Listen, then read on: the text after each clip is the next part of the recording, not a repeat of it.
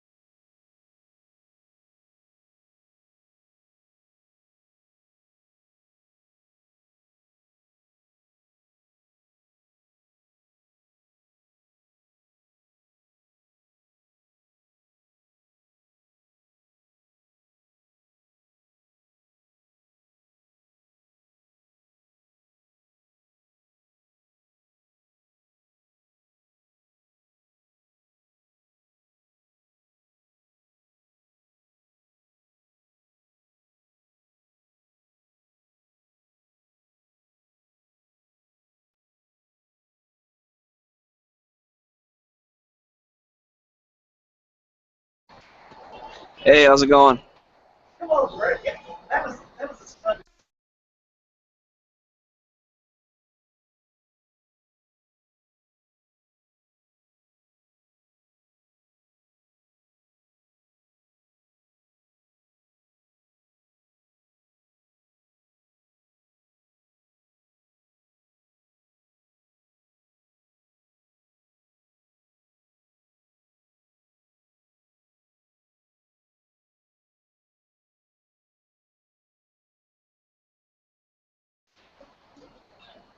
Well, I guess it's another smeggy drive-by. Y'all have a good night. I'll see you later.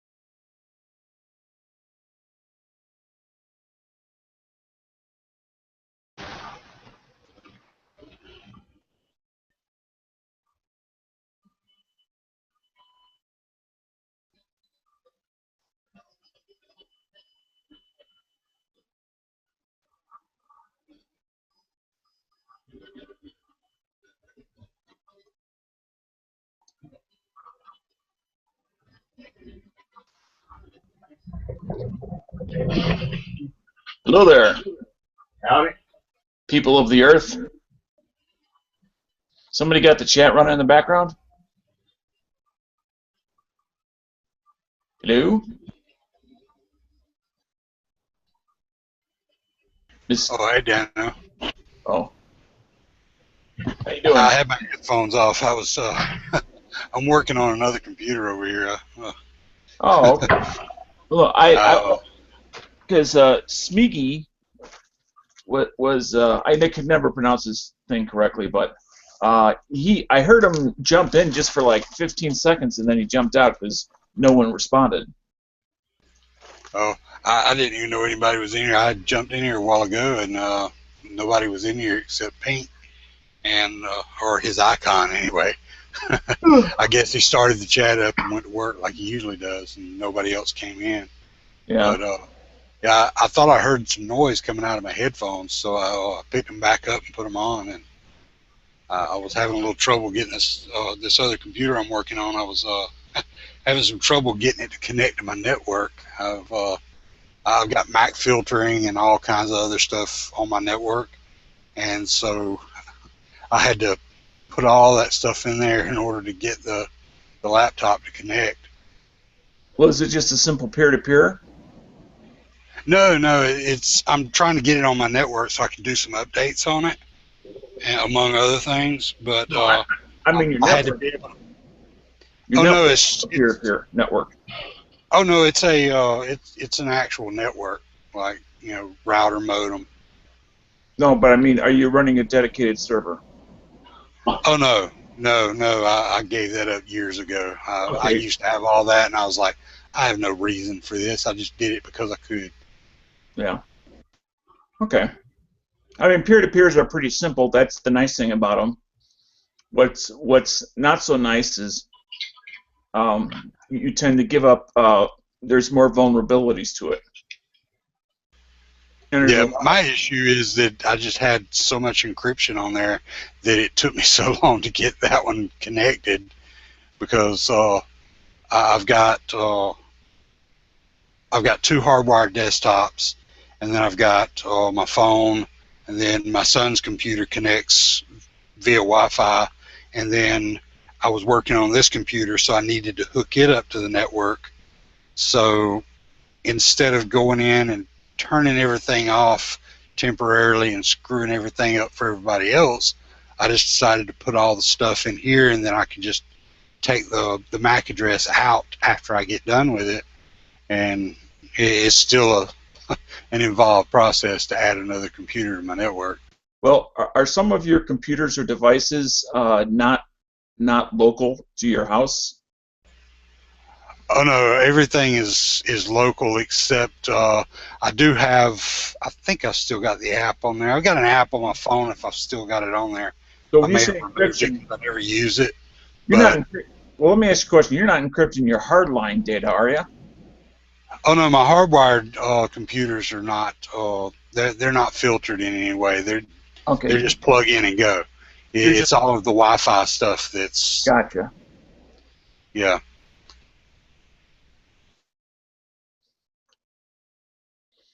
Well, I mean, do you have? See, the other thing about a peer-to-peer network is if you have one computer or device that's really slow, it can literally slow down the rest of the network because the chain is only as strong as its weakest link.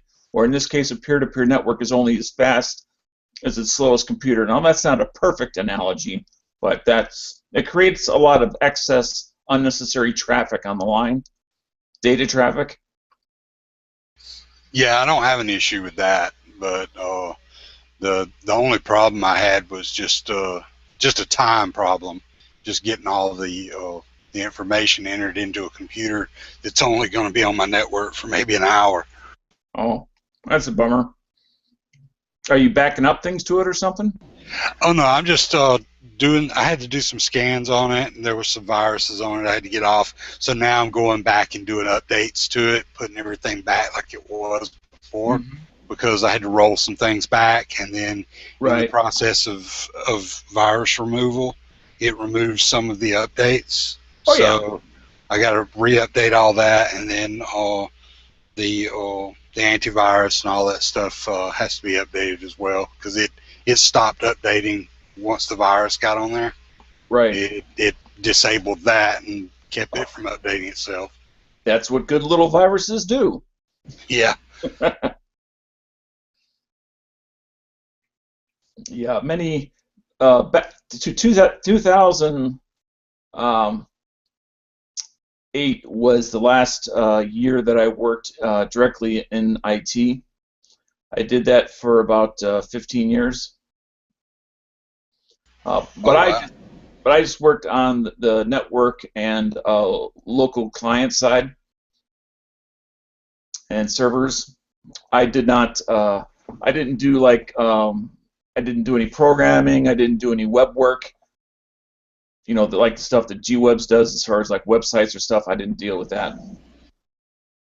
And our networks, although we were in a metropolitan area network, it was simple if you compare it to something like a Google network. It was utterly simplistic compared to the things that they have today. I mean, where they got barges with backup, what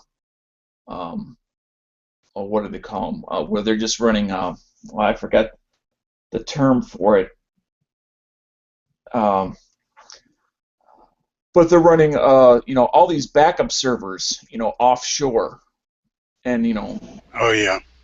just in case there were a power outage or something like that. That since everything's an international service. If you're like, I just use Google as an example, it must stay up. As long as the domain servers are working, it must stay up. Yeah, the place I used to work, we were like that. We had what we called the fishbowl, which was our server room, and we had our all of our servers, and then a mirror of those on the opposite wall. So you walked into that room, left wall was what was running everything on the floor, right wall was what would be running everything on the floor if something happened to the left wall. And then in addition to that, I think it was in Buffalo, New York, we had there's a data center there that housed a mirror of all of that stuff. That's the phrase I was looking for that I couldn't think of, data center. But it's not funny. It's kind of sad. But the longer you stay away from it, that you don't even hear or say those words. It's like you remember the concepts and you know what it is, but the words start to slip away from your memory. Yeah. Oh yeah. I don't still do it full time. I do it. I guess on a kind of an ad hoc basis. Yeah, friends, family, and those who are really trying hard. Yeah, a little more than that, because I do contract work, but I don't get contracts very often anymore. So, right. You just say I do it part time, but even then, there's things that I have to pull out references for because I don't do it. I don't run into it very often. I forget what it is. So. For a short period of time, I was actually in business for myself, and the thing that finally, the main thing that just aggravated me to the point that, and there was no solution for it, is when working with on the retail end of home users, how many people just want you to install software for free? Yeah. Well, can't you just put the new Windows in there while you're at it? Just throw it in there. And of course, they're not talking about buying. They're talking about just, rather than install what they had, install the latest and greatest. Yeah. And it's like, it's my name that's going with this. And I can't be playing Johnny Appleseed with the latest version of, Microsoft or somebody else's software, and not at some point expect either to be paying fines or if anything else, just having to defend myself. Yeah, most people just simply don't understand how all that works. Some of them are actually wanting something for nothing, but most people just don't understand the logistics of all of it. And I don't think it's their fault at all, because if you think of it, that we used to get. I'm 54. We used to get manuals when software would come out, which would tell us how to do X, Y, and Z. Now, when a new piece of software comes out, there is no help in the form of documentation for the end user that actually is not really all that computer savvy to actually get up and start using it effectively. Yeah. Well, most end user documentation these days is just user license agreement anyway. Oh yeah, or terms of service. Yeah. In 30 days, by the way, this is what they call crippleware. Because in 30 days, it's going to go dead. Yeah. Hey, Matt, how you doing? What's going on, man? What's the discussion? Just random? Just random lobby stuff. All right. Guns are good, but when we run out of gun stuff, then we just go to whatever. Oh, okay. It's the definition of a lobby. I was actually just literally sitting here and working on the podcast, so I figured why not join one while I screw around with mine. So I'm trying to spiff it up a bit, make it a little more polished. We'll see how that works. Matt, something that I don't mind telling people is that I am a prepper, and I'm not going to ask you, but you obviously put certain things out in videos. Yeah. Have you at all gotten into the because it's a major hole in my system is communications. Oh yeah, I'm lacking there. I am. I mean, as much as I want to say, we'll just do a CB. It's like, well, and because of the lack of range, and everything else, and I live in an area where the signal's not going to go very far because of terrain features. Yeah. That that's just not going to. I've got short distance personal communication taken care of. I've got some just basic. Well, not basic, but some good quality walkie-talkies that we have for the family and that kind of thing. But that's about it. I've got family members who live in this area who do ham radio and that kind of thing, and that's something I've wanted to get into and get. I guess what is it? It's a certification or it's a license? I guess I can't remember what it is.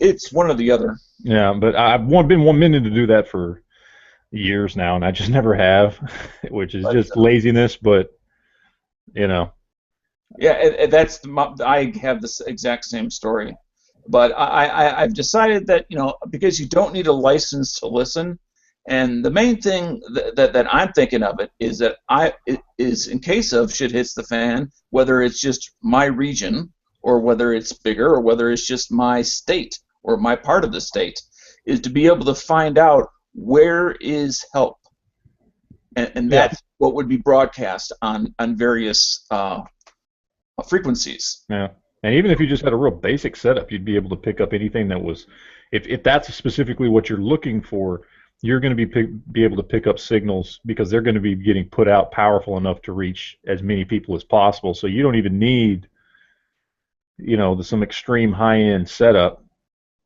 to be able to pick up. If you're talking about exclusively just trying to receive a signal as opposed to pushing one out there. It's a little bit more of it's a little bit easier. And part of my hesitancy is that I didn't have anyone to kind of help lead me by the hand a little bit, as far as it's just I suppose it's like seeing a computer for the first time if you've never seen one before, and there was no graphical user interface. It was just back to the a blinking cursor. Yeah. I'll tell you what, I'm trying to think. It's been a while, and I don't remember any of the names, but there's some really good channels on YouTube that's what they do. That's what they talk about. There's some really good videos out there, and some of them, most of them, it's just a hobbyist type of thing. That they're not preppers. They're not doing it for that reason. Which is like the person in my family. That's why he does it. It's just kind of a hobby thing. He's with of course, he got it because he's part of the Civil Air Patrol, and so it just kind of fit in with what he was doing. But there's some really good people out there on YouTube. I wish I could remember some of the names. It's been so long since I looked it up.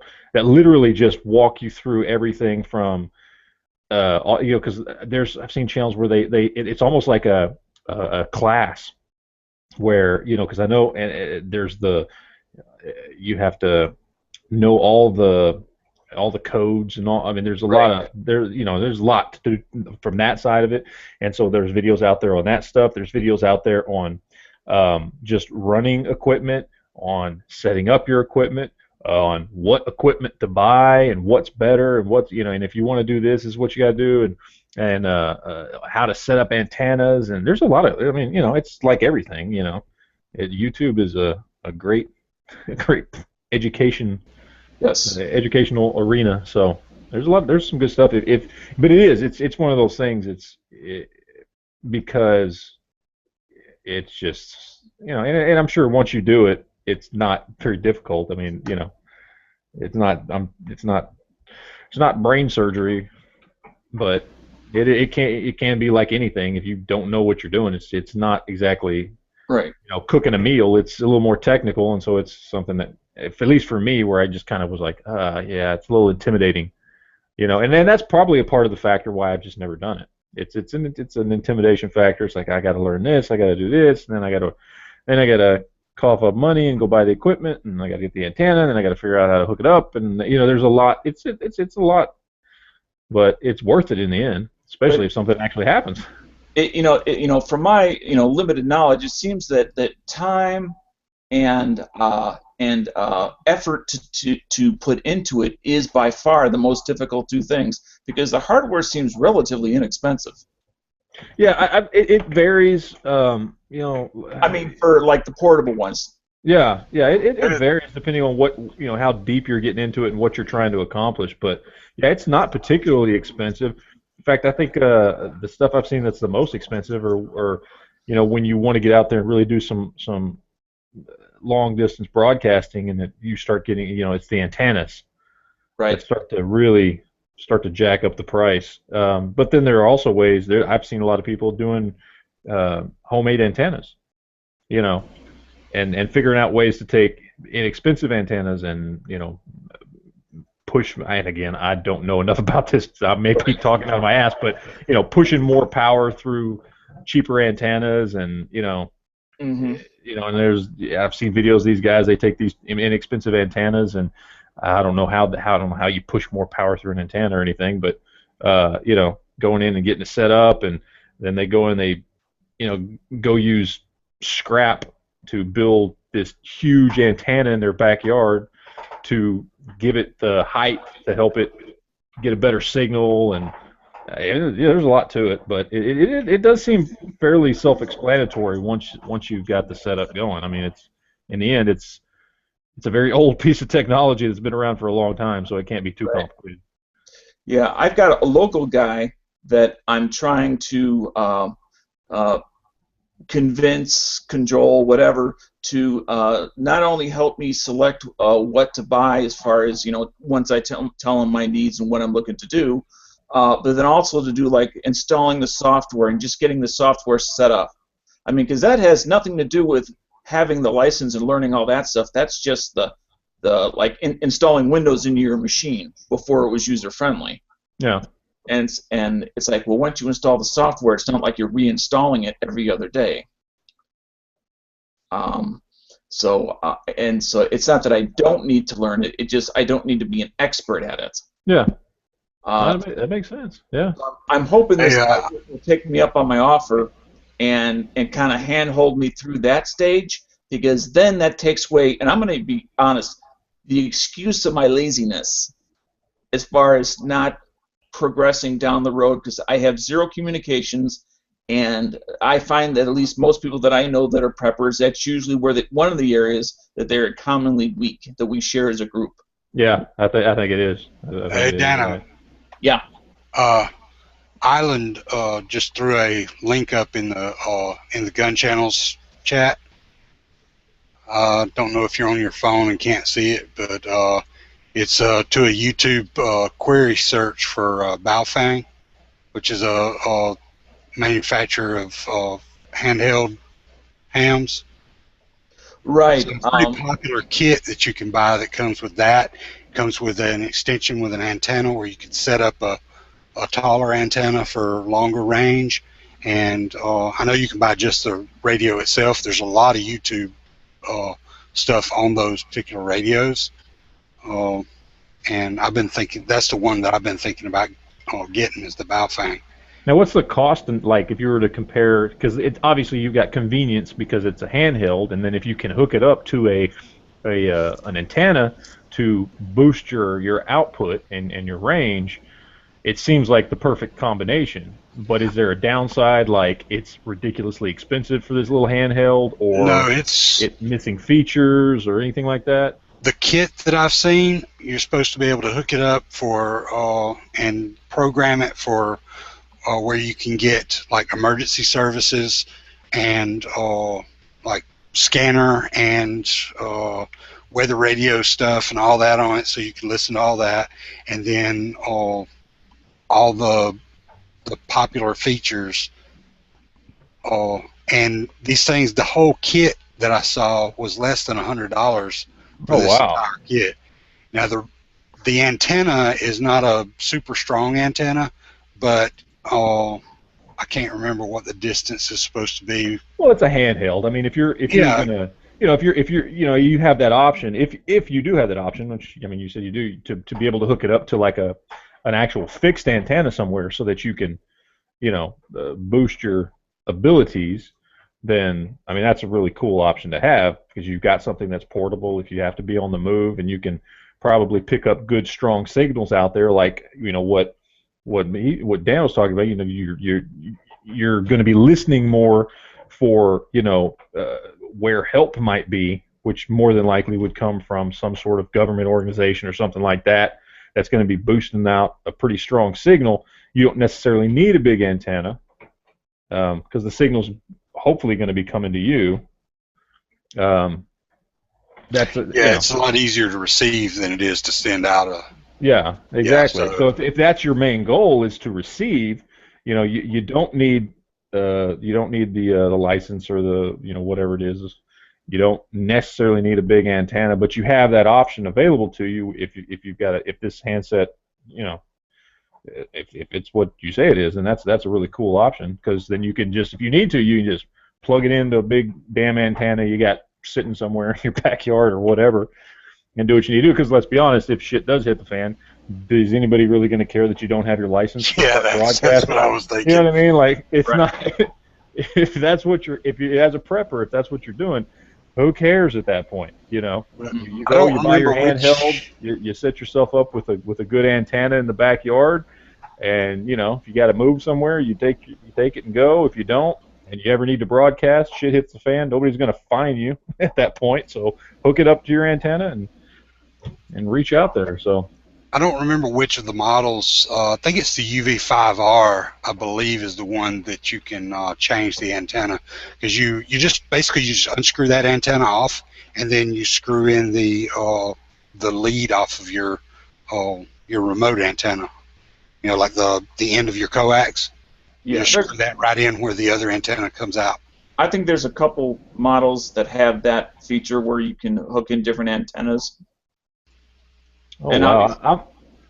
I'm sure there are. I didn't mean to cut you. There's a few. It looks like there's a few different models for the UV5R, but I mean, I'm on Amazon. The most expensive one I'm seeing is $37. Exactly, and that's what I meant by inexpensive. And that's why you might as well from the start get a spare battery. Make sure you get the charger. Yeah, there's a whole kit that you can get that comes with like all that stuff in one kit. It looks like there's a kit somewhere around $100, I think. I'm trying to think. It depends on what it shows different kits. So you got one kit that's got 2 radios and the chargers for them and the headsets for $67, and then some of them come with it looks like it comes with an extra an extra large battery, because some of them have this bigger chunk sticking off the bottom of them. So I'm assuming that's just a larger battery. Right, for more runtime. Yeah, so you've got an option, so you'll pay a little more for that. But like I said, that you can get one of those with the extra large battery. If you've got Amazon Prime, get it shipped to you free in 2 days, and it's $36 for Yeah, that. those extra Oh capacity wow. batteries seem well worth the money. Yeah, well, I Uh, mean, the difference is basically $10. I'm looking at one that is $36.31 for the extra large battery, and the one without the battery is $27.99. I mean, So I mean, you're talking less than $10 for that battery that's going to give you extra runtime on something like that. right. So that's a damn good deal right there. And you get the kit and yeah, I mean, you could easily. It looks like you could easily get away with getting two of these with the extra large batteries and the accessories for under $100. And then if you want, it looks like they've got some step-up antennas, the plug-in antennas. Obviously not going to be like the big ones in your backyard, but it Right. looks like a portable one. Looks like it's about 3 feet, 4 feet tall, Hmm. and Yeah, it plugs into your that's radio. And that one's only $10.59, and it just Right. plugs right into your radio. So that's a yeah. You that's can like hook it up, set it on top of a vehicle or yeah, on top of run it up a small pole or something. yeah, absolutely. The Wow, other you got me cost, looking at this stuff now. Now I think I'm gonna wait till payday and buy some. the other cost that I wanted to include in this, although I would have to wait for the unit to find out how many watts it needs, is to get a solar cell recharger system. Because again, if there is no power, and and I'm trying to scan 24/7, so because you don't know when they're going to announce anything. Oh yeah, That I have the ability, is if the sun's out, to get some of these batteries recharged. yeah. And So there's and a, there's a I lot of don't good know how options much out there. those. There's a lot of good solar options out there. I mean, and it's getting cheaper and cheaper, especially for what you're talking about, which is basically something that's would be very similar to what you would use to charge a cell phone. Exactly. So they're I see them at Walmart. I see these little ones at Walmart. It's this little plate they sell in the same section as the flashlights, and it's made for charging Oh cell yeah, phones, yeah. I've been and seeing those lately too. and you can charge smaller laptops off of them and that kind of thing. And they're like $30, $40, give or take. And You so know I'm sure there's some better ones out there than those, but what I wonder with the ones that are that size is, let's say you had 10% on your phone. How much time with that small of a unit would it, and granted they don't advertise it, I think for a reason, would it take to actually get a full charge off of an ordinary smartphone today? I don't know. I've never tried them out, so I mean, because because the sun may not be out all day. yeah. If it's kind of like it comes and it goes, or it's only out for 2 hours. That's why I'd rather have one that's just a little bit bigger than I need than rather have one that will just barely do the job.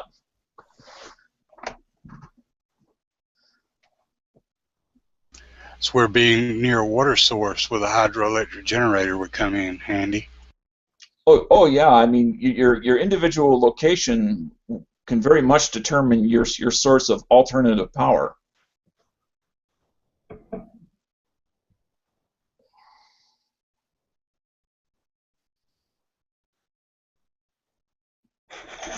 1.21 gigawatts.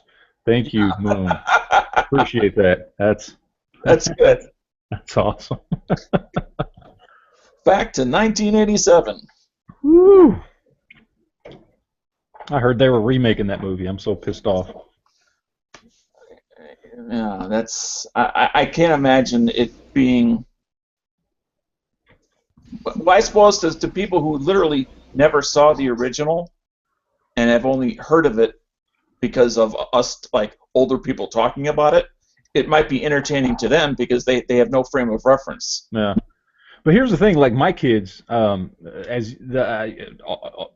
three oldest, which the oldest is 16 and the youngest is 6, and those that fall in that age group, not obviously the one that's a year and a half old, but those older three have all seen the original Back to the Future trilogy because I forced them to watch it because it's awesome, and I especially my 16-year-old, my son. because he's watched movies that I watched from the '80s, because I grew up watching movies in the '80s, RoboCop and that kind of stuff. And so I'll have him watch some of these movies with me, like and it's, I can always tell when a movie is timeless and when it holds up, because he will not just watch it with me, but then I'll catch him later on watching it again or watching it on Netflix, and you can tell that. And I'll ask him, when do you think that movie was made, and he has no clue. There's nothing in it that screams, oh, this is a very dated movie and doesn't hold up. And so I kind of gauge what movies really do hold up well by what he thinks of them. And so, like, movies like Ferris Bueller's Day Off and Weird Science, he loves them, right?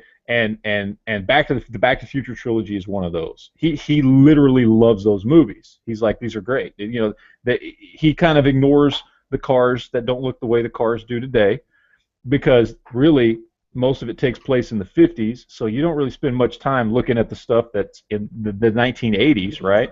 So it's just a good movie that holds up, even for a 16-year-old in 2015. Ferris Bueller's Day Off was the first movie I remember where the actors were actually looked at the camera on purpose. That's true, yeah. Yeah. Ferris broke the fourth wall all the time in that movie. Yeah, from almost the very first scene in the movie. I mean, he did it the entire movie. Yeah. But it was part of the movie, and that's part of what made it really cool. Yeah. Oh yeah. Another movie I was going to ask you what your kids thought about it was, did you have them watch not the follow-ons, just the original Matrix? Oh yeah. Oh, we actually did a marathon of the Matrix. And what's funny is he thought the first one was the best one. Well, I do too. Because it is. It's the best. It's obviously. It's the. You know what I mean? Those of us who were around when it came out. Oh yeah. Understood how much of a letdown going from the first one to the second one actually was, and then to the third one, you're like, oh my God, what happened? Well, your mind was already blown. Oh yeah, and so I don't really think it's their fault. It's just, what more could you do after the first one? Right. So I don't blame him. But it's funny watching it from his point of view. He agrees the first one's the best one, but he still really likes the second two. He likes them better than I do. But then again, this is also, and because he also likes the episode 1, 2, and 3 Star Wars, because they came out when he was a kid. So those are the Star Wars movies. That is Star Wars to him. Well, I thought the original Star Wars came out in '77. No, I'm talking about episode 1, 2, and 3. The one, not 4, 5, and 6. Not Star Wars. Okay. I'm talking about the ones that came out, because he's 16. Yeah, I try to forget those exist too, Dan. I do too. But I see them through his eyes, and those were the Star Wars movies he grew up with, and they're not bad. They're just bad compared to the original trilogy. You know what I mean? They're not bad movies. They're still good science fiction. There's a lot of cool stuff in them, and he loves Clone Wars. The TV show Clone Wars and all the Star Wars stuff. And so it's one of those things where when you look at stuff like that trilogy and the second two Matrix movies from a different perspective, him being 16, and that's just kind of the stuff he grew up with. He thinks it's really cool and awesome. And I'm sitting there comparing it to shit from the 1970s and 80s and going, no, it sucks. Why don't you understand how bad it sucks? And it's funny. It's funny, but yeah, no, Matrix is. In fact, we did a podcast. It was actually one of the first Monday Night Geek podcasts I think that we did outside of because we started doing the Monday Night Geek podcast because of the second season of The Walking Dead, and then as soon as that was over, one of the first podcasts we did on Monday night was trying to figure out what is overall the best sci-fi movie ever, And so we all did like everybody. It was even one of the things because G-Webs had us do homework, so everybody knew after Walking Dead was over, hey, the next Monday night chat we're going to do is going to be about picking the top 10 sci-fi movies of all time. And so everybody come to the chat ready with your personal list of your personal top 10. And the only movie that every single one of us agreed on belonged in the top 10 of the greatest sci-fi movies of all times was The Matrix. Now, for some people it was number 10, and for others it was number 1, and I think for me it was like number 6 or 7 or whatever. But like that was the only movie that was on every single person's list of what their personal top 10 sci-fi movies was. So it holds up, man. It's a great movie. The original Matrix is awesome. Yeah, it's a reality mind meld. I'm gonna swear, fuck. Yeah. It was. I mean, and when you look at it, I mean, it took some from movies like Terminator and other sci-fi movies, and you know, it kind of put a twist on it. But it did so in such an original way, and it was great, man. I mean, everything about it, from the story to the action sequences and the way they did I forget what they call it now. Now it's something that, you know, every movie does, but at the time it was really original, where you had they call it bullet time or whatever. Isn't that what they call it now? Yeah, bullet time. Yeah. Bullet time, where they take a shot and they have a series of cameras that just basically, because I've seen the making of it, where they have a person sitting in a green screen room, and there's a series of cameras all around them, and each camera shoots one frame really quickly, and it looks like the camera's spinning around them while they're completely frozen and all this stuff. I mean, it did stuff that you had never seen before, and on top of that, it was an awesome story.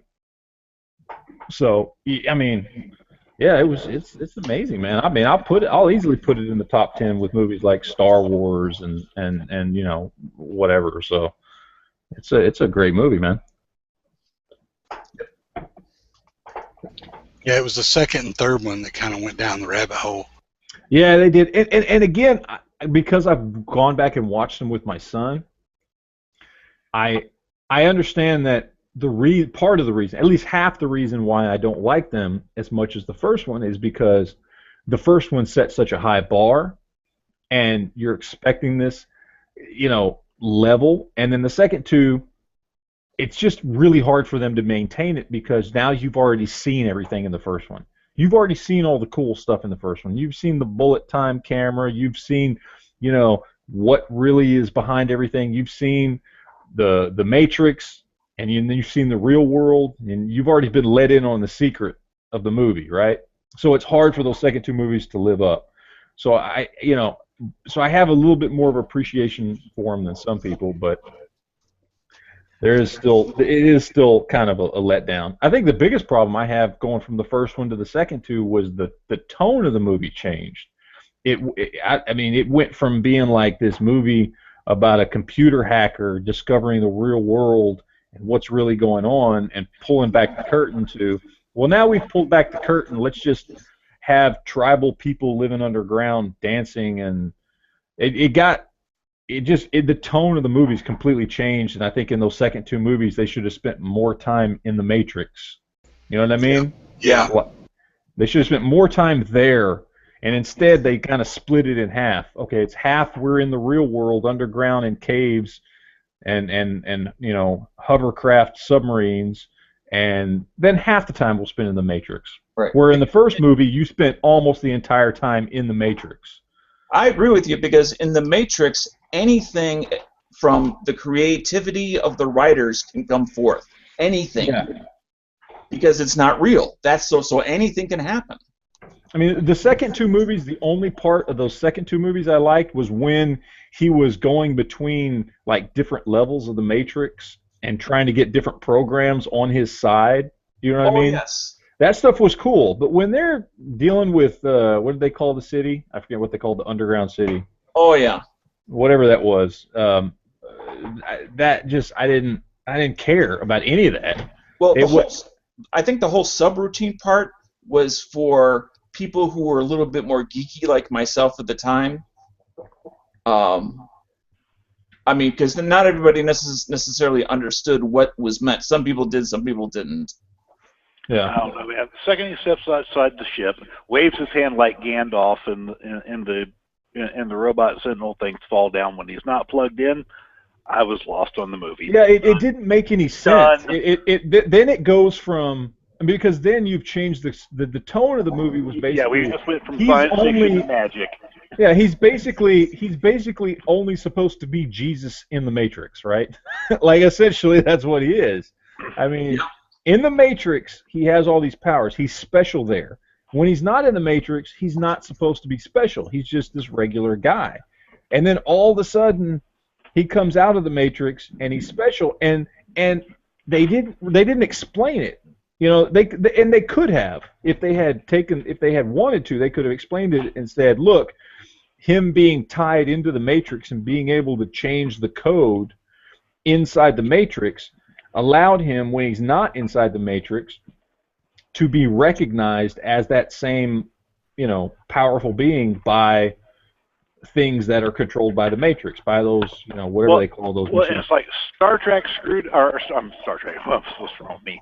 Star Wars screwed up when they tried to explain the Force with little micro things that are inside you, and then the Matrix screwed up by not explaining the Force. Exactly. No, you're right, because it didn't make sense. They set the entire tone of the first two movies. The entire tone of the first two movies, and well, 2.5, because that didn't happen until the halfway point in the third movie, of that he's only powerful in the Matrix. Right. Yeah. My brain's plugged into a computer. My brain can interact with the computer. Cool. And then all my of a brain's sudden, not plugged into the computer, and I still have control over the robots. Exactly, and they didn't explain why. They didn't say, well, why all of a sudden can he control robots when he's not plugged into the Matrix? That makes no sense whatsoever with everything you've told us over the last 2.5 movies, and they just don't explain it. And I mean, you can kind of take a guess, but it's still they don't even try to explain it. They finished the movie It kind on. of reminded me a little bit of like when Obi-Wan can speak to somebody who's like has a less powerful brain of you see nothing, move on, and then the guy says nothing here, let's move on. I don't know. I think it probably happened about the same time one of the Wachowski brothers became Caitlyn Jenner or something. I'm not sure. That may be. Something got all confused. You know, and the only thing that's really messed with me about that is that was my boyhood hero. And I don't know if that's No, and we actually talked about this on one of the chats when all this stuff was going on several months ago. But that's one of those things. I mean, and I'll admit I'm a little young to look at to remember Bruce Jenner, because I mean I was born in '77, so when he was winning. Yeah, so but I still remember growing up seeing him on the Wheaties box. You know, he was on the Wheaties box for a long time. So I mean, I still remember his presence and what he represented in the '80s as I was a kid. So I can only imagine for people who were just a little bit older than me who remember it, how it was. But he was, you know, for all intents and purposes, he was an American hero, right? I mean, that's what he was. I mean, we were in the middle of the Cold War. You know, the Olympics represented kind of a, you know, in everything, whether you're not just hockey, but in everything, we had to beat the Russians, you know? Yes. And he was the decathlete that kicked the Russians' ass. He was an American hero at the time, you know? Yep. He was a big deal, you know? And back then it wasn't common to see athletes necessarily drape themselves, especially in the U.S., with the flag, and he did. Yeah. On the third event that he won, and thus getting the decathlon, I believe it was, you know, he did his victory run around, you know, with the flag around him, and it was just a go USA kind of moment. And you know, that was '76, so I was 15 at the time. Damn, you're old. So, yeah, I am old. I was 2. You know. I was a twinkle, and so I don't know, man. Well, the only thing I'll agree with Yankee on is, yeah, I'm an old guy.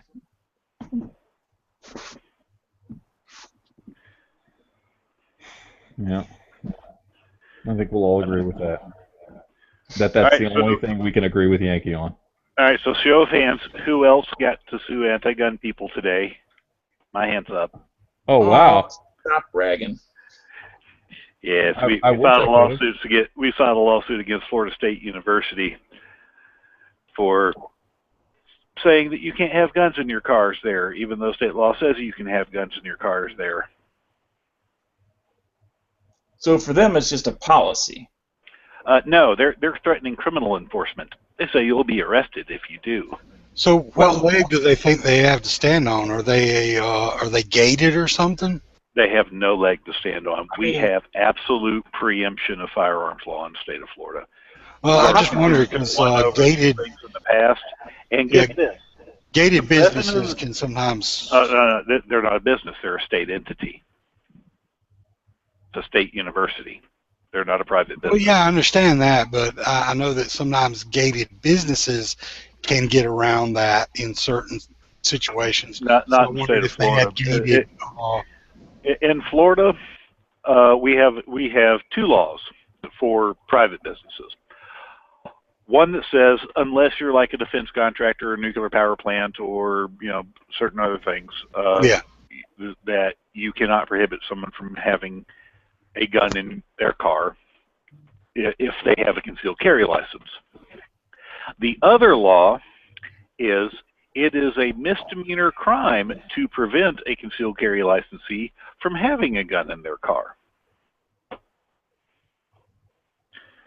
So it's actually a criminal enforcement issue as well. In this case, we fought a case back in, we filed it in 2011. We actually got we had to go to appeal on it and won. And at the end of 2013, a case against the University of North Florida where they were prohibiting guns in cars. We sued them. We won. The Court of Appeals said very definitively, universities cannot regulate firearms, period. That is restricted to only the legislature in Florida can regulate firearms, no one else. And the universities keep, they don't care what the law is. Now, here's the irony. The president of Florida State University is a former Florida State senator named John Thrasher. He is a usually very pro-gun conservative Republican. However, he is anti-campus carry, and now he's president of the university. He helped to pass the law that put penalties into Florida's preemption that we just sued him under. So he helped to pass the law that just got him sued.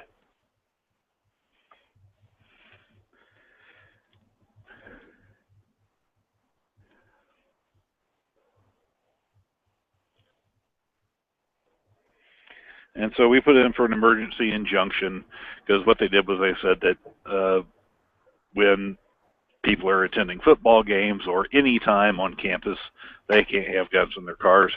We put in an emergency injunction so we can try and get this thing settled before Saturday's football game. Because I'll be damned if I'm going to have people traveling from all over the state of Florida and all over the country to go to a home game at FSU and have to leave their gun at home because of some illegal university policy. Well, with the temperament of the courts that you're currently dealing with, what do you think the likelihood of getting that injunction is? I think it's an extremely high likelihood. That's why we put in for the emergency injunction, because the law and the previous binding appellate court decisions are extremely clear.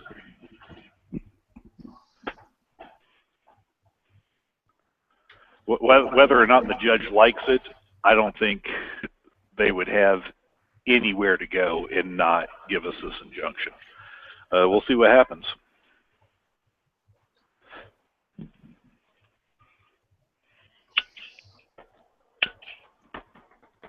Now, is it the same judge that will be hearing the case that it's going to do the injunction or not, or is that a different judge? Probably, but I'm not sure. We'll probably know more about that tomorrow. We do have a related case in this court where we sued the city of Tallahassee for also engaging in illegal gun control. So we filed that notice of related case. So it's fairly likely that it'll be put in front of the same judge that is already hearing our other case. So, you know, because he's already up to speed on the law.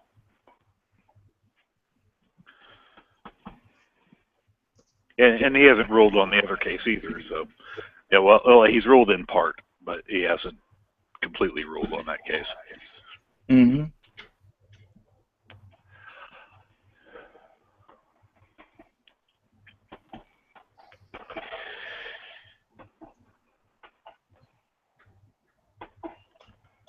But yeah, so that was our Second Amendment good deed for the week.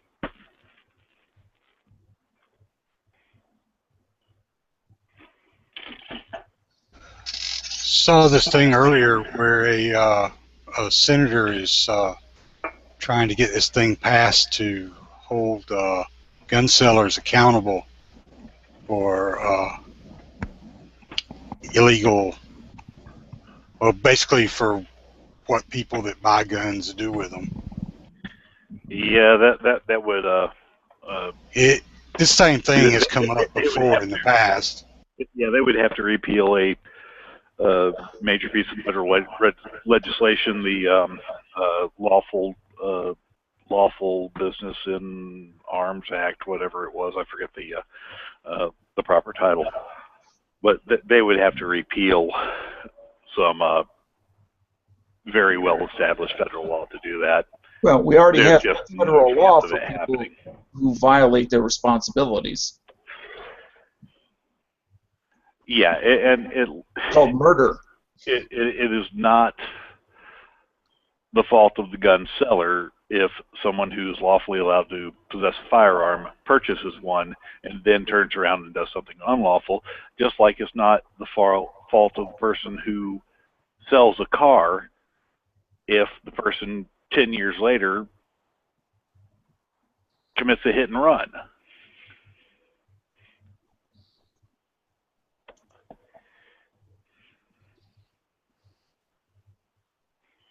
Well, it's like they assume that people buy a firearm for the specific purpose of using it in a crime, and that's simply not the case. Either somebody already had that gun and, you know, they bought it 20 years ago and, you know, whatever, and then, you know, today they decide that they're going to flip out and go kill some people or whatever. Or they steal the damn thing. Well, there was a recent study that was actually commissioned by the Joyce Foundation. If you're not aware of who the Joyce Foundation is, I suggest you look them up and see what they're doing. They fund pretty much all of the anti-gun groups. They are a multi-billion-dollar, quote-unquote, charitable foundation that gives money to gun control causes. They funded a study to research where the crime guns come from. They weren't very happy with the results of the study that they funded because it turned out that the crime guns come from criminals buying guns from other criminals and getting family members who haven't committed any crimes to go purchase them for them through straw purchases that are exceedingly hard, if not impossible, to detect. So it kind of, because they were trying to prove that the quote-unquote universal background check would help, and their study proved quite the opposite.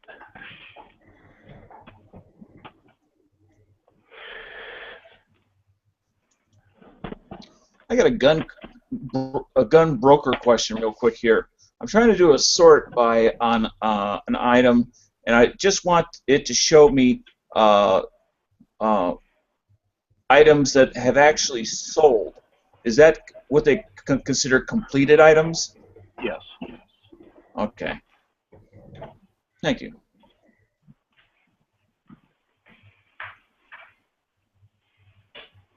It's been a while since I've searched Gun Broker in that way to try to find out what current current buying prices are. Yeah, and it's a really good resource, having that completed item search to kind of get an idea of, you find a gun that's out there. It's like, all right, what's this thing really worth? Looking at the completed items on there will give you a pretty decent idea, as long as it's not something that's like truly exotic. Right. And sometimes it'll even help you with some of the exotics. Yeah, I don't buy, whether it be long guns, pistols, revolvers, whatever, monthly or even every couple of months. So whenever I go to use this feature, I always have to refigure out how to use it.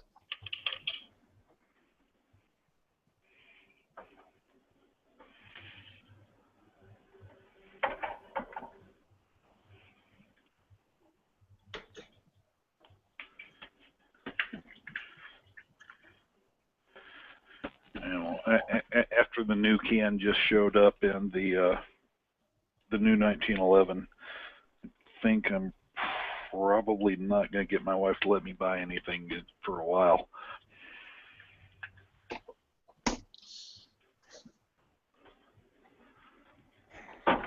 Well, do you belong to the type of airplane club where everybody owns a partial share of the other planes, so you can fly different planes, or do you just have your own plane that you lease or rent or buy?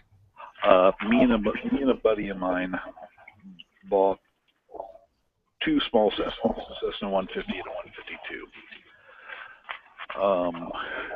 Put it into our own corporation.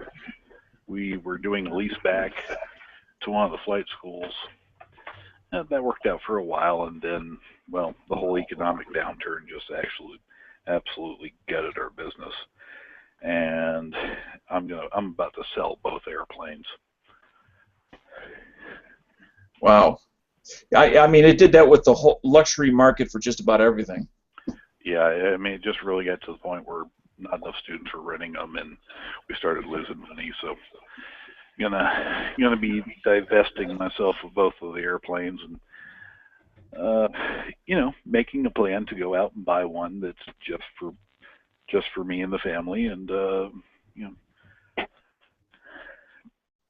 get some debts paid down, get some home improvements done, and then turn around and figure out how to. I want to buy a 6-seater. Let me ask you a question. As far as capabilities and capacities, what's the difference between a 150 and a 152? Aren't they both 2-seaters? Yeah, they're both 2-seaters. There's not a ton of difference, depending on which model of 150 you're comparing. Oh, okay. I have the M model 150. I have a 1977 150 and a 1978 152. They're the exact same airplane, with the only difference being the 152 has a 115 horsepower Lycoming engine, where the 77 model had a 100 horsepower Continental engine.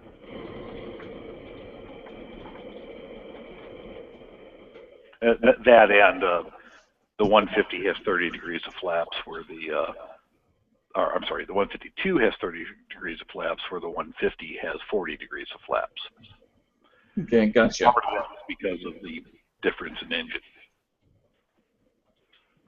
I mean, other than commercial airlines, I've only been able to fly in 2 private aircraft. One was a Cessna 150. The other was, I believe, a 172, the 4-seater. Mm-hmm. And I enjoyed both of them. Definitely a very different experience than, I mean, if you're not used to a small private aircraft and you've only been on an airliner. It's the difference between riding in a car and sitting in the back seat of a bus. Yes. That's probably a good analogy.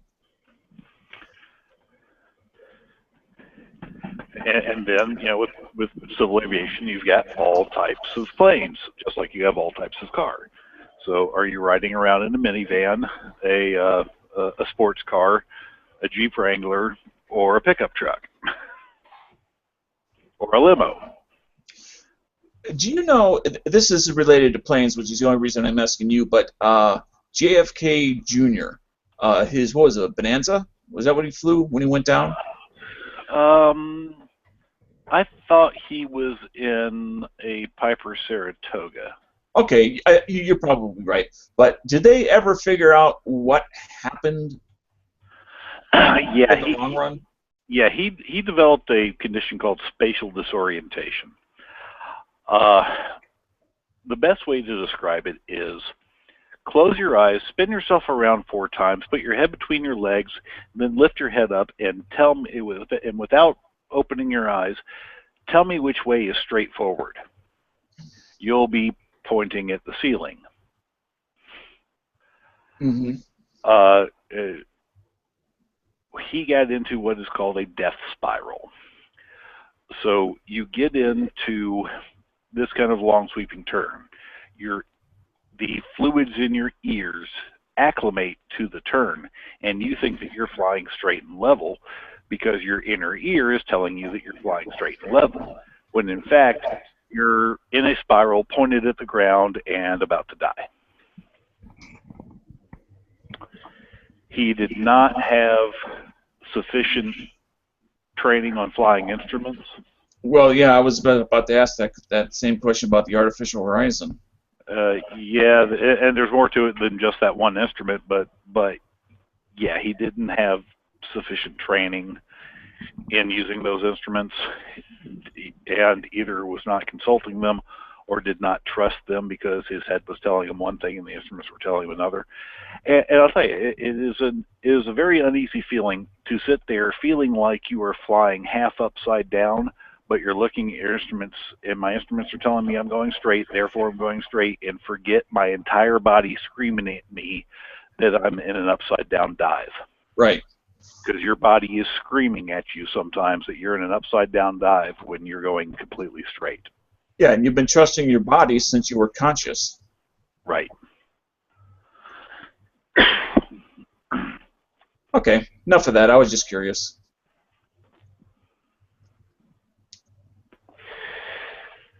Like I say, it's why they call it the death spiral, because even experienced pilots can get caught and die from it. I've been in a couple of those situations where my body was screaming at me, but I trusted my instruments, and well, I'm still here.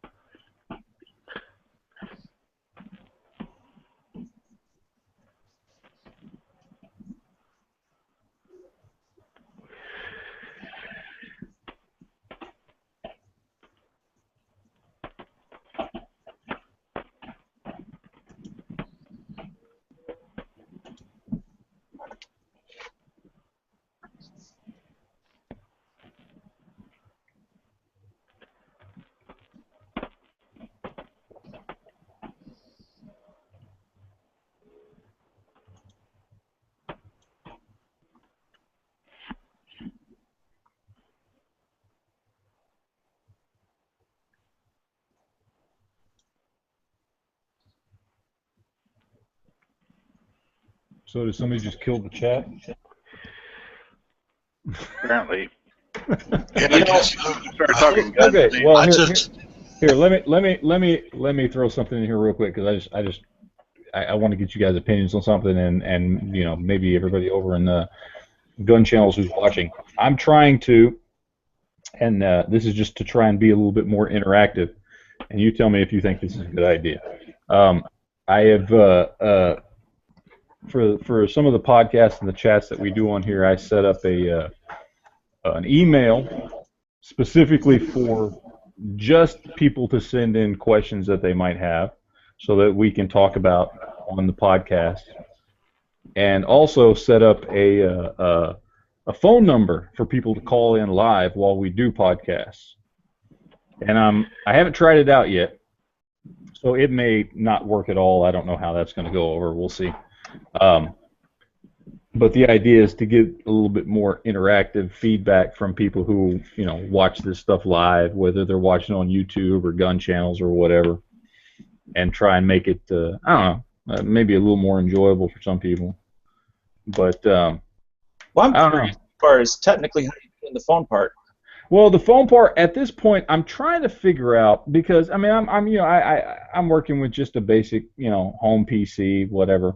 I mean, it's a good computer, but it's a home PC. I don't have a switchboard or any of that stuff that I'm sure you could, pay for and get hooked up. So at this point, I'm trying to figure out. I mean, the simplest and easiest way is to take the phone setup and just put it. I have a phone number that I went and was able to actually pick out the phone number, and I have it. Basically, I can just go and I can turn it on and off whenever I want, and it will get forwarded to my cell phone. And so I can just turn my cell phone on speaker, and if somebody calls in, I just put it next to the microphone, and whoever's talking can be heard over the live chat.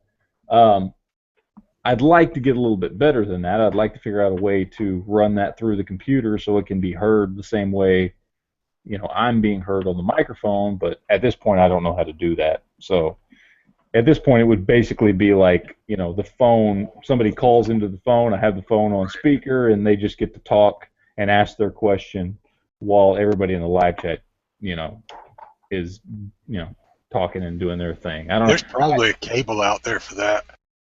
Yeah, and I was looking at that because I have a dedicated microphone port on my computer, and I was trying to figure out if I was able to plug that directly into the headphone port on my phone. Would it send that signal into the computer the same way it would send a signal coming from a microphone? I haven't tried it. I don't know if it would do it. But I don't think that in itself would work, but if you had a cable that would split that for the mic line from your headphone cable, how there's 3 wires inside there. There's one that goes to the mic, and then the 2 for each side for your headphones. If you had that mic line, I have a separate. I have 2 plugs on my computer. One for headphones, one for the microphone. No, I mean on your phone. You've got the one port, right? Oh, yeah. Just the one port, yeah. Yeah, so if you had a cable that came out of there and then had the mic lead going separately so that you could plug it into either your line in or your microphone input on your computer, then that would do it. I'm sure there's a cable out there that'll do that. Yeah, there's got to be something that'll do it. I don't know. I mean, I've got it set up. I want to try it out. I mean, I'm going to do the podcast tomorrow night, and we'll see if it works. I don't know, but I mean, I've got the phone number set up. I even went through and got a phone number, and basically it's got the area code, and then it's 202 guns. That's Well, that's cool. That's the phone number. It's 346-202 guns, and so whenever I turn that on, it automatically gets forwarded to my cell phone, and so I want to try it out, but I haven't had a chance to try it out and see how if it comes through on over the microphone, because I don't have a way to hook my phone up. I was even trying to find a way. All right, so here's what you can do. Are you using Google Voice or? Yeah, it's Google Voice is what I'm using. All right, so what you can do is you can answer your Google Voice calls off of your PC. There is an audio redirector. An audio component that you can use to basically capture as an audio source the inbound off of your computer, so it pipes directly into your YouTube stream as being the microphone. So basically it's a mixer where you've got a single audio source that you're using for YouTube, and it takes in your microphone, and it takes in whatever other incoming audio device. In this case, basically your speakers. It uses your speaker input from Google Voice Call as an input device to redirect it so that it comes in just as clear, if not clearer, than your microphone. Well, that's cool. I do know of one other YouTuber. He's a gun guy, but he's also a prepper. His name's Demcad.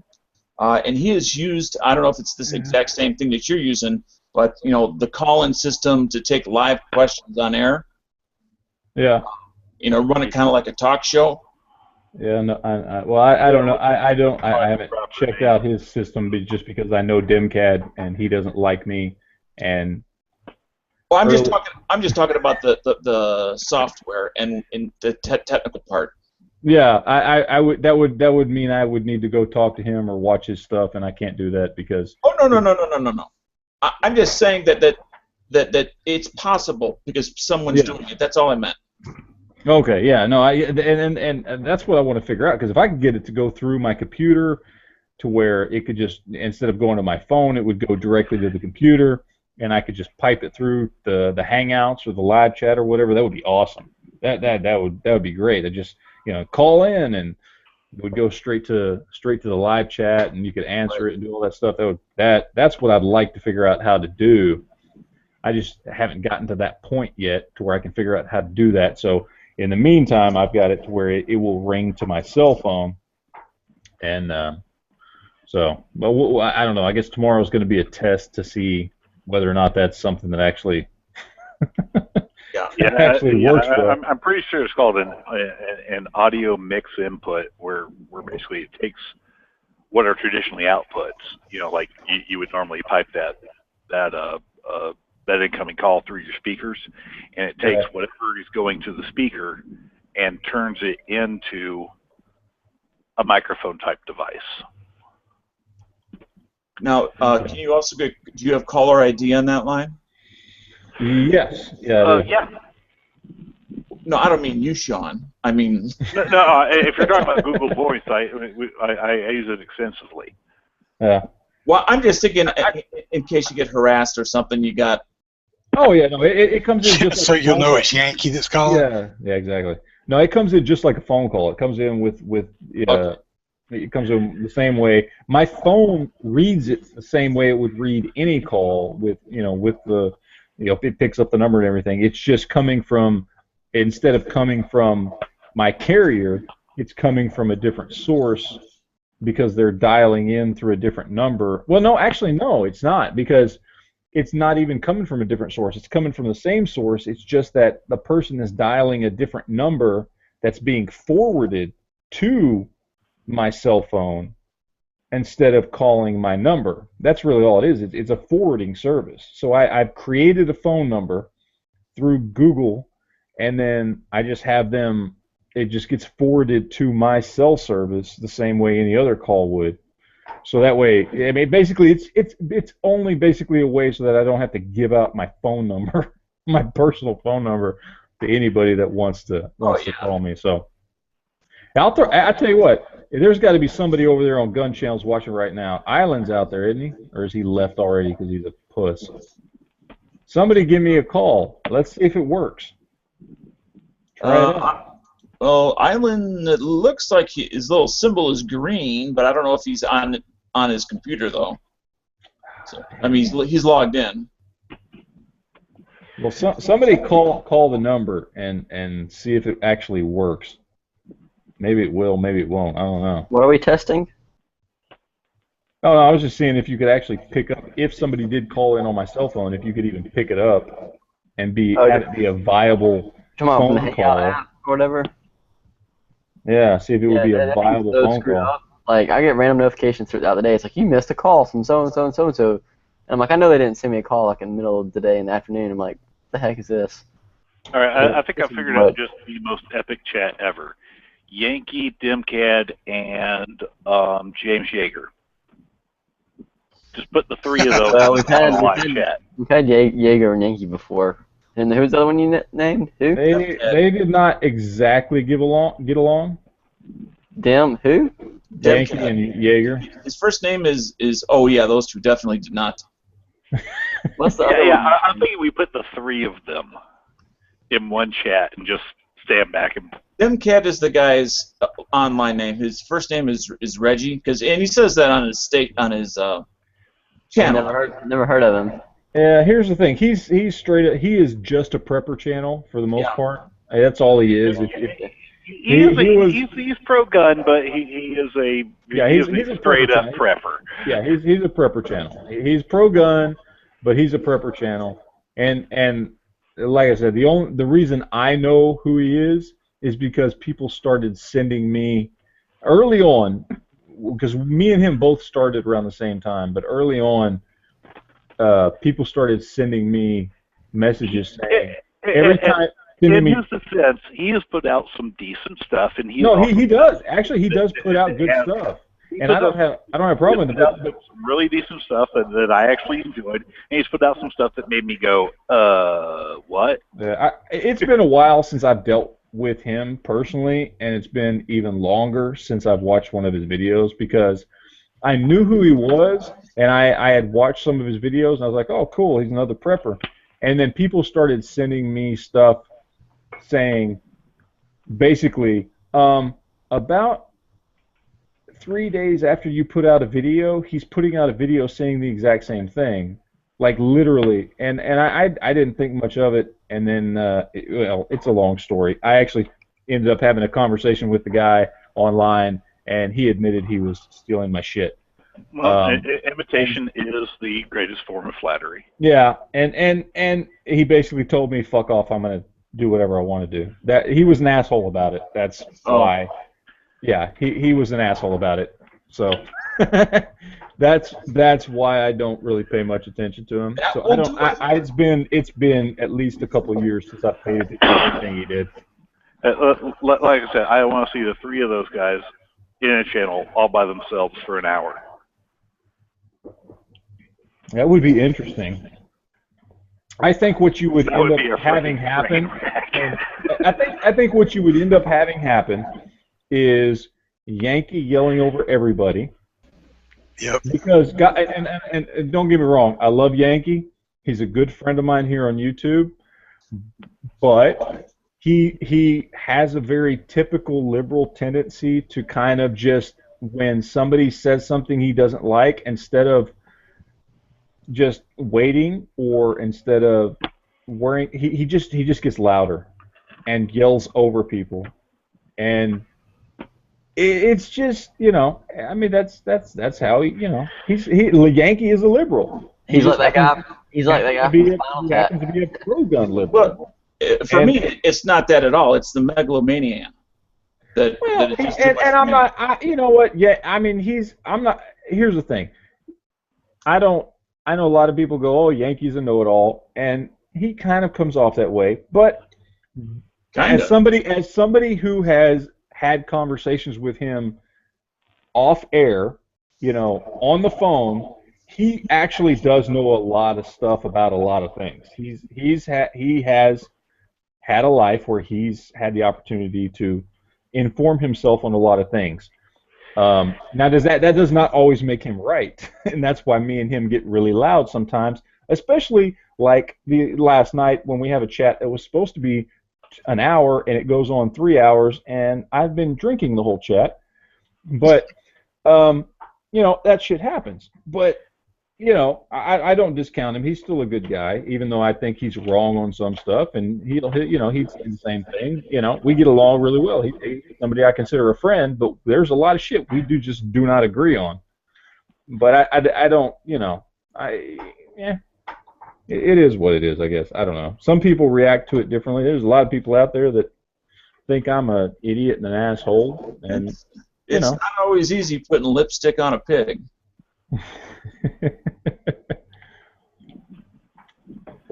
Well, I don't know. Whatever that means. Yeah, it is what it is. I mean, you know, everybody's gonna see people how I don't want to say how they want to see people. They're gonna see people how they see them because of the interactions they've had with them. I happen to have had different interactions with Yankee.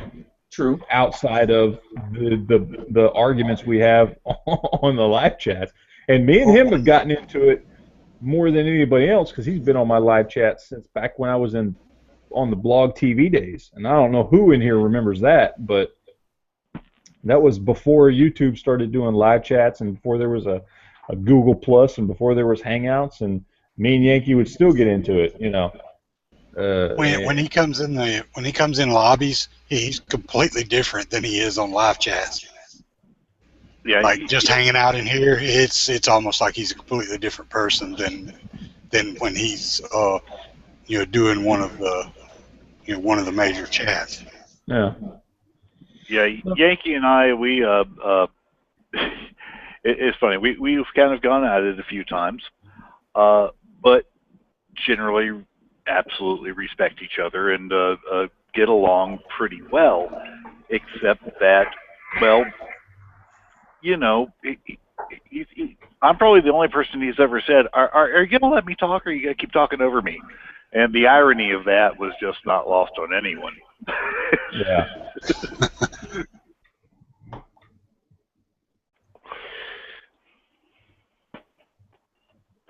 So what else is happening?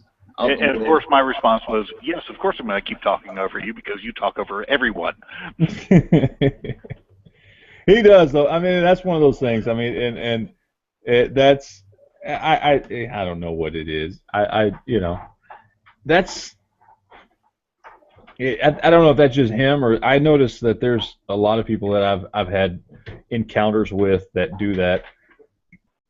The only thing I'll say is, like, I've talked to some people who are anti-gun and people who are liberal and all that kind of stuff, and usually the reason they do it is because they figure if they can just be loud enough that you won't hear the other side of the argument and you'll just agree with them. Yankee does it genuinely because that's what he believes. He's like, no, you're wrong. This is what I'm trying to tell you. But we all do it. I mean, there was nothing ever more funny to me than when he tried to convince my constitutional law attorney that he didn't know constitutional law. I think I remember that chat. That was when Eric was on here, right? Uh-huh. Wait. Case-winning constitutional law attorney tells you what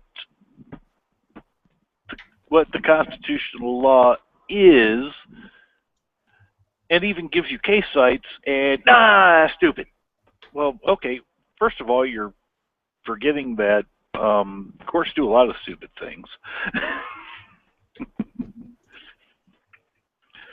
And we're stuck with them because quite often it was the Supreme Court that did something that makes no common sense, because there is no common sense in the law.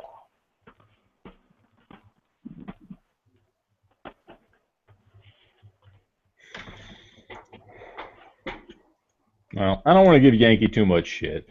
He's. Oh no, I'm not giving him any shit. I mean, like I said, I really like the guy. Oh yeah. No. Quite honestly. I'll tell you. Here's the thing about Yankee. He annoys the shit out of me, but in the end, we always get along, even though we don't agree on a lot of shit. And so it is what it is. Yeah, and you know what's cool about it is him. Because he is more liberal, and that's not a bad thing, because he can be out there and be a liberal voice that's pro-gun, which unfortunately is something that's rare. And so he can have the opinions he has on things, and whether we agree or not, hey, it is what it is. But he's out there just as much as any of us, fighting for being pro-gun, and that's pretty fucking cool, because there's not a lot of fucking liberals that'll do that shit. So anybody doing any gun stuff this week? Look, I'll tell you, one of my best friends was speaking at an anti-gun conference in London the other day. We are great friends. He is completely anti-gun. I'm completely pro-gun. He even admits, okay, well, you're one of the people I don't worry about because I know you, which is the crux of gun control with the liberals. It's okay for some people because, well, I know you. You're fine.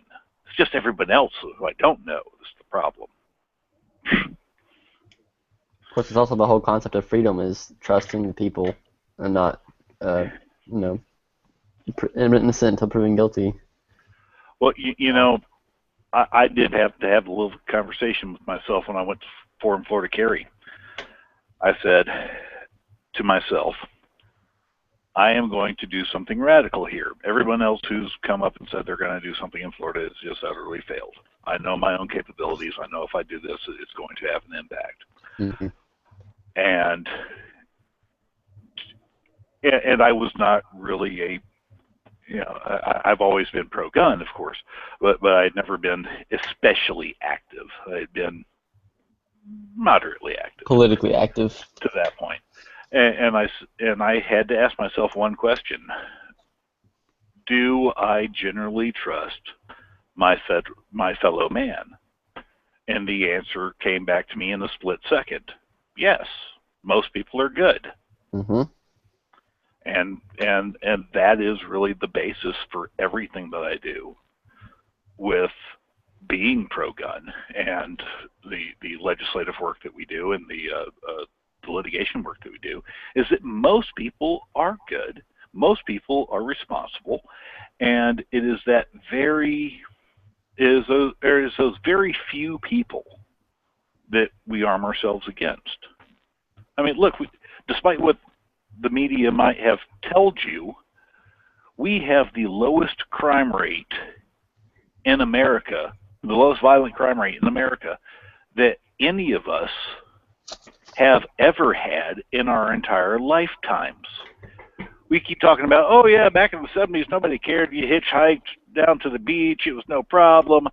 Actually, the violent crime rate was much higher when we were kids. We just didn't hear about it all the time, so we didn't know about it. Right, because the media wasn't as advanced, widespread. Wasn't a TV in every house like there is Well, now. and the media had less of an agenda back then. There used to be these things called reporters that dispassionately reported the news, as opposed to everyone wants to be a columnist now. Everybody wants to be freaking Geraldo Rivera. Mm-hmm.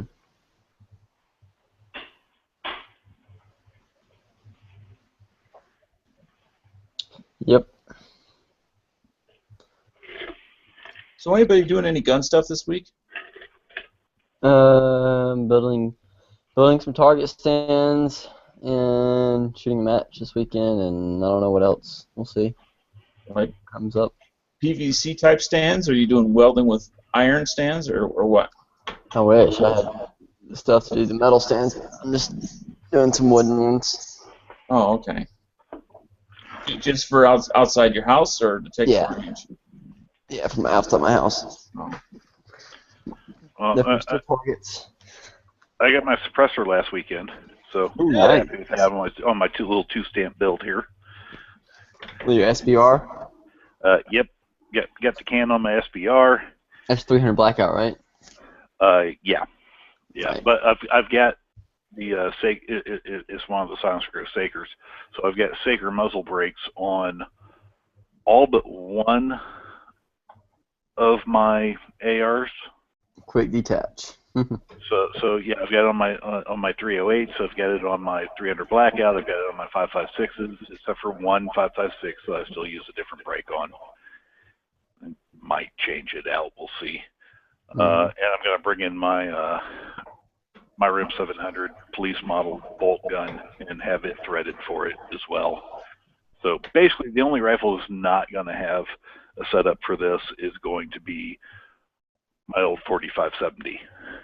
Which, one, it couldn't shoot through this thing if it wanted to, and two, you don't mess with the classic made in the 1970s 4570. Yeah, but by Marlin cutting off the lever front gun. sight post and threading the barrel.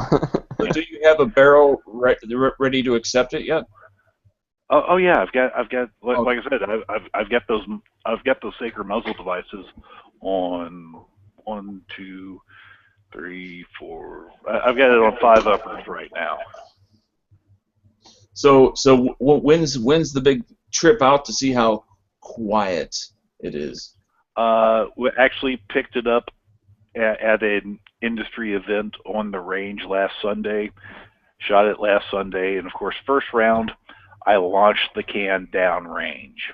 Oh It went man! flying 20 yards. Called ceasefire, went back, picked it up. No muzzle, no baffle strike or anything. Everything was fine. I just had to pick a clod of grass turf out of the can. Didn't plan on running it wet, but I had to soak it down with water to get everything out. Got it all, I thought, mounted back up. Pulled the trigger again, and there it goes again. Launched it twice. Came back, fought with a little bit more, finally got it mounted properly, and ran about 300 rounds through it. With supersonic ammo, I was banging steel at over 300 yards out of a 8-inch barrel on 300 blackout. So if you were to shoot did you have any subsonic to try? I did shoot some subsonic. That getting out to 300 yards, it was kind of ugly. It was kind of, I was just wondering. It was kind of all over the place with subsonics out to that range. I was wondering not about distance, but about the suppression of sound. It was with the subsonic ammo. So I have the subsonic ammo loaded in the gun right now. This gun sits next to my bed. Actually, put a couple of hangers and have it mounted on the wall right next to my bed with the can on it. This is the gun I grab if something goes bump in the night because I'm not going to blow my eardrums. It is quiet.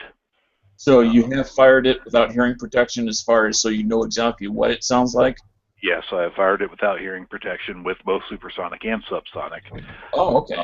And it was completely fine with supersonic and just little louder than about 4 or 5 pumps on a BB gun with subsonic. Mm-hmm. That's neat. That's one way to put it. Another way to put it be badass. And let's see. Ignore the mess that my office is. There you go. Nice. And then all these in the background are pretty much set up to accept it as well. The suppressor doesn't come in flat dark earth? No, man. It was two-tone, man.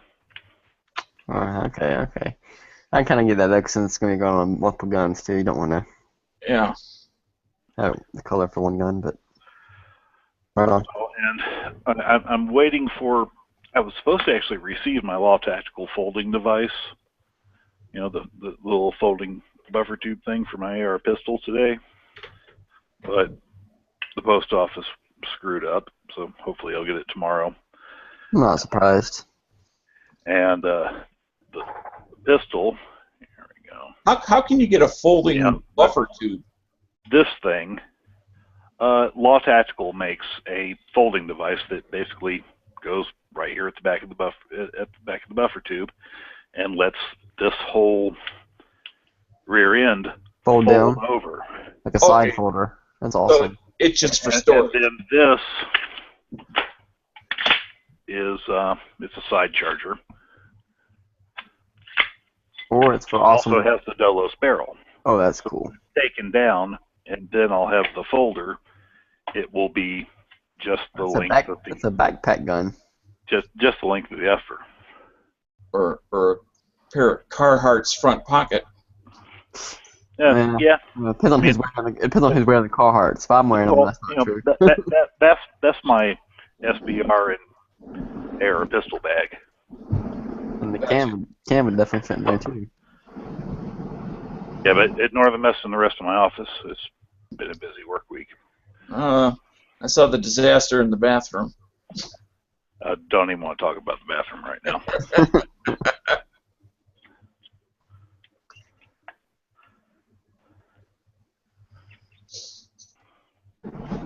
How's it going, guys? Howdy. Mathlete. Maggie.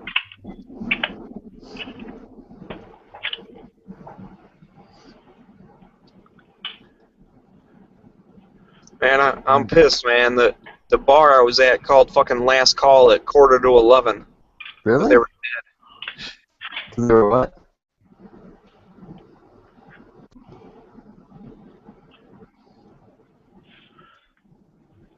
So I did something kind of sad, and well, it kind of wasn't sad at the same time, but it's like didn't have to pay for it, but I canceled my Amazon Prime. No. Oh, no. Yeah, I just haven't been using it enough.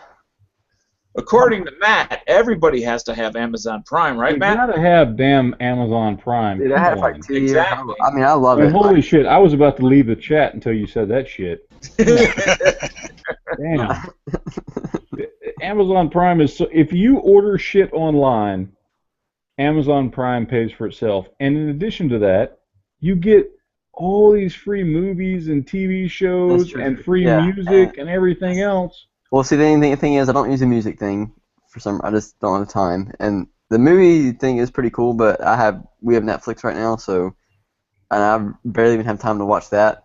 So I was like, well, I don't really need two sources of movies. So really, I was just using it for the free shipping. And then I found out also, because I was contemplating today, because they took the $100 out of my account today, and I completely forgot about it. And I was like, and I was planning on using that money for something else. I'm like, crap. And then I was like, well, is it really worth me canceling it, or should I just, forget about it? But then I was like, well, I remembered that if you order anything over $25 on Amazon, it's free shipping anyway. So 35. it's 25. It's 35. It's 25, but. I just ordered something the other day. Either way, it's not about free shipping. It's about the fact that I can order something and get it in 48 hours. Yeah, I mean. That's a big deal. Yeah. I mean, free basically, you've got free shipping if you order something on Amazon. Let's say your percentage or it's $4 for next day. Yeah, I mean, let's say your percentage. If you're just talking about free shipping, you don't care when you get it. Your percentage of finding people who will ship something to you free is, let's say, 30%. Okay, and if you have Amazon Prime, that number jumps up to as far as finding what you want and being able to get it sent to you free, jumps from 30 to 70%. So you've got more people willing to send it to you for free, and the people who are willing to send it to you for free, more than half of them will send it to you within 48 hours. And if you go to give2a.com, a portion of the money that you spend on Amazon will go to Florida Carry so that we can fight for gun rights. Well, there you go. And on top of all that, you get free movies, free TV shows, and free music. And yes, that was a shameless plug to go to give2a.com. I'm still not renewing it. I mean, I had it for like 3 years, and I really did love it, but it's just, I'll probably get it again. I'm definitely not like walking away from it completely, because I loved it when I had it. It's just I wasn't using it enough. And like most stuff I order online isn't from Amazon. I order a lot of most of my gun stuff isn't from Amazon. It's stuff that I can't order from Amazon, so it's really not that beneficial for me right now. And plus, that money is going towards another gun purchase. So. Well, and like the other day, we've got an Xbox. Wife wanted to watch some movie. Yeah, well, okay, went on to the Amazon Prime. Oh, there it is, free. Yay. Yeah. See, that's the thing. Like, if I had time to watch movies and listen to music, I would. Or I shouldn't say if I had. If I made time. It's just that I'd rather do other things right now with my time, and I literally can't remember. I've probably been a week and a half at least since I've watched a movie at all. Actually, what's she going? She went on there to watch the director's cut of World War Z. You know what? I don't actually use Amazon for movies. I use it for TV shows, because Amazon's one of those. I mean, they pretty much get every TV show, no matter what channel it is. So you have, depending on what you're watching, you have a 50-50 chance that if you have Amazon Prime, you may actually get to watch that TV show for free, as opposed to it is what it is. But I think it's definitely worth the money. The new Americanized version of Top Gear to come out with all the Top Gear people on Amazon. Top Gear is not Top Gear without Jeremy Clarkson. No, it is Jeremy Clarkson. No, I'm talking about the Amazon one. Jeremy Clarkson, Mayfield, and Hammond all went to Amazon. Well then, hell yes, I'm sold. The new show, it's not going to be Top Gear, obviously, because BBC owns that name. But the new Top Gear show with the real people is going to be on Amazon Prime. See, and I've heard that. I think we even talked about that in a chat like about 3 or 4 weeks ago, where there was two things going on at the same time.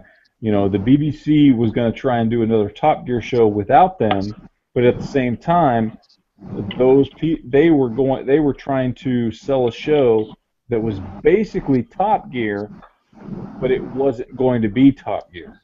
Right. But I hadn't heard Amazon had anything to do with it. Although that new show is going to be on Amazon Prime. It was originally everybody thought they were going to be on Netflix. Well, because that's incredibly smart of Amazon Netflix to and pick that Amazon up Prime because got into a bidding war, and Amazon Prime won it. Because there are 3 shows that hold the highest worldwide ratings, period. Like that, and have held those worldwide ratings for years and years and years and years. And one is Star Trek: The Next Generation is one of the top 3 most widely watched shows in the entire world.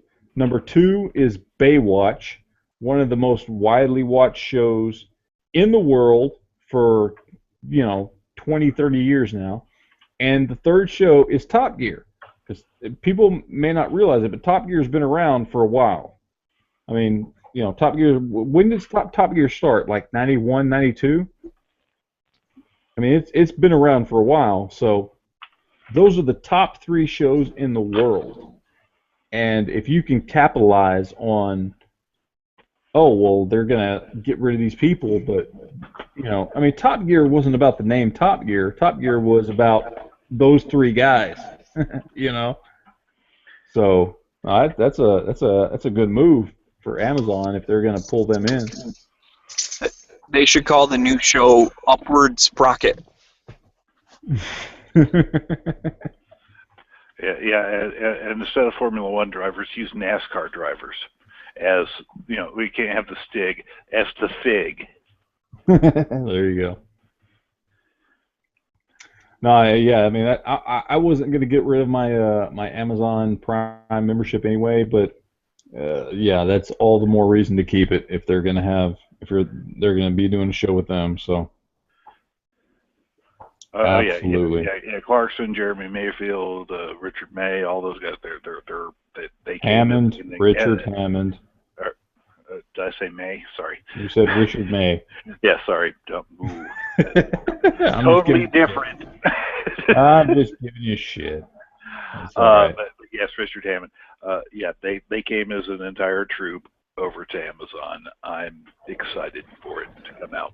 And if you go to QA.com, part of your watching this will go to the Right to Bear Arms in Florida. Thank you. There it is. Got to throw that in there real quick, don't you? Hey, I've done enough radio that you have to know how to throw in your plugs. Yeah. Dan, I don't know if you saw the side chat, but I owe you an apology. You're correct. They did move it up to. It was 25, and they moved it up to 35. That's still not a deal breaker for me, but it is 35 for free shipping from Amazon. I just like being able to get on Amazon. When I buy something, I want it, and I want it now. Yeah. Oh, and you have. I mean, that to me, if I got to spend $80 to $100 a year to be able to go and order something and go, I want this in 2 days. In 2 days, I want to be playing with. I mean, I've done this with, when I'm buying sights for one of my guns. When I was building my custom, Gen 2 Glock 21. Oh man, I put all my stuff from Amazon. On six guns in the past few months off of Amazon. Yeah. And when I was doing all my stuff and building up my my AR pistol, I mean, everything I ordered for it, I ordered from Amazon. So it's like I want my stuff now. Yeah, and see, well, the thing is, I order from Amazon. It's like random crap. Like it's obviously not crap, but it's like just stuff that's just random. Like not something I'm like, oh, I need this, and then I run to Amazon and order it. It's just like, oh, I've been wanting to buy this, I'll buy it. Yeah, I mean, I use Amazon very specifically for, okay, what do I want that I want right now? And I will go to Amazon, I'll go to eBay, and eBay may have it for free shipping, and it may be $2 cheaper, but I'm like, no, I want it within 48 hours. I want it now. So I'll pay the extra $1 because I have Amazon Prime. I'll get it, I order it today on Tuesday. It's going to be here Thursday afternoon. See, and that's the thing, though, is it really free? Does it really pay for itself? And that's what you got to think about is depends on how much you order. So Well, like, I wasn't ordering for enough. me personally, Amazon Prime pays for itself because of the fact that I do watch a lot of TV and movies on Amazon Prime. Exactly. Me, Yeah. I've got 4 kids, man. We True. watch the shit out of TV and movies and I mean we use Amazon Prime. Just that alone. I mean, you figure $100 a year. That's what, $8 a month. I mean, just for the movie Oh and yeah, that's TV, totally worth it. just from the movie and TV show aspect of it, it completely is worth it. And then you add on to the fact that I can get stuff sent to me quicker and cheaper, and I mean, so yeah, I mean, here in my house we use Amazon Prime. Right. We more than get our money's worth out of it. So Now I won't say there are some Prime items like back when I was just recently, like when anytime I'd order something on there, like if I was curious, I would go and look on eBay and sometimes it'd be like it wouldn't be like you said, it might be $1 or $2, but sometimes you even see like $4 or $5 cheaper for the same product and free shipping, but it's just not free 2-day shipping. yeah.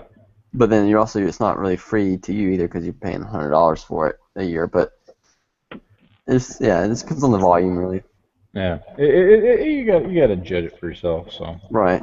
it depends. If it's Yeah, just I'll you definitely and you're miss not it. watching anything on Amazon and you're not ordering anything from them, then well, yeah, it's not worth it. So Yeah. I'll definitely miss it, but I won't miss it. I won't miss it more than $100. now Netflix is something that a person cannot live without. It just Yeah. Netflix is essential. it is the air we breathe. Yeah. I mean, I don't have cable TV, and Netflix is the only thing that keeps me going. Yeah, I don't. It's wait. You don't have.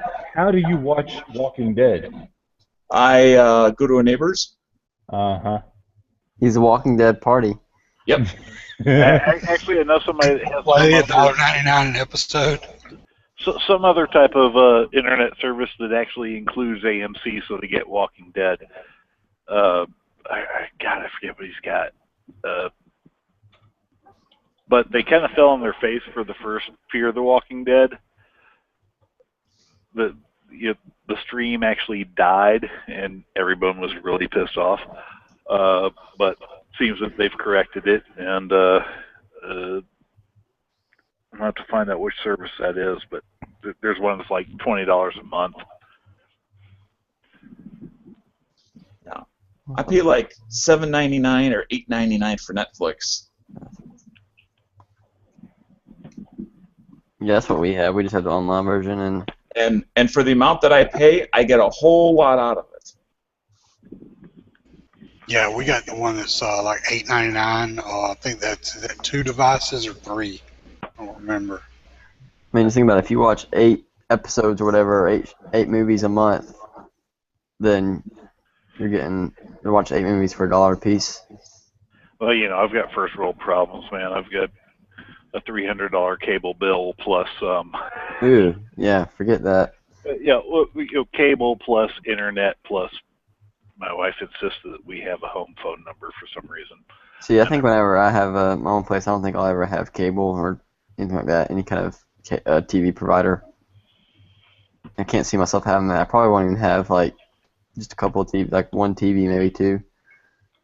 Well, it's nice having 14,000 channels that I never watch. Well, it's nice having a TV for viewing movies at home. That's true. Yeah. That's the nice part about it. I mean, I have a TV for watching movies. I will admit though, I did take a TV out of my room. It's in the bonus room right now. I have a 32-inch flat screen. I took it out of my room because I watch it movies, and my laptop is literally like a foot and a half away from my face. So. Yeah. Well, I do like being able to flip on the TV at 1 in the morning when I can't sleep, and veg out to Shark Tank one. Well, that's why I have these chats. That's why I have these chats playing too. I'll be honest, I fall asleep all the time while we chat.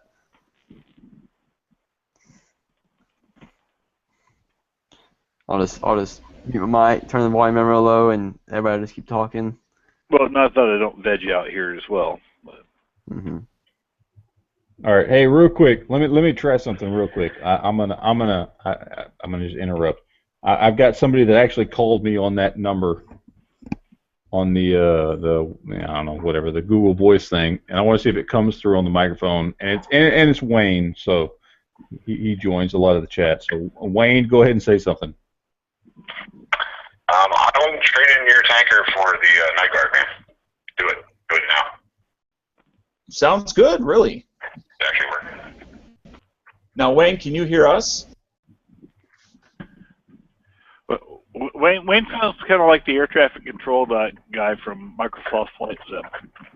Yeah, I think Wayne's hearing. Here's the problem I see, is that Wayne will hear me immediately, but if he's trying to listen to anybody else, he's got to wait till it shows up on like gun channels or YouTube or wherever he's listening to. Yeah. Because he can hear me. I mean, Wayne, you can hear me, right?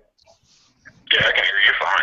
Okay, so he can hear me fine, but he can't hear the rest of you guys because I've got you on a headset. So he can't hear anything. So if there's going to be any interaction between, you know, us and whoever calls in on the line, it's going to have to come from me because whoever calls in can only hear me. They can't hear you guys. Well, so now, are you using the computer app, or are you actually trying to use your phone? Well, at this point, I'm using the phone. I haven't got the computer app figured out yet. Once I get the computer app figured out, it'll work out better, I'm sure. But right now, it's all on the phone. So when somebody calls into a radio station, to eliminate the problem that you're having, they always say, "Could you please turn your radio down?" If you said, "Could you please turn the chat that you're watching down," would they be able to hear us through live then? No, because I have a headset, so I can. Oh, okay, yeah. Gotcha. And I have a headset because just the echo. If I didn't, and yeah, Wayne's completely confused right now because he's he would get the same. He's hearing answer questions problem. you guys don't know.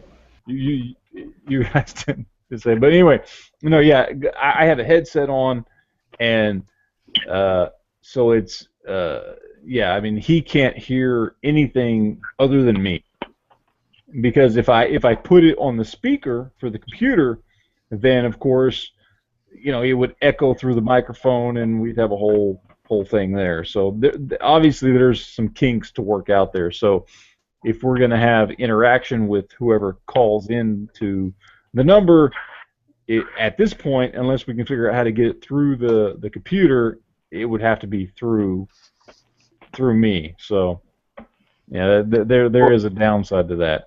But at least everybody on the chat can hear Wayne, right? I mean, Yeah, it's clear. Yep. Sounds like he's in a tank or something, but it's clear. Yep. Yeah, I mean, as long as everybody can hear, as long as when whoever calls in, and Wayne, feel free to say something anytime. But I end up talking over someone because I can't hear him. Talk normally. We could always just ask him a question and then sit here silently for 2.5 minutes. Well, there you go. Yeah, but then Matt, you'd have to repeat everything that we said back to him. Yeah, that's true. That is the downside. So I'd have to repeat. Yes, Wayne, I would have to repeat everything that they said back to you so that you would know what they were saying. A temporary resolution would simply be I think if someone was to call in, they would be listening through YouTube or whatever at the time anyhow, correct?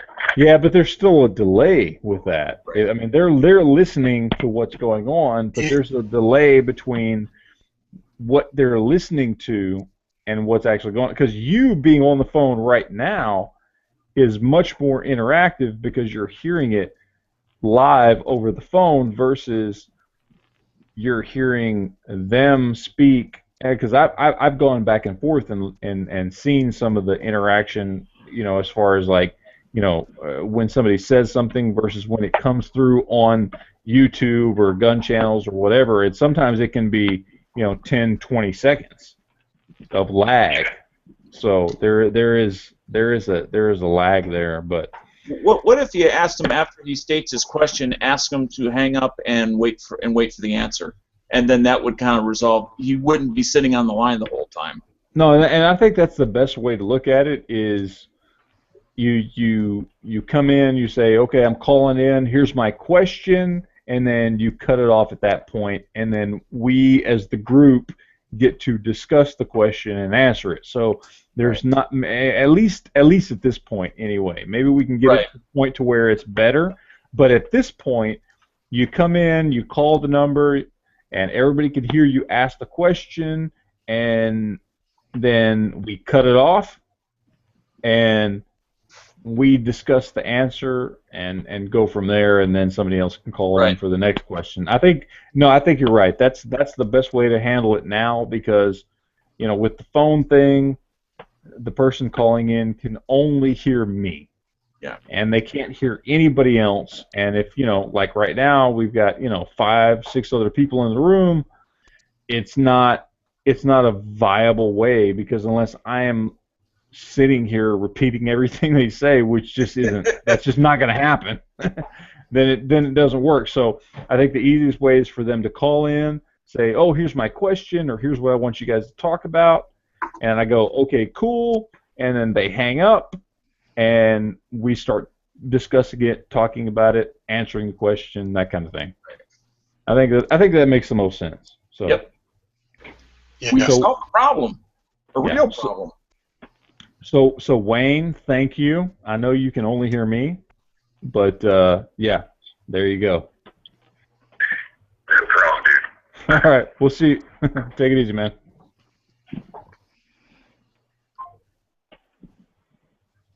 All right. Sorry to interrupt the chat. I know it's not my chat, so I don't want to. We were having an intense lobby discussion, and you killed it. Oh, damn. For a lobby chat, this is one small step for man, one giant leap for mankind. That's a good quote, Dano. You should write that down somewhere or something. Well, the Google Voice thing is pretty cool. I mean, that's anybody who does a chat. I mean, you've got a YouTube channel. You can just get a Google Voice account, and you get to pick the phone number, and that way, and you can literally at any time. You can go to Google Voice and turn it off, turn it on. When you turn it off, it will not get forwarded to your phone number. It just basically shuts it down. So you get on Google Voice real quick, takes like 10 seconds, pop on right before you're about to ready to open a chat. You turn your phone line on, and then that way while you're doing the chat, anybody wants to call in, they call that number, it gets directed to your cell phone or home phone or whatever you forward it to, and then as soon as the chat's over, you turn it off, and then you're not bothered anymore. That number is only basically effective while you're doing your chat. So it's kind of cool. I think it's a way to. No, go ahead. It's kind of like a Skype call then, huh?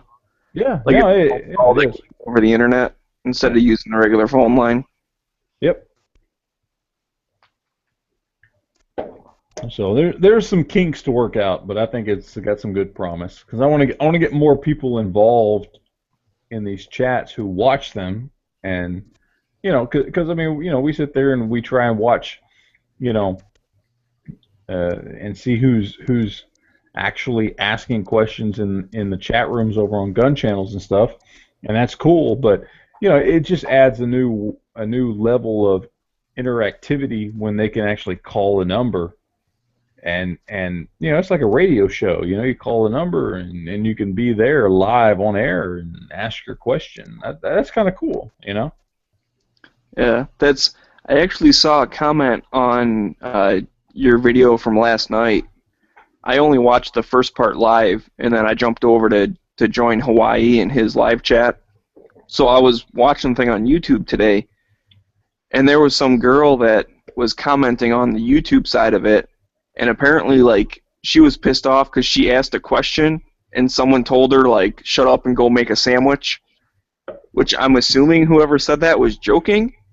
But I actually saw that. Yeah, I know exactly who you're talking about, because I saw that person leave that comment, but I mean I didn't see it till today. I didn't see it when it was happening, but yeah, I know who you're talking about. Yeah. So apparently she was a little upset that you guys were ranting about random stuff and not answering her question, but your Monday night is always like the random chat. Like it's not always guns. It's always like geek and whatever. Yeah. And since there was no Walking Dead, you were talking about all sorts of stuff. Oh Lord, that last night's chat was. Dear God. Oh my God! It was supposed to be an hour-long chat, and it turned into over 3 hours. And like I said, and if you listen to the chat, and I've had people pick up on it before when we've done really long chats, but I'm going to be honest with you right here and now, okay? On those long chats, I plan these chats for an hour, and so about 30 minutes into the chat, because I'm like, we're going to be done in 30 minutes. I make myself a drink, and I have a little bit of something, and when you have an hour-long chat that turns into 30 minutes, by the time we get to, or 3 hours, sorry, by the time you get to the 2-3 hour mark, man, I don't know what's going on because I'm just sitting there drinking, trying to deal with Yankee, and I'm just like, holy shit. So. Yeah, that last night's chat was kind of an extreme situation. Usually, I do not have a 3-hour chat on my show, on my channel. Usually, sometimes it pushes to an hour and a half, 2 hours, but last night just went on and on and on, and yeah. So that was crazy. So like I said, I was watching live for a while there. I jumped out. I was talking with Hawaii for a while. I jumped over to the lobby. No one was in the lobby chat. And then G-Web said something like, oh yeah, I think Matt's chat is about to, finish up. And I'm like, about to finish up? The thing started 3 hours ago. So I had a surprise when I got to work today. I was able to watch the last couple hours worth. Yeah, it was something. I really do. I try to keep it at an hour because that's the easiest for people to listen to, because a lot of people do. The next day they just listen to it while they're at work or whatever. And so keeping it at an hour kind of makes it easy for everybody else. But then you have chats like last night where me and Yankee just go back and forth for God knows how long, and it is what it is. Yeah, I usually listen to them during my lunch break, and if they go like an hour and a half or more, I'm like, oh yeah, this is going to be a train wreck. And that's a good point because if it goes out over an hour and a half, you're like, oh, something happened. Yeah, they're usually pretty entertaining though. Yeah, if I let a chat go that long, it's because I got into it with somebody else, and the conversation was good enough that I didn't just cut it off, So.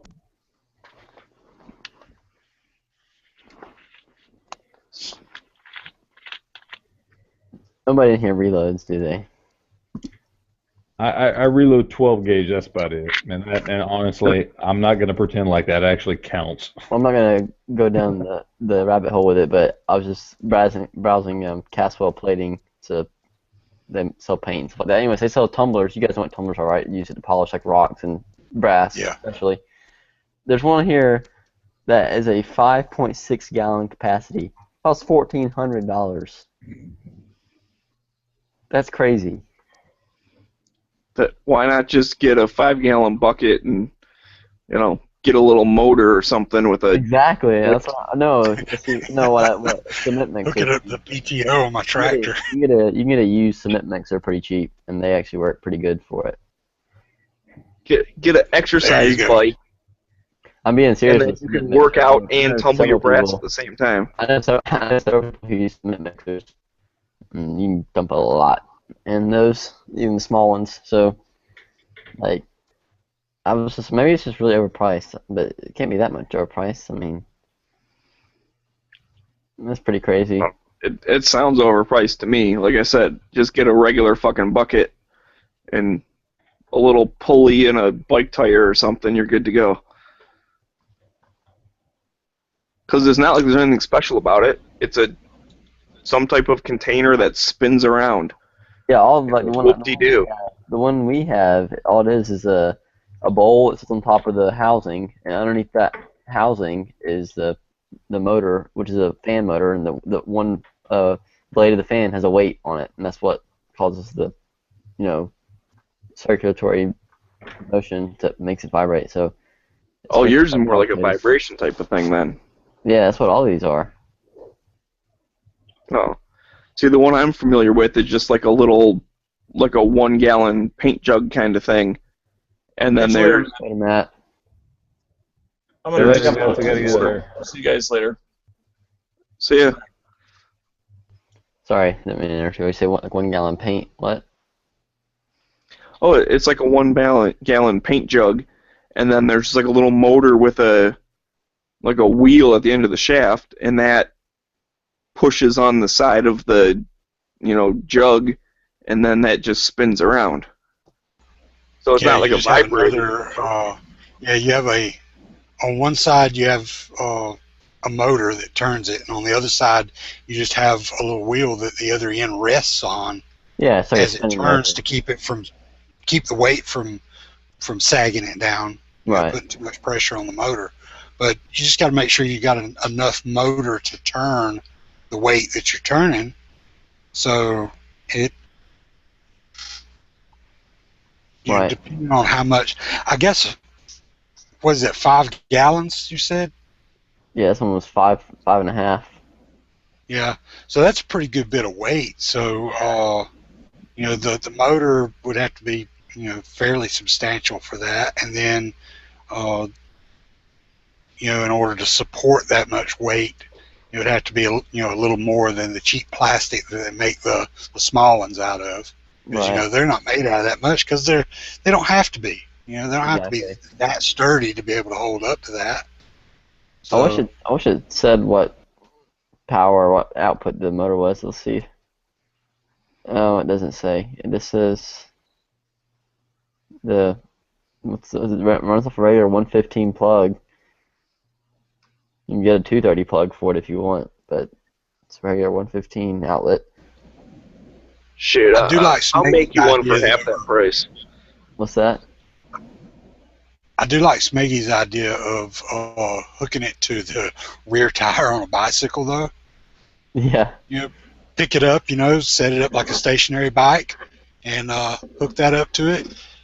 Get your exercise in while you're polishing My brass wouldn't be very polished because I do a bunch of it. I try to do as much as I can at a time. See, that's like one of the worst things I hate about making ammo is having to process the brass. It sucks. But yeah, that's why I was looking at these tumblers because I've been thinking about getting one. Not this one, obviously, but that'd be like, I guess it's like some kind of industrial one you'd want to use like in a small. Dude, shit! I just thought of the best idea ever. Get an old washing machine. That would work too, yeah. I've heard people say that, but that's got to be like a gazillion. People don't even use old ones; they use new ones. They use they'll put it in they'll put their brass in a pellet case and they'll tie it. I'm like, yeah, I'm not gonna get kicked out of my parents' house. Do I'm not like quite I ready to used leave to home. do. Do like I ustake it if I needed to dye something, take it to the laundromat, so you don't mess up your washing machine. If you need to do what? Dye something. Yeah, like I used to have this jacket that it was a heavy denim jacket, and every couple of years I would have to re-dye it because it held up incredibly well, but it would fade, right? And I liked it to have the darker color, so I go get some RIT dye and re-dye it. Yeah. And wash it out. Well, you wash it out. Yeah. And bad. yeah, it makes a mess in your washing machine, right? You got to bleach it back out, and so you take it down to the laundromat and do it so you don't mess up your washing machine. And it's only like 75 cents, one wash cycle is all you have to do it. That's when my clothes ended up getting fucked up when I went to the laundromat. Yeah, it's almost I told them the next person that came in and didn't pay attention, just put their clothes in there and started up. Next thing they know, they come out with all their white clothes, or bluish tint to them. My grandmother used to do that with dryer full of corncob media and ceramic balls. I don't want to be anywhere near you. my grandmother used to do that with her heavy blankets and quilts. She would take them to the laundromat to wash them so that she didn't put all that strain on her washing machine. Mm-hmm. No, you could do a dryer too as well. The only you have to like disable the heat part of it and take out those little divider things in it. That would probably work even better because Okay. it's a slower Yeah. a slower spin than the washing machine. Right. I guess technically you could let the heat unit still work in it, but I don't know how that would be for the brass and the well, I mean, it wouldn't hurt the brass, but Most dryers have a what's Right. called an air fluff cycle that doesn't have heat. You use it for fluffing pillows and stuff. oh, okay, cool. So the problem is though, whatever like polishing media you put in there, wouldn't it just like fall through the little holes? Oh yeah, good point. Forgot about that. I guess you have to That's what tape duct figure out tape's some way. for. Yeah, I'm about to say just weld them all up. Well, that's why I'm saying get an old washing machine, because then you could tape up all those holes or whatever, and then just use that. Yeah, because washing machine, yeah, they both have those holes in them. But And when you wash brass, do you ever use like water and soap, or do you just use like dry stuff? who, me? Yeah. Generally I just use dry stuff if I can. If I can avoid using water, I do. It makes a mess. Plus, having to dry it is what sucks.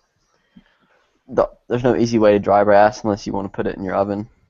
Yeah. Well, that's just my ex-father-in-law. That's what he did. Is he would put like some type of soap stuff that he had at work, and he'd put water and then a couple of that stuff in it, and that would That's right, yeah.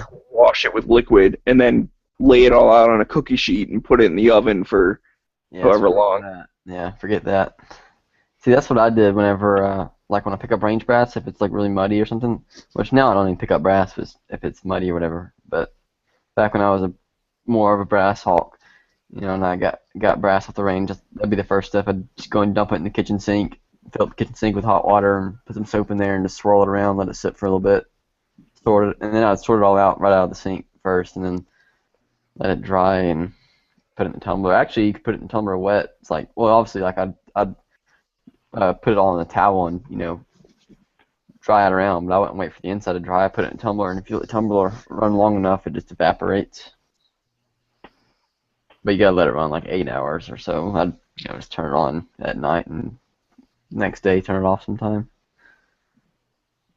Yes, yeah, I'd be worried that the stuff in the tumbler would like stick inside the case because it'd get wet and like packed in there or something. Yeah, it will. Like if it's just water, it won't. But if you have other stuff in there, like oil or something, yeah, definitely. Because I was using like I use mineral. Like when I get brass, I just buy it, from a supplier or whatever.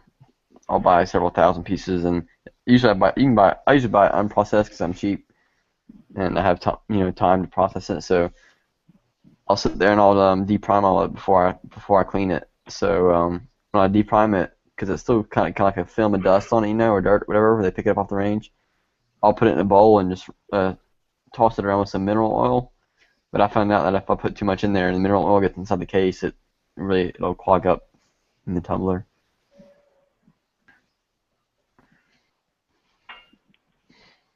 So, anyways, Well, I think that's enough reloading chat for the night. yeah, I know. We've all met our quota. Kind of killed it a little bit. Wasn't expecting it to go that far. My initial thing was just pointing out how expensive that thing was. I was like, whoa. Yeah, that's really expensive. I agree. I don't think it's worth that much, to be honest. Yeah. I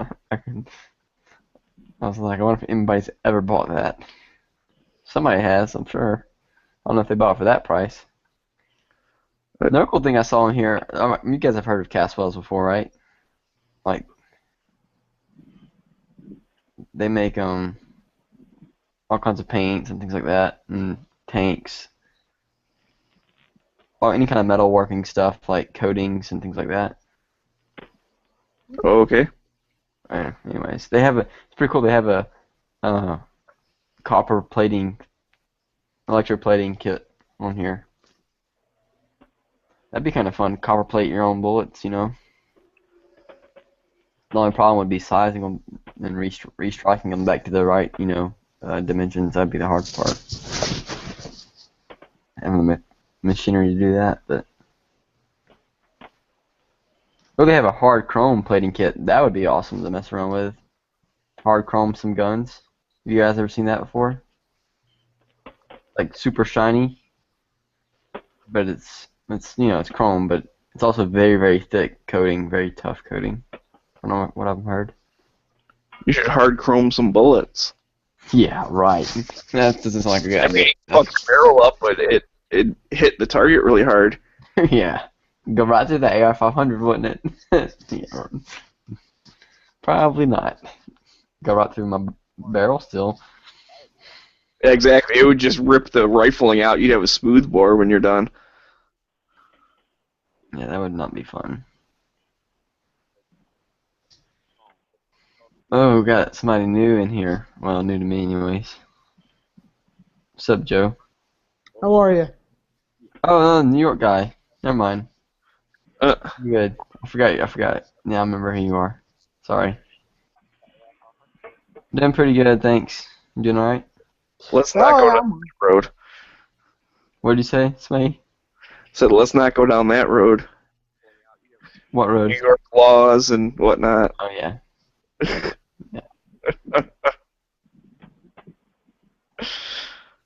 I'm surprised they have all these kits. Wow, this hard chrome kit's only like $150, and you take $22 off if you don't get their manual. But I would probably want to get the manual. Well, you don't just want to make it up as you go along?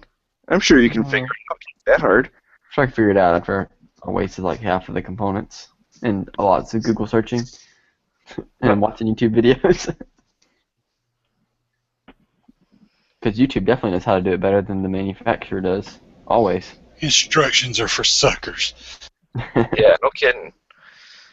So said the control worker at Chernobyl.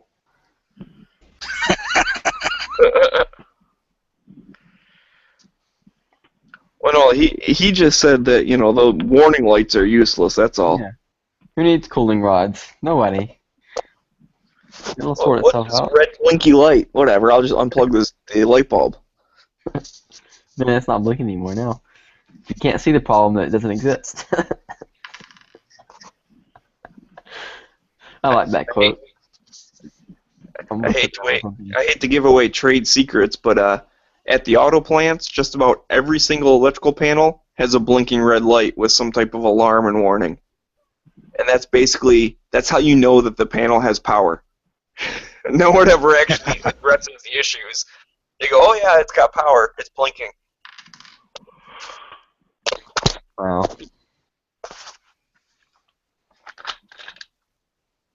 Ooh, I could coat stuff and I could nickel plate stuff. I don't know what I'd use that for, but got some high-dollar guns there. I could get me a high point and nickel plate it. Now we're talking. What's wrong with you? I'm waiting for that reaction. What's funny is I wasn't even talking to you. Oh, dang it. No, I was walking upstairs and my cat like flipped out like I was about to step on him, but he was like 10 feet away from me. Probably scared him. He's 10 feet away, dude. What the fuck's your problem? Yeah, you snuck up on him. Poor cat.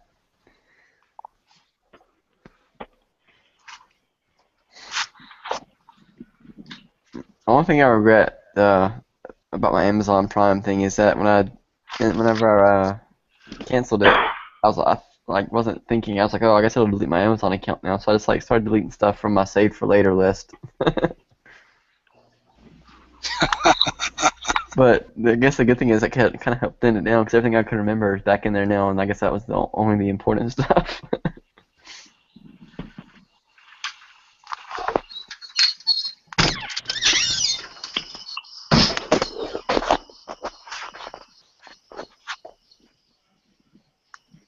Is it 12 o'clock or is it 1 o'clock?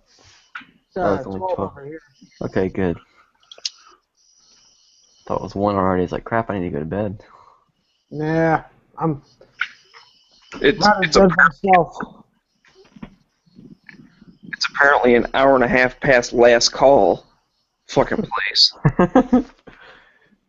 They're supposed to be open until 2, but there was like nobody in there, so they closed early. Well, most people don't just, go on go out for a night of drinking on a Tuesday night till 1 o'clock or 2 o'clock in the morning. But You know what? Fuck you. I guess if you got the time to do it, It's okay, dude. I'm with you all the way. I do it all the time. Hey, man, one man's Tuesday is another man's Friday. Yep, true. that is true. Yeah, I know several people who work weird weeks like that. Yeah, Tuesday and Wednesday are my normal days off. And, on top of that, I work third shift. So, it's like my Tuesday becomes my Friday and quickly my Saturday as well. Yeah. All right, so I posted a I'm pretty picture. sure it's 1 o'clock if you're in Barbados.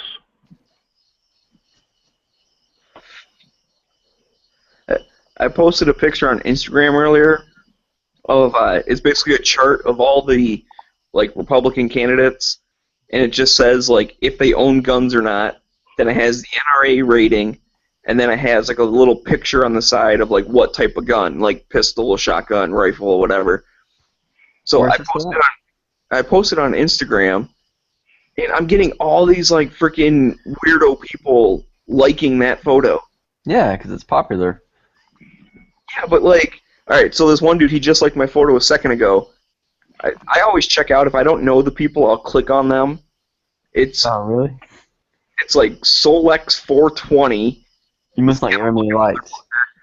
and his third picture in, the title is, "What do you love about eating a girl out?" And it's like all this random shit. I'm like, what the fuck, man? He's got pictures of like money and stuff, like he's a big fucking gangster or something. Wait, you're surprised at the fact that there are random people on the interwebs? I know, right? Yeah, I get those all the time. And I don't get a lot of likes on mine. Most of them are either people from gun channels or those like spam accounts. Right, well, I'm used to the gun channel people. I get that. This is like some big pothead. Like half his shit is pot stuff. So why does he care about if Republicans own guns? I'm really confused. So according to this chart, if we really want the best, quote unquote best, I say that potentially, we'll vote Mike Huckabee or Jim Gilmore because they looks like they have the most guns. Oh, and Lindsey Graham. There we go. He's got an AR. But Sounds like an interesting concept, though. I mean, I'd actually be interested in seeing that picture myself, I suppose. Well, go to Smiggy42 on Instagram. You can see it. Yeah. or Carly Fiorina. She has 6 guns, but they're all owned by her husband. Hey, I'm the Interior Minister of the nation of Rhodesia, and if you just give me your credit card number, I'll transfer you $1.4 million. I'll get right on it. Sounds good to me. All right, my store number is 52398. 8675309. Oh my god, I got another one. Alright, let's see. I'm guessing this is one of you guys who just started following me? Nope, not me. I'm looking at your page. I'm not following Fall you. Creek Prepper. Or I'm not following you or liking your pictures. Yeah. Was it Fall Creek Prepper? Yeah. Yeah, that'd be me. God damn it, why do people have different names? Hey, at least you'll appreciate my account name, Smaggy. It's okay. Is yours your regular name? I don't even know if I'm following you. You're about to be. Oh, there we go, I see ya. You better be following me. Oh, I'm already following you, dude. That's what I thought. I'll be posting good stuff for the most part. Oh, you got a bush toe on your thumb. Hey man, the pains you go through.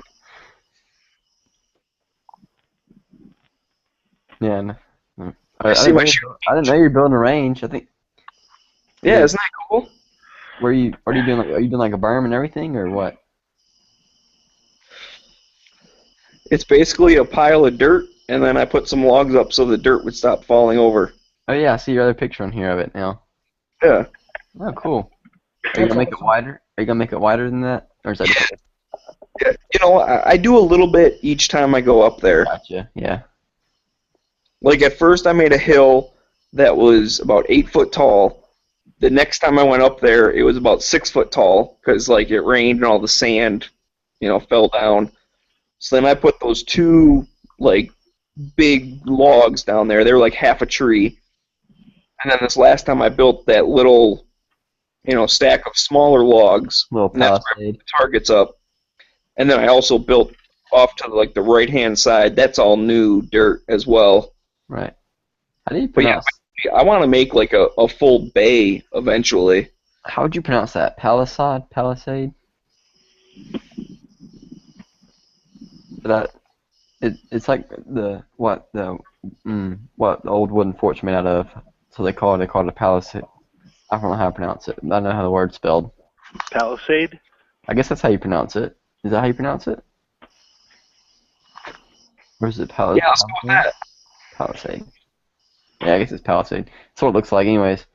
It looks like you got really sandy soil there. It's all sand up there. That's all it is.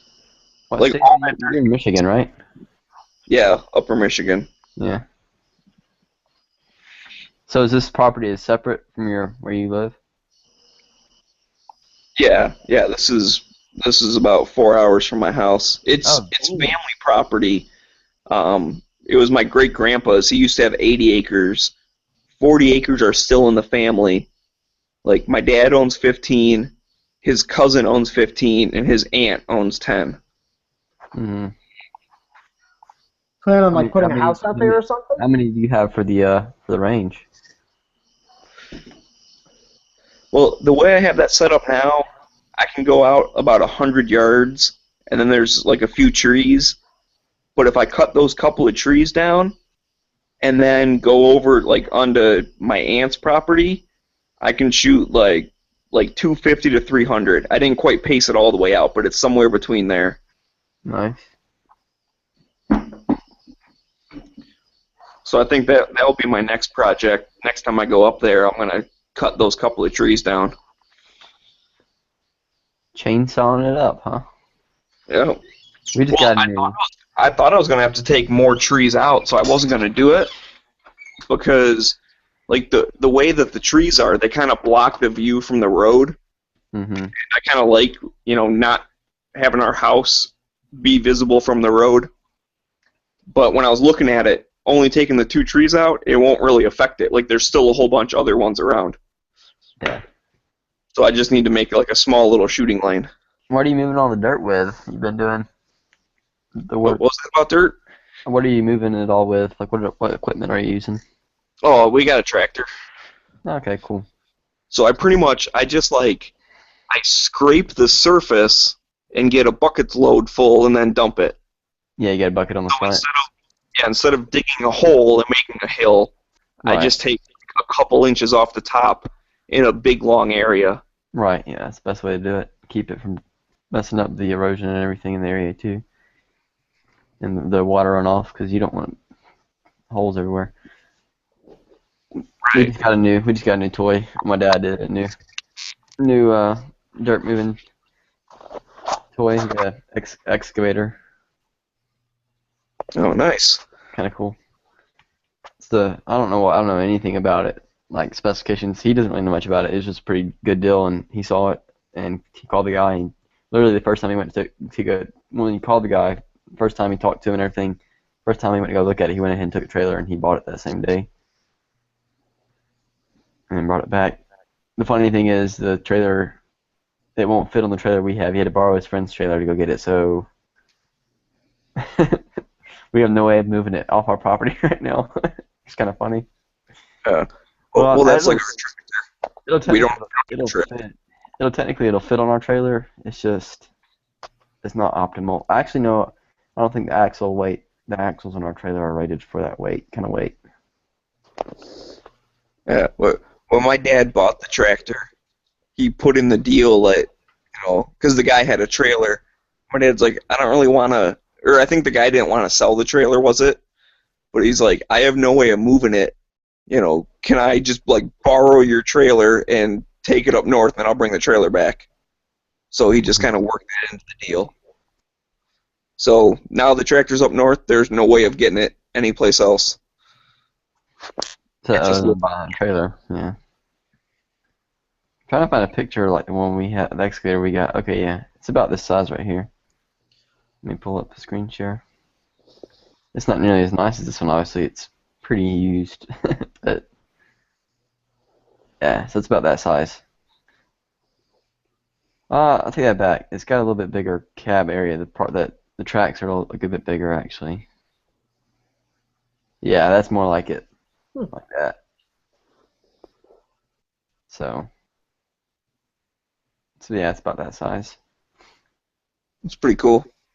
And it's got crap, I forgot what I was gonna say. It's got one of the little hooks on, little claw things on it, that you can pick up trees with or whatever. In the bucket. So pretty fun. I got to drive it. Man, those things are slow though, really slow. But they're also really heavy, so that's probably why. Plus, anything with tracks isn't really going to be, extremely fast. What you really need to get, Smeggy, is a skid steer loader. Those things are freaking awesome. So we have one of those too. We've had it. My dad's had it for, gosh, probably 20 years. Like a Bobcat. Yeah. They're so much fun to drive. Well, I like running it. See, our tractor does pretty good. It's a Ford tractor. Oh, I cool. forget what size or whatever, but I mean the bucket's probably, I don't know, 5.5 feet wide or so. Oh yeah, that is pretty substantial size. Ours is we have a small Kubota, and I don't know if it can accept a bucket or not on the front. I don't think it has the. I'm sure you could get the arm. I don't think it doesn't have arms or anything on the front, obviously, but I'm sure there's some way you could attach them. I guess I don't know. There's no arms on it or anything. Yeah, this has the, it's got the bucket. We got a back blade. We have a 7-foot mower deck that's drag behind, and then we just bought a snowblower this past year. Oh, that's cool for a tractor. Is it attached to the PTO on the back, or? Yeah. That's awesome. You just drive it backwards. Well, we go up north every year, go snowshoeing. Mm-hmm. Our house is a quarter mile off the main road. Our driveway's a quarter mile long. Right. So you got a clear path. Exactly. And normally what we would do is we would snowshoe back, get the tractor, and then use the bucket to clear the snow. But it's a pain in the ass because you're always dumping it. You can only go 2 feet, and then you gotta dump the bucket. Then you go 2 feet, dump the bucket. 2 feet, dump. It's a pain in the ass. Right. So we're hoping this time, we'll be able to just basically drive out with the snowblower and clear half the driveway, turn around, drive back, and then drive the car in. Yeah, our driveway I guess is about 1/8 of a mile long, maybe. Might be more like a 1/10. It's decently long, but we use our skid steer for that. We scrape all the ice off, but we don't get nearly the same amount of snow. Right. What we get isn't really considered snow. We're on the west side of the state, which gets the lake effect snow, from Lake Michigan. Mm. So we always go up the end of January, and there's always at least a couple feet of snow sitting there. Jeez. And we don't want to clear it all the way down because we don't want people, going back there and breaking into the house or some shit. So it's we always want it to be kind of hard to get back in there. Yeah. What house is it? Is it like a family house or something? Like a summer house or? Yeah, it's just a I don't know. It's like a vacation cabin kind of thing. From the same land that your range is on now, or? Yeah. Huh? Yeah. Yeah, it's the same property. Okay, cool.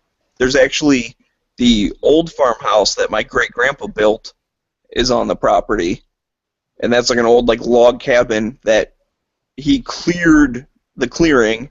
And then used that timber to build it. Yeah, and made a house. That's neat as hell. In fact, actually, I can post a picture of that. I got one of those. But and then me and my dad have built a modern house. It's just like a 3-bedroom ranch, but we had the shell built, and then we did everything else. All electrical, all the plumbing, all the drywall, flooring, finishing work, like all that shit. That's kind of similar.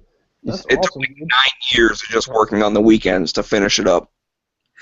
That's what we did to when we had our property down south here in Georgia. We built me and my dad, my grandpa, and a couple of his friends helped once or twice, or my uncle helped a little bit, I think. But we built a small cabin, but it was only 2 room. Well, it was you open the door and it's like the pretty much the dining area. We actually had some cabinets in there.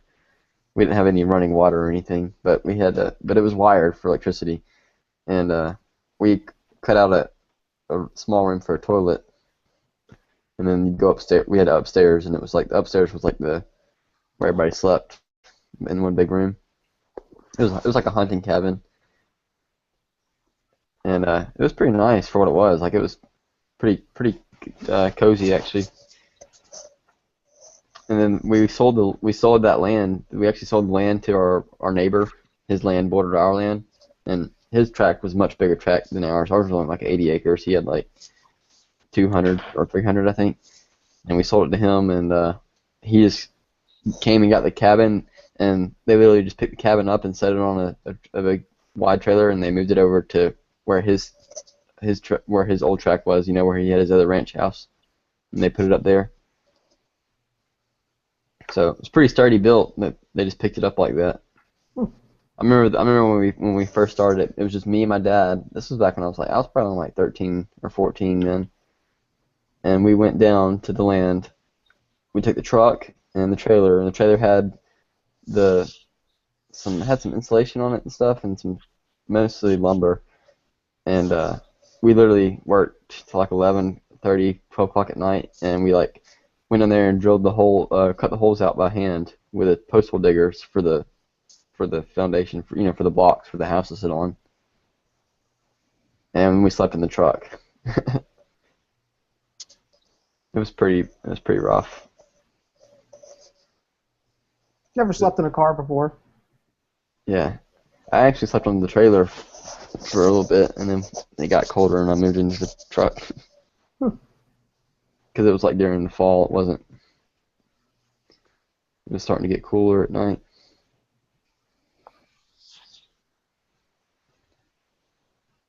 Oh yeah, I could. I don't know. I could fall asleep pretty much anywhere.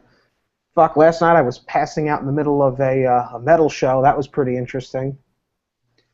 I've done that before. I've been to like a lock-in, like where when you're, like teenagers will have like lock-ins where they go into like a, churches will do them or something, or they'll just like go to a civic center or whatever, and they'll have like a all-night party type thing where they just hang out and do whatever. That sounds self-explanatory, but I've never heard of that before. But yeah, please continue. Yeah, well, I've done that before. Like I've been to one of those, and like it was been awake all day, and it was like 3 or 4 o'clock in the morning. I was like sitting beside the amp that the band was playing out of on stage, and I was falling asleep.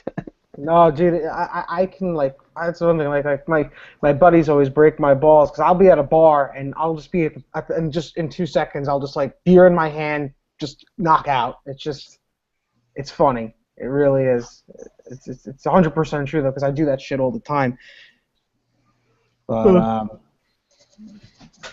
no, yeah, I've done it twice at metal shows though, and it's pretty funny when that happens especially when it's a band like the one last night. 2 bands I really wanted to see, And You fell asleep during the show. dude, I fell asleep during the first one. I had to fuck off after that one because I was so tired, and it was all the way in Brooklyn, and I'm out of Staten Island, so it was like, okay, I have to now, take a fucking cab into the city, and then a bus back to the island it takes overall like over 2 hours. So, I had to go to work the next day, which is today. So I was just like, nah, fuck that. And then I left my goddamn fucking credit card in Brooklyn, which I'm not happy about. I got to deal with that now. Oh, that sucks. Yeah, I've noticed it when I went to the bar. The second I got to this spot, it's called St. Vitus. It's like a very famous metal bar in the city. And I was just like, fuck, I couldn't believe I left it at the bar we were at prior. And I was like, of all places, I'm never in Brooklyn. I had to leave it in fucking Brooklyn. Yep. Yeah. And I'm leaving the country next week, so I'm like, oh, of all fucking times. And it's the only card I have with the chip on it, so. I haven't got one of those yet. I'm sure I will be getting one soon because my card expires in March, so. What do you got? It's just a regular slide. Oh, yeah. I got the Chase Sapphire Preferred one. It's just actually, like, if you do travel a lot, it's really, really good card to get. Like. Oh yeah, so I don't have a credit card. I'm talking about my debit card. I'm talking about the chip. Oh! Like, yeah, like even they're starting to put them in all the cards now, little microchips or whatever. Yeah, they've had that shit in Europe for ages. Yeah. If you, And my Canada buddy. as well. Oh yeah. Yeah, that's it. I go to Canada for work every once in a while, and we use like a company card to pay for dinner and shit. And when you're getting ready to cash out, they just like bring this little handheld machine over to you, where like you put in your card, you type in the tip, and like you do everything, it prints up the thing, and then you go home. They have that. They bring that to you at the table. Yeah, they just bring this little handheld machine right to the table. That's awesome. Everyone always just like sticks it in the bottom because that's where the chip reader is.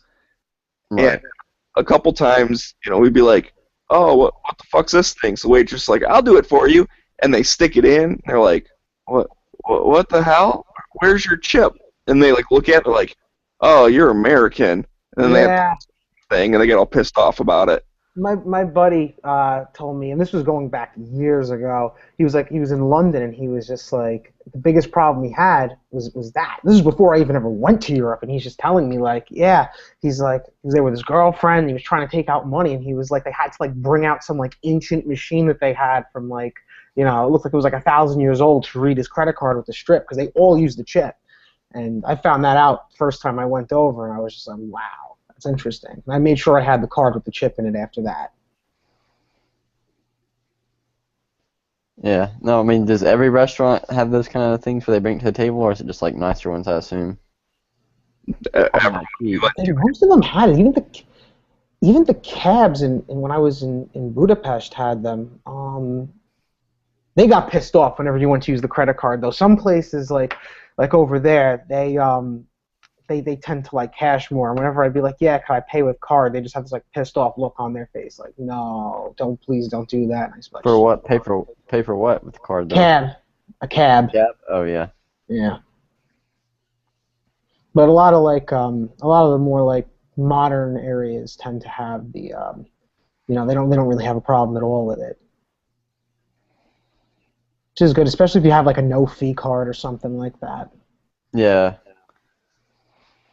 You got to be careful when it comes to cash when you're traveling over in Europe, at least, just because, well, if you're an idiot like me, you'll make the same mistake 1,000 times and get your cash from like the wrong sources, and eventually you kind of learn to go to the ATMs all the time and don't bother with like the stupid airport kiosks and shit. It's just Yeah, just go to the ATM and pay the fee and get enough out for what you need and. I don't even really get a fee anymore when I don't know if it's my bank or my card or whatever, but no, the last few times I traveled over there, like a moron, like I said, each time I made the same mistake quite a few times, went over to the fucking airport kiosk. I think it's just because you're just like, oh shit, I didn't get cash while I was over in the States, so I better go convert my money now.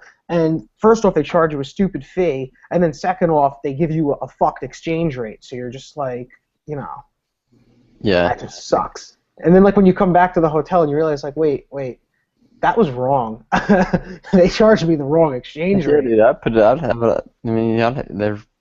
think pretty much every smartphone comes with a currency calculator default anyways, but I would have it pulled up, and I'd be like figuring out how much cash I'm gonna give them, and then I'd be like, I'd give it to them, and if they didn't give me the right amount, I'd be like, that's not right. No, yeah, they just tell you. Well, the first time I ever did that, well, no, the first time was the first time I ever went over to Germany, and that was when the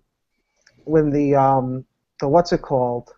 It was when the exchange rate of the euro was like 123 or 127, and I was like 18 or 19 or some shit. And I remember going to the oh no, I wasn't 19. I'm sorry, I was like fucking 20. What the fuck is wrong with me? Anyway, I digress. I remember being like so excited. I gave him $200 and I got like 140 back for 40 euro. I was just like, fuck. I was so sad after that.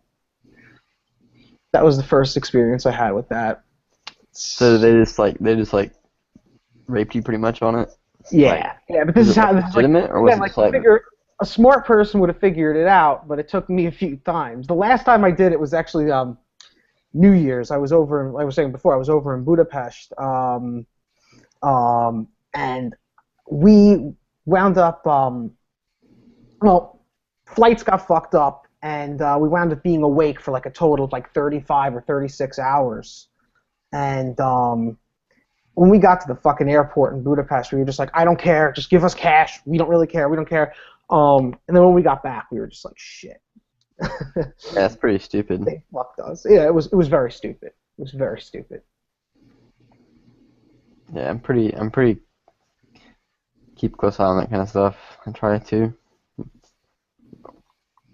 make sure I know where my money's going, where it's going, and why. No, it is very smart. It is very smart. From now on, I'm always just like, you know what? I'm gonna just from now on. Hey, the credit cards do have the chips, or is it just debit? That's some of the high-end I worded that wrong, cards I do. suppose. Actually, He's like, oh, I'll tell you, like, I'm a cashier, so I see cards all day. I'd say at least half of them have them now. At least half, if not more. We already have the readers at our store. We're just waiting for the rest of our stores to get them all installed, and we're going to turn them on. People come in all the time. They put their card in the in the chip reader. I'm like, oh, we haven't activated that yet. Like, just slide it. Like, it'll be here soon. Hopefully, I think in October is when they're going to be turning it on. So you really want to trip those people out when they go to use the chip thing. Be like, oh no, sorry, we don't do it that way, and pull out the old school like carbon copy, where you gotta like Yeah. that would be good. That would be pretty funny. But you got to do what? the thing over it, takes an imprint. Like Yeah. That thing that weighed like 20 pounds, that it was like a boat anchor with. yeah, like a beast. Yeah, I never. Yeah, you put this little carbon slip in it, and then it had the big thing that slid across, and it had like your store's ID and stuff down on the bottom that it transferred, and then it transferred the card information onto there as well. So you had a little place to put the card, and then you had to put the little receipt thing on there. And then where did it send that information to? Like, it didn't. You you had to take that and send that to. You had to send that a copy of that slip to Discover or American Express or whoever to get your money. But there was a number that we used to call at the gun shop that would verify the card, so we knew if we were going to get scammed or not. So right. So then, how would you pay for something? Like, if you go up to like I guess like hotels would have them maybe, and like, I need to get a room for 2 nights, and then they do the carbon copy, whatever. They hand you that slip. What do you do then? You have to go call the bank. Yeah, you have to call the bank to verify it. Some places didn't do the call. One at a time, damn it. Okay, from the customer's point of view, you're done. Like they zap the thing, they take a carbon copy of it, and then they give you, a piece of the slip. That's your receipt. Right, and they give you From your the card back and hotel's your point of ID. view, or from the store's point of view, they then have to keep that and send it in to Visa or whatever, and To get their money. right. Right, so... Yeah, there were 3 copies. We kept a copy for our records. We sent a copy to the bank, card company, whatever, and then the customer gets a copy of it. When we did the transaction, we would immediately call the number to verify the card and then do the transaction. So it took a couple of minutes longer than it does now, but it wasn't that long of a process. Right, and so then, so pretty much that was the only way to verify it was to call, right? Or was there other ways? Like Yeah. Unless I'm I'm sure that something later like on that. there were probably some more instant ways later on, but in the Well, early probably 90s, yeah. Probably progressed pretty fast, I would say. So, Yeah, because by the mid to late 90s, they were using the little swap machines almost exclusively by that time. Yeah, see, I've never seen. The only place I've seen carbon copy card readers were like in the movies and stuff. Oddly enough, I've actually seen a few of them, like old, like small little businesses and such. I've actually seen a few here. Well, Caleb, that's because you're like 7. Yeah. No, I just happened to be born at the peak of the beginning of the peak of the technological age, of the new technological age. Even back when we were using that one, a lot of stores were already using the little swipe machines. But since we were a small business, we, I guess we didn't have the resources to be able to afford the whole get up for doing all that, because I know there's a fee associated with it. I guess we didn't do enough transactions for it to be feasible. Right. Because most of our stuff was done with cash anyway. Yeah. Yeah, and Smeggy, I mean, you guys thought it was like a big deal whenever we got pay at the pump for gas, but I'm over here with a computer on my wrist, so whatever. What's pay at the pump? What are you talking about? I just go to those nice, glass pumps where you can see the gas going down through. Looks like a giant gumball. If you really want to pull a stone guy there, you'd be like, "What do you mean gas? I never pump my own gas." I'm not gonna get in that. This was a couple years ago. I pulled up to a gas station, and apparently they had like one pump that was full service, and the rest of them were just like normal. Well, I ended up pulling up to the full service one just because it was like the easiest one to get to out of the driveway. And so like I pull up to the thing, and I get out of my car and stuff, and this dude comes like running out of the store. And I'm like, okay, what the hell's going on? And the guy's like, oh, I'll get that for you. I'll do this. I'm like, no, dude, I can pump my own gas, dude. What the fuck? And he's like, oh, well, you pulled up to the full service pump. I'm like, oh, well, then I guess I'll move. So I ended up just like moving around to the other side. And Was it the only one available? I'm not fucking tipping you for sitting there and holding a little nozzle. Like, fuck you. Yeah. Yeah, that is some absurd shit. But I didn't know that full service even existed anymore. But apparently they had one thing. Was it the only one open, or was it just the one you happened to pull up to? No, it was just the one I pulled up. I didn't know, like, after he said that, I noticed, like, as I was leaving, there was, like, a small little sign that said full service. But I didn't notice it when I pulled up. How long I just ago went was to the that? driveway and went straight. Yeah. And that was what I ended up at. How long ago was this? It was like 2 years ago. Really? Wow. Yeah, that's my point. I was amazed. That would be an experience. There's a station in my hometown that still has full service on half of their pumps. They have two lanes that you can pull through, and one of them is full service, one of them self-service, and of course the full service line is like, almost $1 a gallon more than the self-service, because you're paying for the guy to come out and pump your gas, check your oil, and all that crap. They check your. That makes no sense. You can't check your oil Yeah, in a car they check when all it's hot. your. Yeah, I know it's too hot to check it, but yeah, they check all your crap. They some of them will even check your tires and everything while they're at it too. Some of them don't do that, but yeah, I thought it was neat that they still did that there. I knew that it was the last place that did it. Just go up with the tires and give them a good kick, and if they feel good, be like, all right, you're good to go. Yeah. I got some air in them. Speaking of tires, I changed a lady's car tire for her in the parking lot yesterday. What's today? Tuesday? Yeah, I changed it for her yesterday at work. That was kind of neat. I guess. Wow, nice of you. Oh yeah, it's surprising. Well, I was at work. I was on the clock, so I was getting paid. It's surprising how many people don't know how to change their own tire, but I didn't think it was that big of a deal, but I guess it was a big deal. I don't know.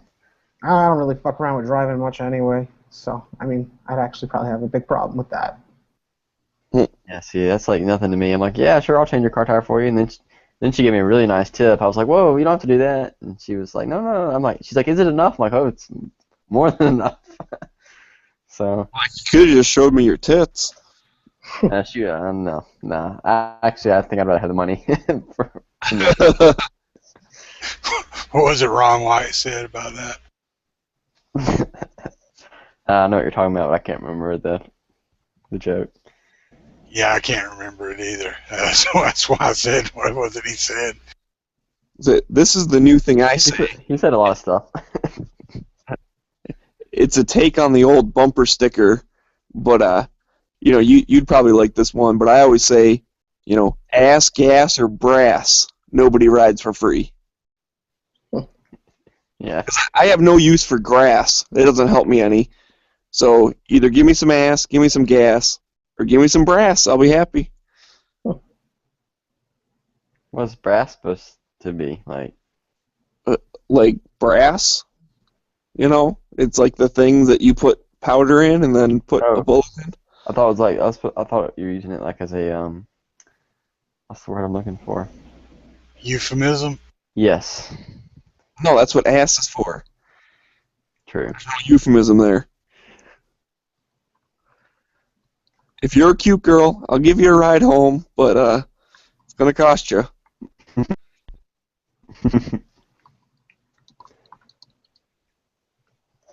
Yeah, I changed the tire and put a donut on there.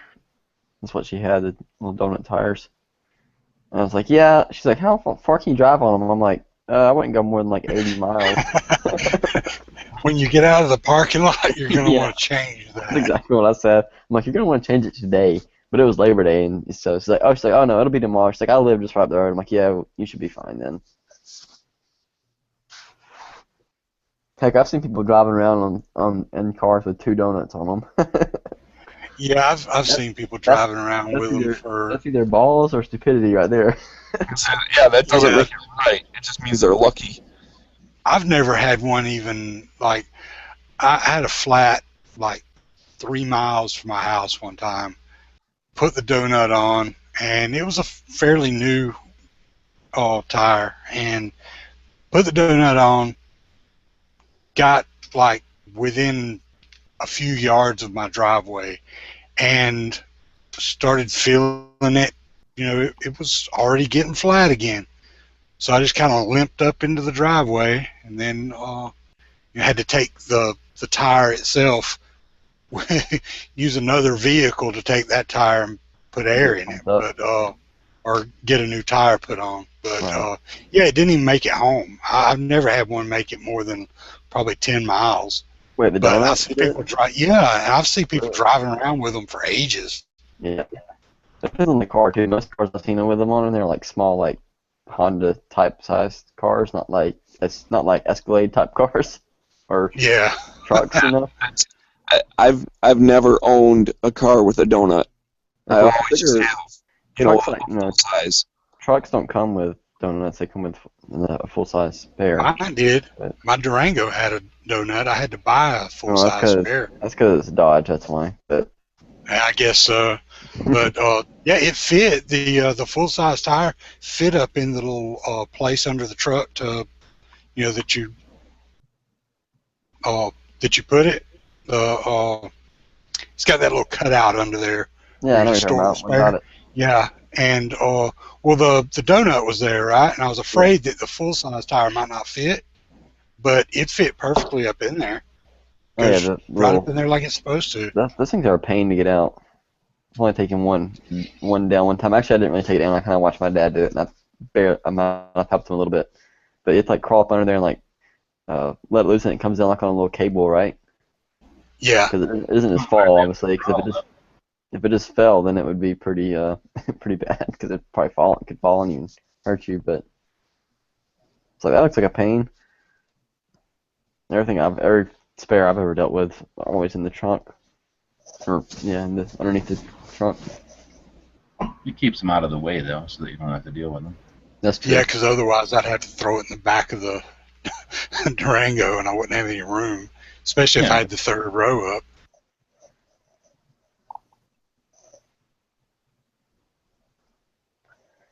Yep, we've changed tires before in our deep sea fishing boat. Like literally, we had to I forget how many. It's been a few years now, but like the worst trip ever. Literally, we leave our fishing boat down in Florida for the season, so we only Got a flat tire?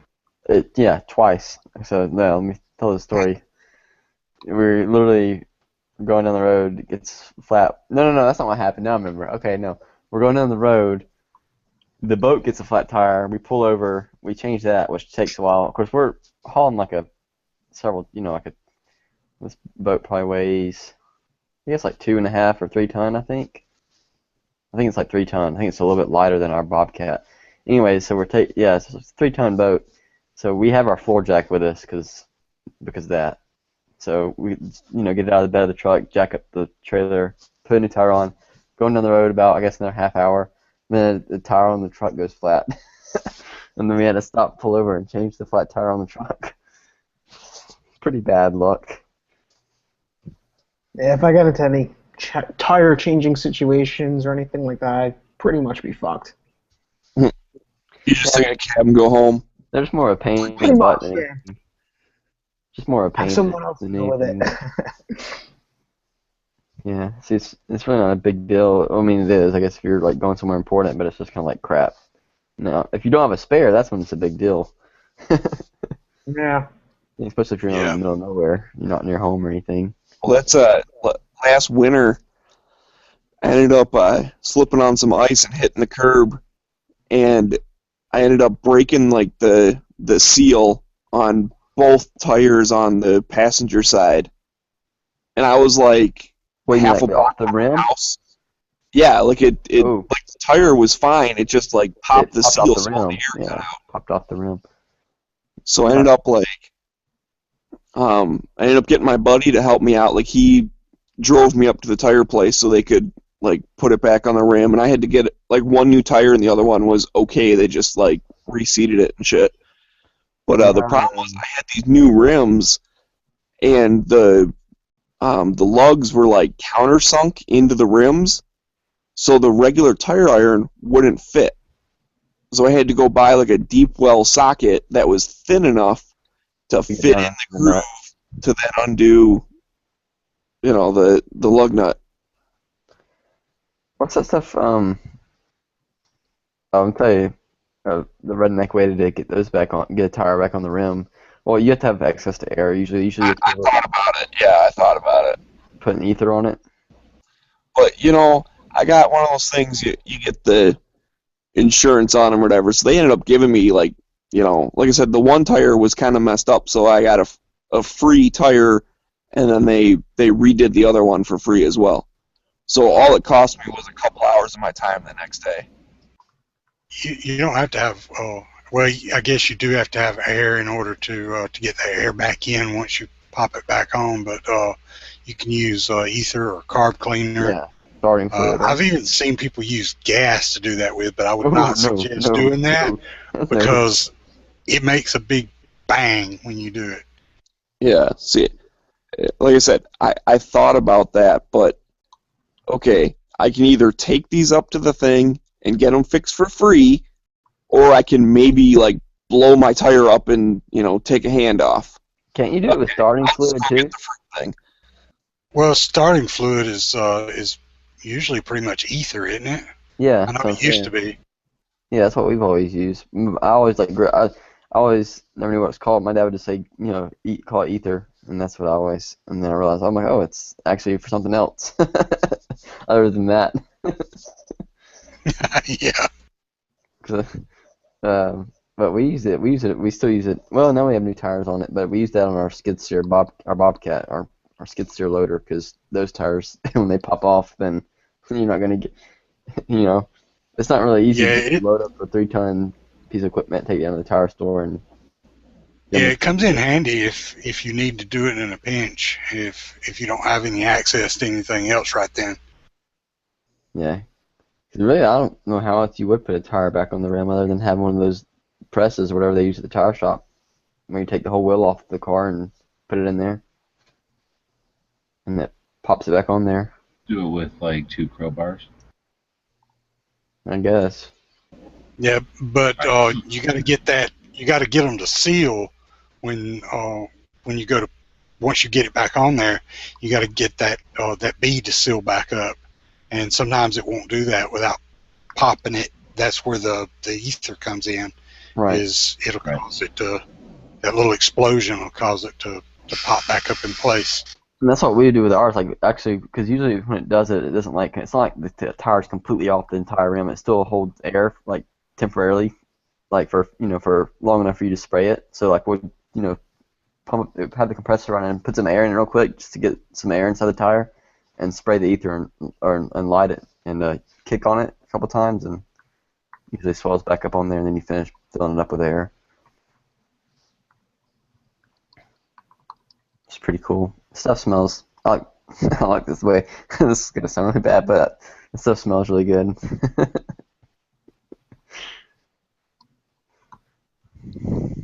I just remember every time my dad sprayed that when I was younger, when he was doing that, I'd be like, that smells good. I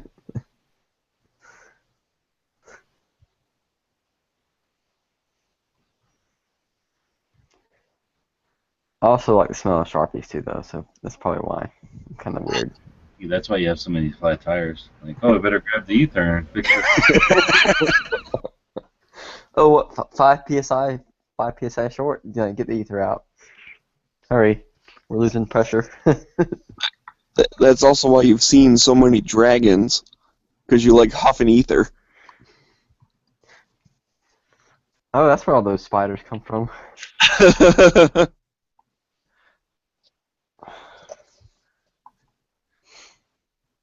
You know that pink unicorn that you think's your best friend?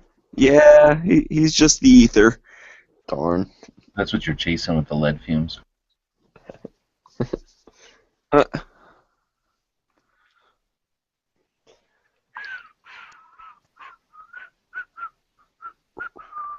Getting hungry. I think it's time for us. Oh, but I have no more to drink. I got a little bit. Hang on a second.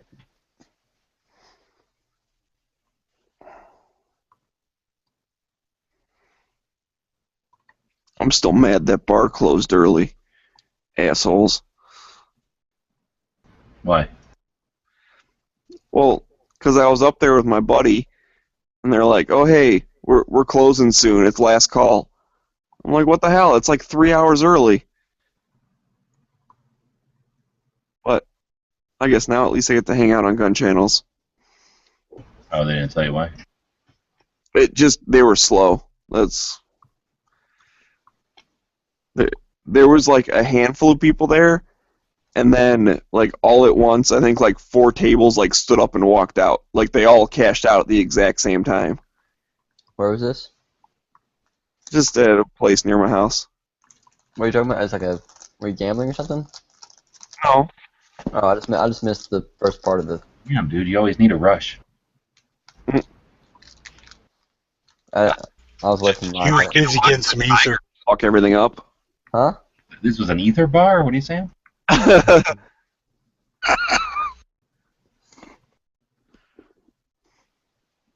Yeah, let me get a liter of ether with a little bit of argon on the top. Liter of cola? Do we sell liter? Exactly what I was thinking of. That's for a cop. What does that mean? Is French for give me some fucking cola. He's like, does that look like spit to you? Yeah. Ah, fuck it. I'm gonna win $1 million anyways.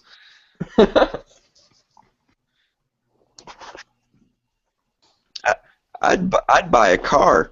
Yeah, I'd still pull you over. Well, I'll just activate my car's wings and fly away. That movie's one of the movies that never gets. True 2? I thought I heard you guys talking about that one. I heard about it. What is it? Part 2 to that movie. Really? Oh yeah, I did hear about that a while back. Is it still happening? Well, I guess that's what I was asking because I just heard about it. I think one of the chats. I say Super Troopers 2. Yeah.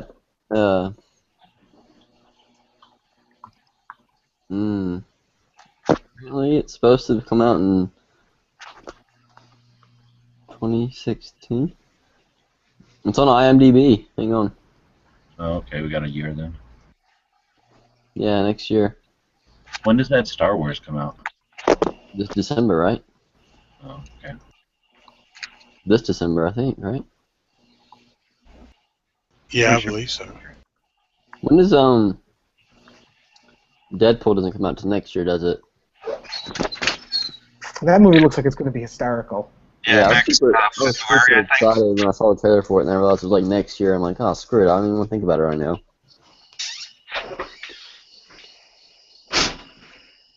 I have an open invite on my Instagram. Anyone who wants to go on a date with me, go see Deadpool.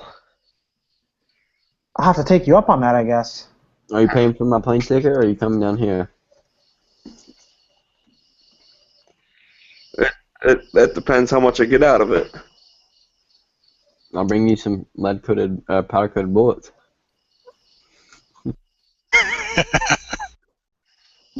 Not exactly what I was thinking about for date night, but we'll talk later.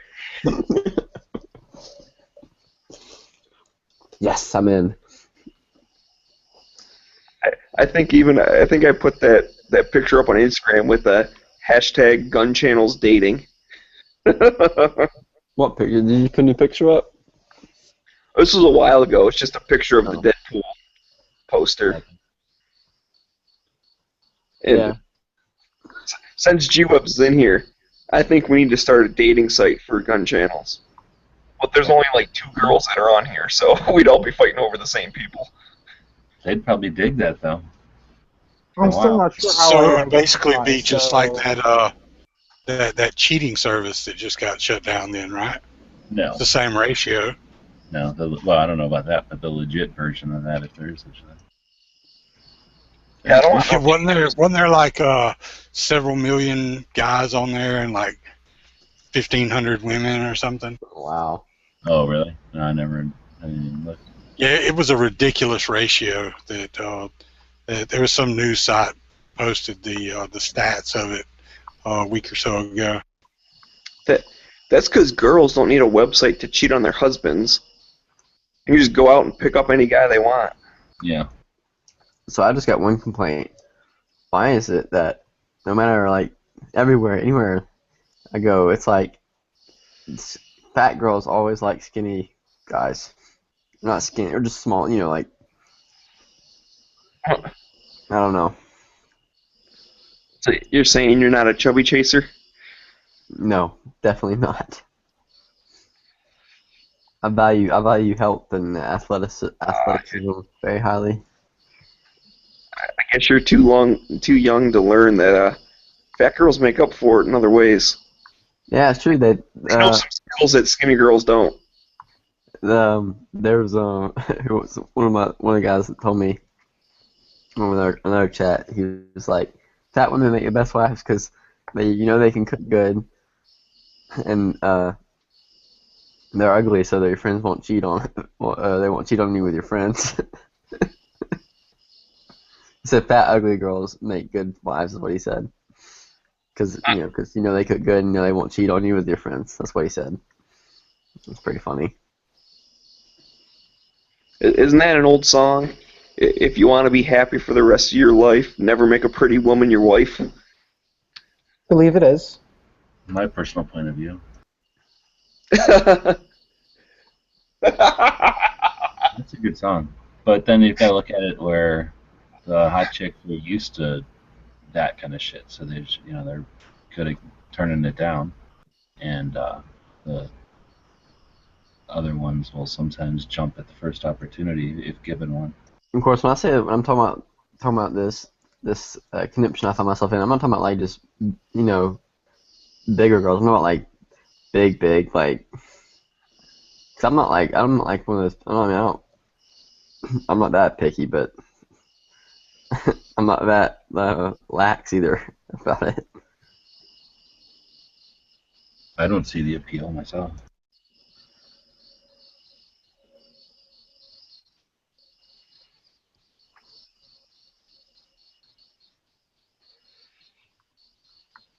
Cause I know that like even most average sized girls are gonna be heavier than me, just because of how my body type.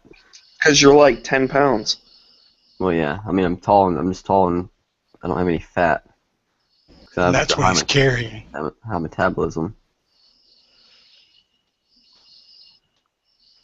Maybe they don't eat much. I have a runner's body.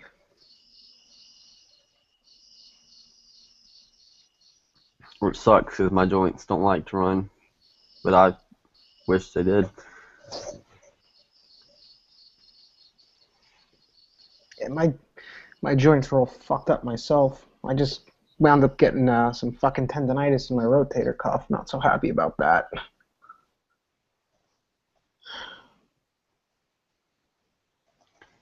I don't have any like serious problems, but but my ankles will just ache a lot.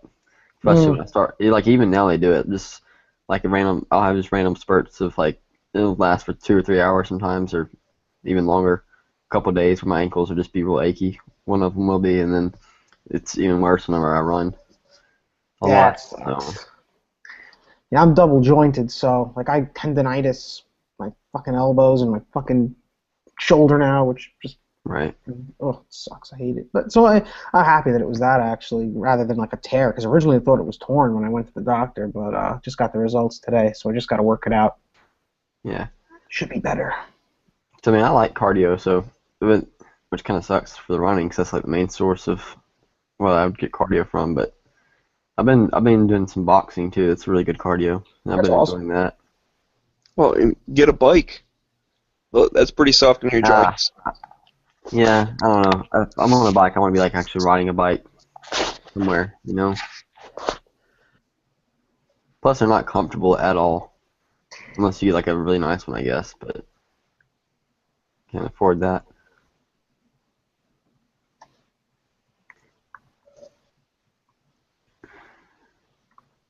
Although I will say we do at the gym at school, we do have like the nice exercise bikes. They have like freaking games on the TV screen or whatever. You know what I'm talking about? Yeah, I've seen those. They even have these new ones. The players, whatever. It's stupid. I've used it before, but like I don't even know if I was using it right or. They have these new ones now apparently where they like live stream classes or something. They're super expensive. No, this is like a video game, and there was one that I remember I did use one time where I was actually like trying to do it, and like it was like a free roam thing almost, where you like just ride around and collect the coins or whatever in the desert. I was like, what's the point of this? I'm not even going anywhere. I'm like, does getting the coins make the bike resistance easier? Probably the opposite. Yeah, right. Makes it harder.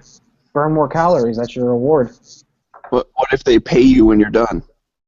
You actually get money. Like that would be a like nice Chuck E. Cheese, incentive. like Chuck E. Cheese tokens come pouring out of it. That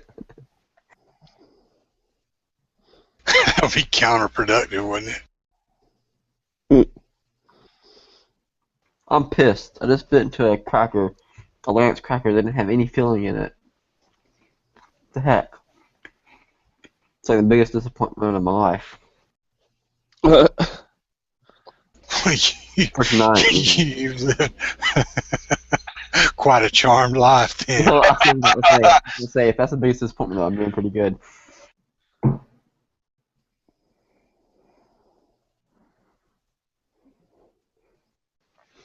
Being worse was like an Oreo, man. Nothing worse than like biting into an Oreo and then not being any feeling it. That would be horrible. Did you see that they're making like Oreo thins? Yeah, dude, those things are good. Yeah, I saw those. I tried them. They're awesome. I really liked them. I liked them because I've really never been like a huge fan of the regular Oreos. I always thought they were like too chocolatey. Those thin ones are like perfect. But they don't have enough filling. They're the same amount. I don't like the filling that much anyway. It's too sweet. Really It's sweet. too much. Yeah. Double Yeah. stuff for like, can you say diabetes? Exactly. Double stuff's the way to go. Yeah, you're fatty. I'm not a fatty. I'm not a fatty when it comes to sweets, but like I like steak and stuff like that. You guys are talking about Oreos? Yeah. You know that there's no animal food in them? There's like, it's all chemical food. I actually do know that because I was on travel with my cousin a few weeks ago, and she's like vegan or something, and she was telling me, yeah, I could have Oreos. I was like, huh, interesting. Just because it doesn't. I figured it's good I for figured it. the grease that they used to make the filling with was animal byproduct. You know, You'd like think anything with had animal protein fat of in some it. kind. Exactly. Well, it's Ugh. more like when you say non-animal, like you said, it's vegan, but it's just like plant. It's like It's mostly corn syrup whipped into different shapes and textures. right, and then I guess they have some actual chocolate cocoa in there. Oh, there must be, I imagine, for the cookie part, yeah. Right. But that's a plant too, or whatever. But no, like Right. animal fats to make it, whatever. Like real food like that, you'd have to make it out of. No castoreum oil. I don't know what that one is. It comes from the anal gland of a beaver. Oh, I guess not. Yeah, they use it, and it's pretty much in every processed food. No, they say it's in vanillas.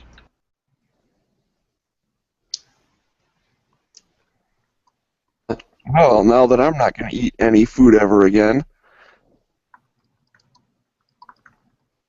Don't confuse it with castor oil. It's castoreum. I mean, it's natural. Think about it. So they say the whole big rumor behind it is, or not rumor, but I guess like the whole big spiel is that anytime it says natural and artificial flavors, that natural part means it could or does have castoreum oil in it, which is the oil from the beaver. But so what if it's clean and it's not like disease? What's wrong with it? I mean, I don't see a problem with it. Nor do I. It's made by the gland of the beaver's butt. Yeah. I mean, it's not like it's actual like poop gland or whatever. It's like it just happens to be in that region, I guess, of the body. I don't know. Beaver castor. It's just honey, similar to honey. Honey is just. Yeah, exactly. Yeah, some people like overblow all this stuff like that. You know, they just gotta have something to talk about. Or was it slurm? and what was it, like double slurm or whatever? Or like the super concentrated slurm? What was that? That was from that. What was that? That was from oh gosh, what's the name of the show? Futurama. Documentary Yes, about Futurama. Just give me a flashback. I got like on a Futurama kick. Like I guess it's been half a year now, but like I watched like at least half of it within a few months. taking you a half a year just to watch half of the Futurama. No, I'm saying like like it's been 6 months since I watched it, but that I was watching it like every night, and I watched like half of it like within a month or two. I mean, I would watch more than one episode a day. There's got to be a ton of them.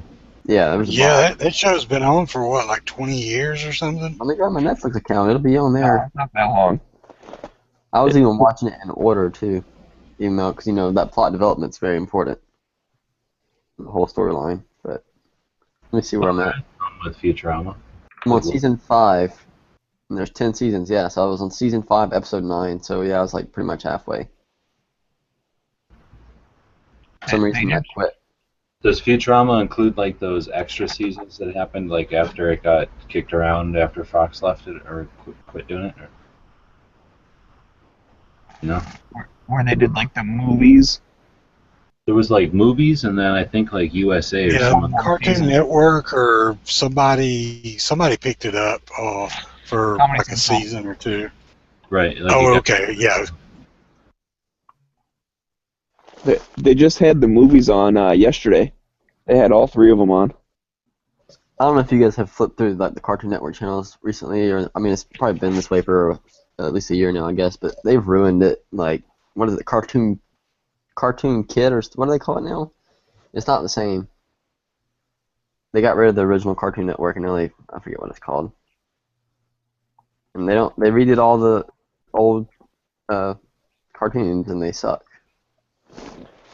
They still do Adult Swim though, and that's the only thing that was good on Cartoon Network. I guess so. I don't know. I don't have TV anymore, so I don't see everything. But like, anytime I'm at someone's house, I'm like, oh, Cartoon Network, that'd be good to watch. And it's like, it's like some new stupid, like, oh, they did like a Codename Kids Next Door, which is like a newer cartoon. You guys probably don't know if you've ever heard of it, but it was pretty good when I was a kid, and they redid it, and it like sucks so bad. They redid Teen Titans. That was really bad. Yeah, the new Teen Titans sucks. Dude, it My so youngest bad. was watching it here a while back, and I was like, wait a minute, because my oldest watched it when it was new, and it's like, wow, that's a totally different show. Yeah, freaking the original one was awesome. Well, it wasn't a, like, what do they call those things, like chibis or whatever? Yeah, The style of drawing, like that the drawing Japanese, style. like the Japanese comic book style. Yeah. Oh, what, like the anime? Yeah, it was an anime style characters. It was like actual like regular Yeah, it's like animation. that style where they're little bitty bodies and big heads. Yeah, big giant eyes. You can't take any of it seriously.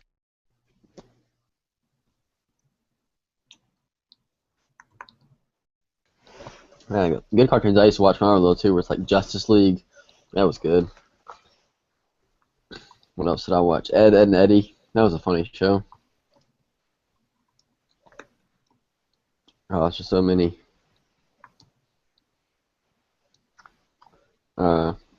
Speedy. That was on Boomerang. I love Boomerang. I used to go to my grandma's house and watch that like every day because we didn't have that channel. Channel 175 on Dish Network. I still remember.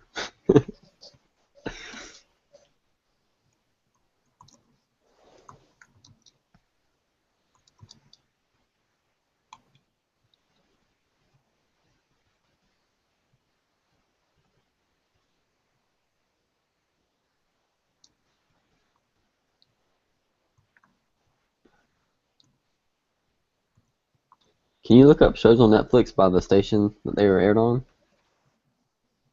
I guess not. It'd be cool if you could, though. What is this on Netflix? Narcos? Some kind of drug show? Anybody watched it? No? Yes? No? I haven't watched anything on there in a couple of months, I guess. So my wife watches some stuff on there once in a while. But I think the last thing I watched on there was Daredevil.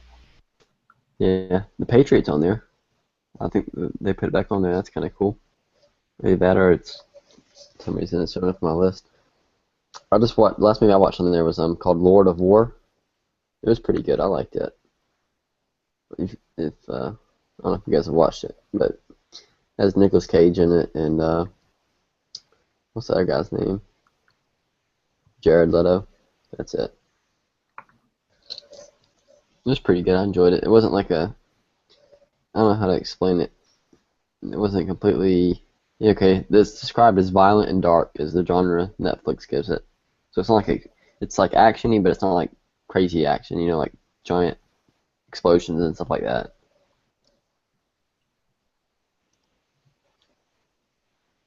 And it's based on true stories. Like they took a bunch of different accounts and put them together to make the movie.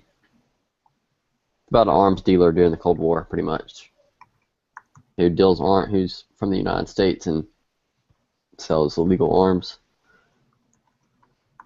because all the surplus from the Cold War. Yeah. Because that actually happened. Russia selling all their stuff to Middle Easterners, things like that.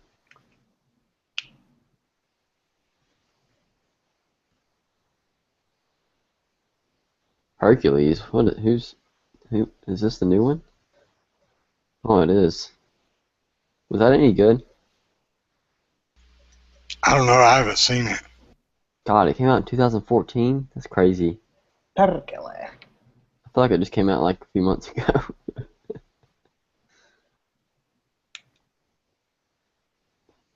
This looks good. The Admiral. About a Chinese admiral. I'll add that to my list. I like subtitle movies for some reason. Like most all of them, like I'd say a large percentage of the ones I watch are usually really good.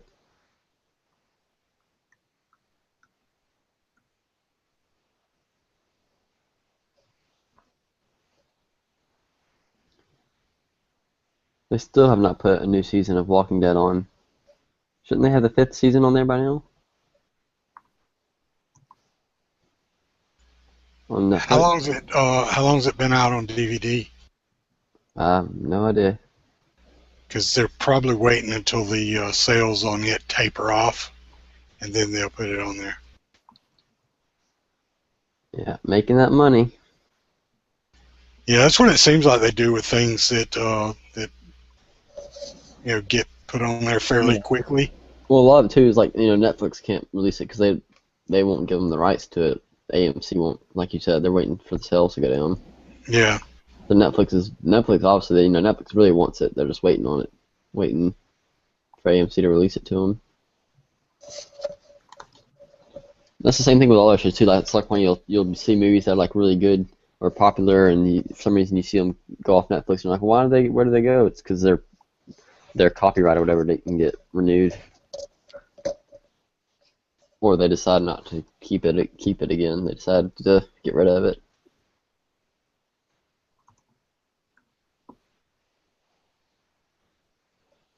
Because it's not like, I guess it's not like they can just buy the rights to the movie indefinitely, Yeah, they cycle through things Right. fairly regularly now. It seems like now more than they did a year or so ago, because it's like every few months seems like they're cycling things out. They come out with these big lists of things that are going off of Netflix and new stuff that's coming in. Mm-hmm. Beavis and Butthead Do America. That's a solid one right there. Good job, guys. Oh yeah. Billy Madison. That's a funny movie. Men in Black 2. I've seen that like 500 times. Yeah. Without a Paddle. Seen that a bunch. Fletch. I've seen that. I forget what it's about. Know the name. Fletch, the Chevy Chase movie? I think I've seen it. Maybe not. No, it looks familiar. I can't remember. Hot Rod. I've seen that. It's a pretty decent movie.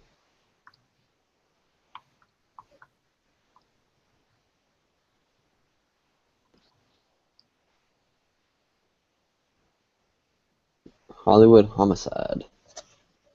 Looks decent. It's only got 3 stars. 3.5 stars. Like the 80s? No, it's Harrison Ford. 2003. That was 2003? Yep. You're not as old as you thought. Good job. That's good. Yeah, it's Harrison Ford and Josh Hartnett or whatever. Yeah, that one. Is it good? I don't know if I've ever seen it. Oh, okay. What is that? Hollywood Homicide. I assume Han Solo trying to be a comedian isn't going to be good. Yeah, probably not. Jackass the movie. I know that's good, even though it only has 3 stars. I've never even seen one of those. I don't think that's so. They're pretty hilarious. Yeah, I saw a few minutes of the TV series when it was on MTV, back when MTV still played videos, and that was all I really needed to see of it. You didn't like it? No, not particularly. No. The one I saw was a clip of I think it was Johnny Knoxville trying to jump this. It looked like a runoff gutter is what it looked like, but it was supposed to be a river, and I think it was supposed to be part of the LA River or something. And he broke his freaking leg trying to jump it on a skateboard. Yeah. Some of the stuff is just kind of like pointless, but the prank stuff they do is really funny. Johnny Knoxville is probably my favorite one out of all of them. The best one I've seen, movie, the Bad Grandpa movie, that was hilarious. Like I've watched it twice, I think. Anchorman 2. Not good. Not good. First one was funny. The second one was like they all tried to cash in or something. It was right. It's like, oh, trying to make a sequel and make money, just because we can, because of the name. Or maybe they're really not that funny, and like they were like, we wanted to do our jokes, and the people that really knew how to write jokes were like, fine, then do a second one and do your jokes, because it was like they had all the stuff, but whoever wrote it like wasn't really in touch. Mm-hmm.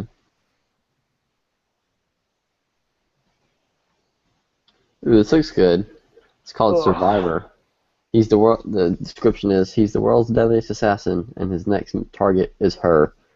So it's about a guy chasing a girl. The cat and mouse game is on. The object is survival. Only an hour and a half long. I get suspicious of short movies. Sometimes it's hard to get a good movie into an hour and a half.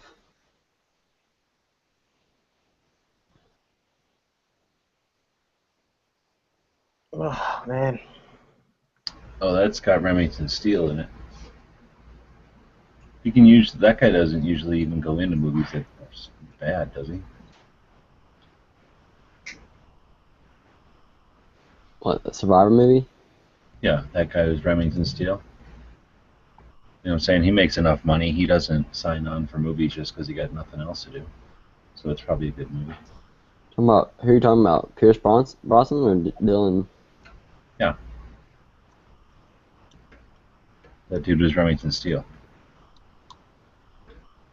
Oh, that was a TV show back in the day. Yeah, I'm assuming it's something that was back before my time. Well, it was the first thing he ever did, so... Okay, cool. Patriot, that's a good movie.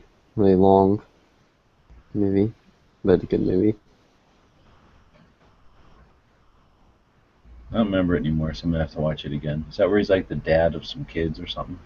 Yeah, it's the Revolutionary War movie with Mel Gibson, where he goes out to fight and leaves his kids, so you go fight.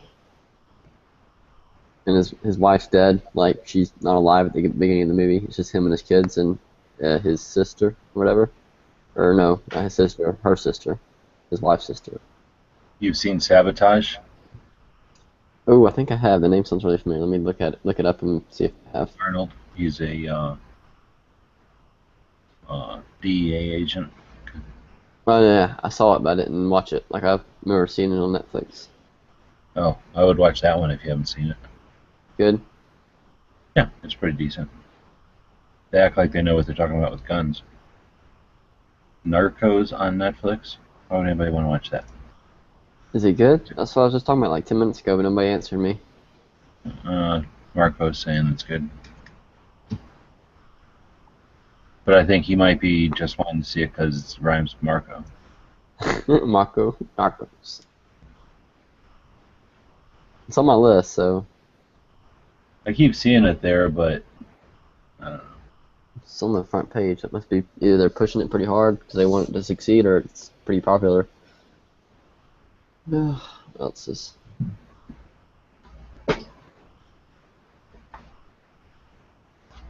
They got a little superhero movie. I didn't know that. What's that? Oh, I'm getting ripped off. I just typed in S because I'm lazy when you were saying survival what the movie was. So I'm just seeing all the S's now, and it's showing me all kinds of movies that it never shows me. Oh yeah, you don't see half the movies on the front page. It's like the categories, like the main ones in that category. Yeah, and their categories suck. They're always showing me Exactly. stuff I care about. Yeah, I'll usually search a genre and then I'll look through that whole genre. So I'll find something that looks good and check it out. Their suggestions, after you get done watching something and it suggests some other stuff, their suggestions are horrible too, because either it's just because it also stars the same actor, right? Yeah. Or it sometimes that can be good, sort of like, kind of has the same premise as this show, but not really. So they think you might like it. And sometimes they can be good. It depends. Like I'd say it recommends like 3 movies, I think, or something like that. And I'd say like there's a chance that one of those 3 will be decent.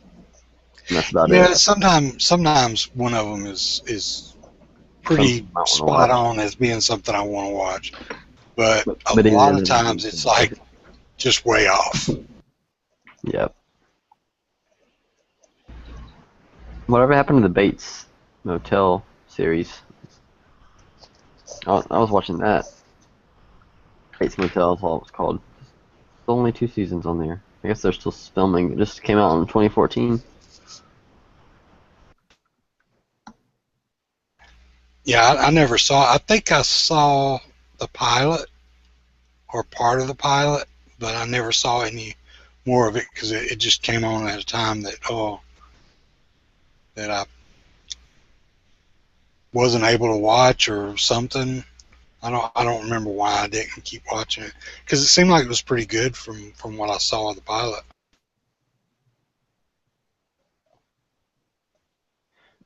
Badass and Badass 2. Maybe I just didn't know where it was coming on at. Is that movie any good? That was it. Which one was Badass? It's one with Danny Trejo. Apparently my dad watched it because the thing that has a little bar here. Oh, the first one I think is like he's just an old guy. Maybe he's retired or... Yeah, it's Vietnam. He's a Vietnam vet, and he gets turned down or something, and then he like becomes like a good guy in the neighborhood or something, I think. Yes, and then his friend gets murdered. It's okay. I didn't see the second one. It wasn't that good. Oh, there's 3 of them. There's another called Badasses on the Bayou. Yeah, they're milking that one pretty hard. Like the modern Death Wish or something. Huh? It's like the modern day Death Wish. That's sort of the same kind of thing. Exactly. I don't remember if he killed a bunch of people or not. I think he just fought them and kicked their butt. In Death Wish? No, in Death Wish he definitely killed them, but I'm saying in this one I don't remember if he killed everybody or not. Oh, gotcha. It might have been more like trying to be real life and make him a hero, so he just beat him up. There's one of my favorite movies that I've watched in the past few months, Inglourious Bastards. The movie was awesome. That's a good one. That's a good one. I really enjoyed that movie. Like I was kind of skeptical, like especially whenever I saw who played in it. Was it Brad Pitt? Yeah, whenever I saw Brad Pitt like doing that weird accent, I was like, oh god. But he actually did pretty good. Like turned out really good. I like that the actor from Germany. He's really good. I don't know his name. Yeah, he is. Yeah, that guy was good too. I forget he's not a very popular actor, I don't think. Eli Roth, maybe? Say him. I don't know if he had a big enough role to be on the front page. No, it wasn't him. Somebody else. Danny Dowitz. Or Donnie Dowitz it was. Donnie Dowitz. Beats this Nazi skulls in with a baseball bat.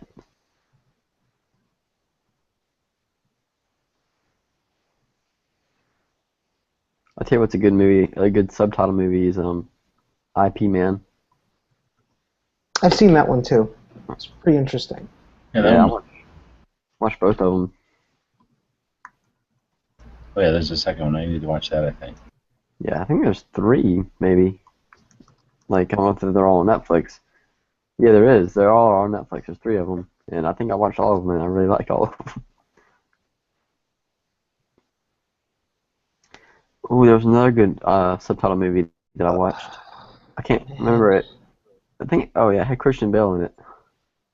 You know, the one where he becomes a samurai? What? I think it was Christian Bale. You mean Tom Cruise? Tom Cruise. Yeah, I got mixed up. Yeah, you're right. That movie was subtitled? No, it wasn't, but it was like, there was a lot of Chinese in it. So, part of it was. Well, yeah, there's that. I think they did some kind of transition in between or something. Yeah. I mean, I know when I watch a movie with subtitles, a lot of times by the end, it's like, you know, you're reading the subtitles, so by the end, it's almost like in your mind they were speaking English the whole time because you just kind of... Exactly. See, I watch all my movies with subtitles anyways, so... So, I have a real problem with those kind of movies. Like putting a pill in peanut butter. You know you're getting something good out of it. I watch all my movies with subtitles, so it doesn't bother me at all. Check this out. This movie is good. It's kind of old. You probably have seen it. Sleepy Hollow. That's a pretty good movie, I thought. Oh man. You guys watch that? Which one? Which Sleepy Hollow? It's the 1999 Johnny Depp. Yeah. Johnny Depp and Christina Ricci. Yeah. I'll be dead honest. That movie scared the crap out of me. That was a good movie. That movie scared the crap out of me when I was younger because I was only probably 7 or 8 the first time I watched it. Is that chick older than you? Who? Christina Ricci? Yeah. I would assume so because she was playing the movie in 1999. I was born in 95. Holy crap. Yeah, I'm young. Hey, BE, you need to watch Narcos, bro. Alright, I saw it, man. I'll hit it up. Yeah, dude, she's 35, Jewebs. She married Ellen. Yeah. Well, she was banging Ellen for a while. Christina Ricci? I believe so. Yeah, Ellen DeGeneres. Yeah. So you can share that. I'll tell you, the whole concept of like a gun hangout is really awesome thing, and figure suck guns. I meet my first Finnish person in a gun chat. First what? Yeah. Finnish person. I'm trying to learn Finnish, and in New York, I cannot seem to find any Finnish people, and there's this dude in the chat who's Finnish. Oh yeah, Catch has been around for a long time, so he'll come in. I don't know what the time zone things are, but I bet you guys can join a live chat together and talk in Finnish. I bet. I'm pretty sure you speak Finnish. Because my Finnish is absolutely horrible. I was even saying to him, I only know like a few words, and one of them is... I don't know if his Finnish is any good, but I'm going to go ahead and vouch for him anyway. He's also really cool because he has a CZ tactical sport. So what? It doesn't matter. He has an SVD. Oh, now I'm even more envious. You can just go buy one at the store. Yeah. I bet they have those, you could get those, well, not bet, obviously, you could get those nice M76s there, too. Ooh, I want to watch that movie, The Substitute. I had it on my list. I haven't watched it yet. The movie's old as hell. I hope my dad doesn't watch all these movies and take them off the list, because we watch on the same account, so like we watch a lot of the same type of movies. Yeah, every once in a while you got to go in there and tell it, like, there's some switch I found where it'll say, like, recommend movies I've already seen again, and then it starts showing you stuff you've already seen. It's good, because there's all kinds of stuff that it quits telling you about because you've already seen it. Yeah, it does the same thing for, I've seen the anime you're talking about, but I don't see them there right now. Hey, I got an off-topic question. I ordered something off of Amazon, and it says, so the tracking number says it's supposed to be here Thursday, but it's at my sorting station already as of 8 p.m. And it's maybe like 20 minutes away from me. Then I'll be there tomorrow. So they're going to bring it to me tomorrow, or they're going to wait till Thursday? Probably. Yeah, they probably will. I've gotten stuff in one day before. Yeah, depends on what warehouse it comes from. Nah, well, I mean, the thing is, like at the sorting site, it says it's there, but it still says it's scheduled delivery for 9:10. Yeah, I've had that happen a few times before. Not very often, but a few times where the tracking information tells me that it's still on its way, and then it's already here. It'll probably update Like, it. you know, it It'll gets here probably, that day instead of the day or two in advance when the tracking says it's going to get here. it'll might- probably I update. mean, like the same track, so the same tracking that's telling me that's going to get here a day later is the one that's telling me that it's right up the street. That's because it hasn't updated it yet. Because Yeah, it's, it'll probably update first thing in the morning. It'll probably update again. yeah, in between 5 a.m. It's 7 right. in between 7 a.m. it'll update and it'll tell you where it's at. Because it gets scanned again when they put it on the truck.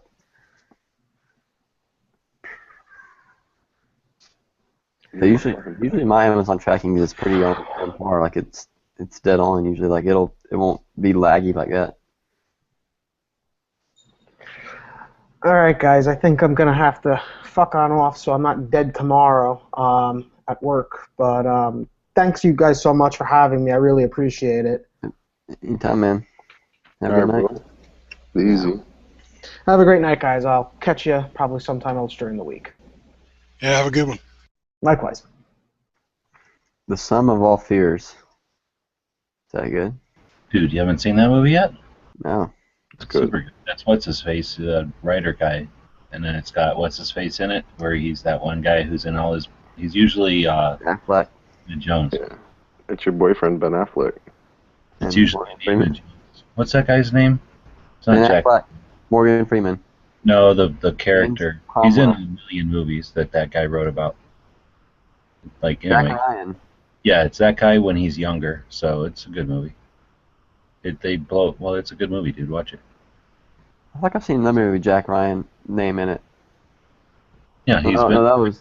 Whoever wrote those books wrote a whole bunch of them, and a whole bunch Right. of them been movies now. Oh, I'm There's thinking something else. So, I'm thinking of Jack Reacher. Completely No. different.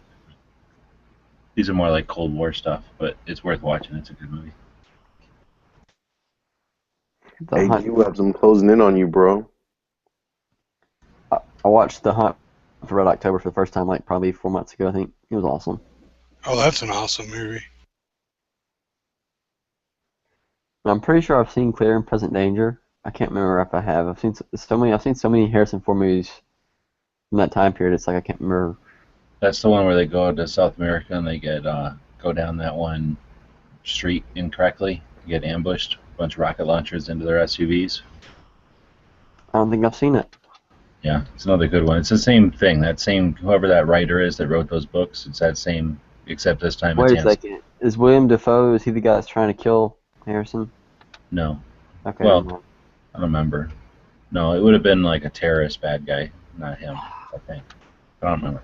I think I've seen. I don't know. I'll add it to my list. Definitely watch it. It's that same, except that it's the one where it's Harrison Ford. If I have seen it, I'll probably watch about 30 minutes of it before I realize it. I do that every so often. I'll start watching a movie and I'm like, yeah, this is good. And I'm like, wait a second. And as it gets farther and farther, I'm like, crap. I'm like, I've already seen it. And then I remember what happens. I'm like, dang it.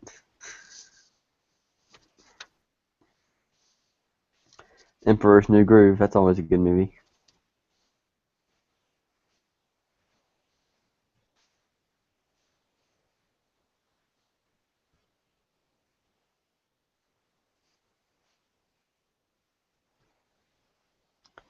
So you guys, I guess you guys have seen Holes. This is a decent movie.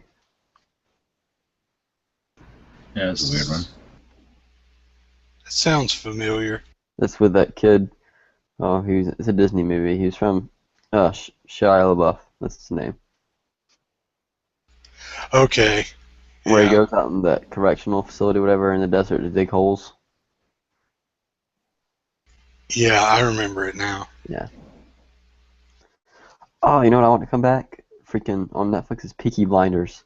That was awesome. Have you guys watched that? No. Oh, it's like awesome. It's like early 1900s. I guess like 1900 to 1915, 1920. Well, maybe a little bit later than that. Maybe like 1930s time period. And it's about pretty much like a crime family. Not really crime. Well, they do some kind of crime. Yeah, pretty much crime family, but it's really good. they're also kind of legitimate. Like they have like a bar and stuff that they run, and it's good.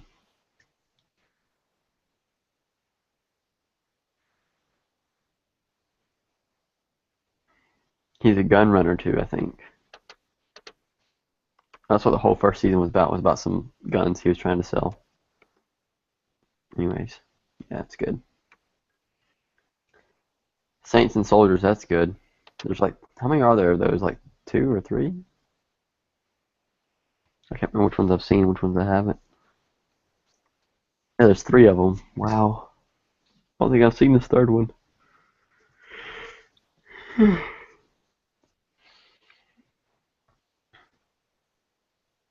All Hey, right. G-Webs, have you ever had a macaroon?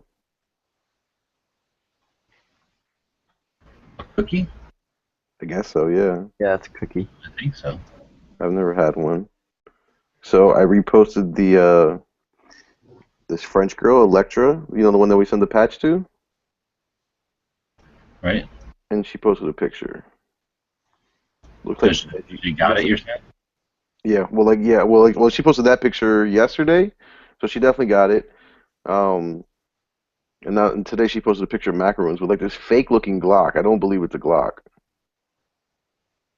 Good, because it costs like $3 or whatever, but I printed it all out, and then there's like some little thing that says you have to put inside the little plastic thing to get it to be international or whatever for, what do they call that? Customs. But I was like, fuck it, I'm just going to stick it on here. So I'm glad that works. That means catches will get there too. Alright guys, I gotta head out. I gotta be at work. Not super early, but like in 7 hours, I guess. No less than that. So, I gotta be at work in 5 hours, bro. yeah. Labor Day week, you're supposed to take the week off. Shit, I Alright. got like 4-day weekend this week coming up. Holla at me. Yeah, it sucks because I have to stand up all day.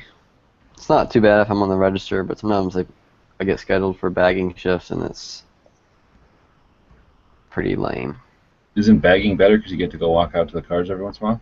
Oh yeah, who wants to go out in the black top parking lot in the 90-degree heat There are places that still have baggers. wearing dress pants? I think most places still have them for old people and women.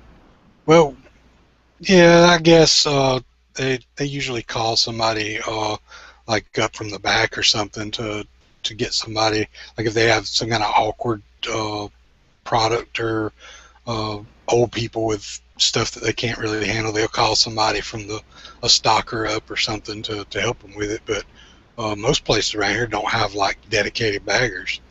Oh, really? I Yeah. know. Places I go to have, like, literally that's a job. So there's somebody there. If there's a register person, there's a bagger. Yeah, And pretty much that's the way the our store is. they'll even ask me, They'll- do you want helped out to the car? I mean, they don't ask just people you would think. They ask They ask everybody. everybody. That's what our policy is too. You're supposed to ask everyone. Actually, it's like required. It's kind of cool because if there's some reason why, maybe you busted your elbow or something, you bought a bunch of. Plus you get to walk out all the hot milfs. So So he's like, yeah, touching your butt's complimentary. sorry, did I run into you there? I'm sorry, I wasn't paying attention. I was looking at something else. I was just so focused on following you.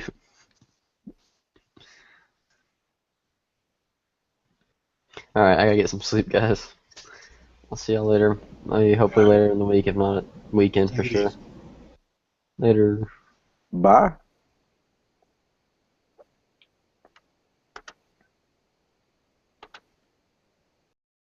Hey, G-Webs, I'm gonna catch you, bro, on Instagram.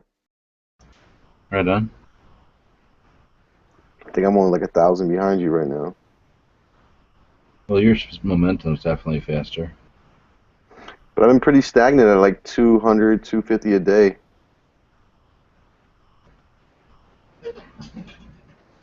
For like the last like 5,000, I'd say.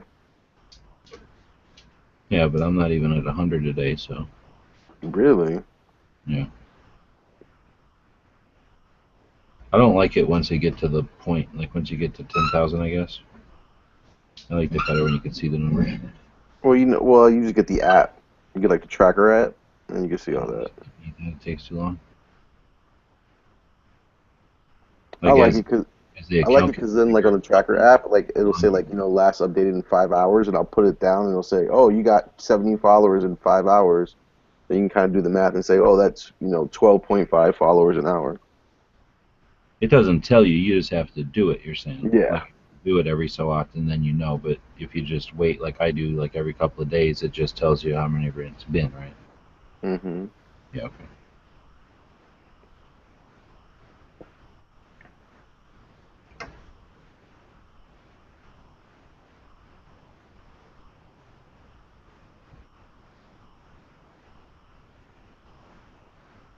Oh, a dilemma. I want to give a like to this picture of a dog belly, but I don't do the ones where they don't cut the ears, so can't give it a like. Why are you anti-ears? Because Dobermans, you cut their ears, right? And then there's a whole bunch of people that don't cut their ears, and then they think they're better than everybody. So I won't give their dogs a like if they have their ears still. But like, aren't you supposed to cut it for like medical reasons? No, it's just for looks or whatever, make them cool. Oh, really? But when you don't cut them, then they just look like a dog. They just look like some other dog. So you want like the devil horn dog? Well, I mean, that's a Doberman, yeah, it's those spiked ears.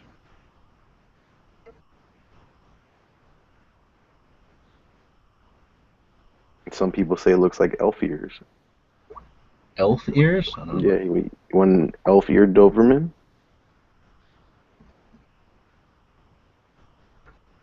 What if someone's anti-elf? That's all good. Damn pointy-eared bastards.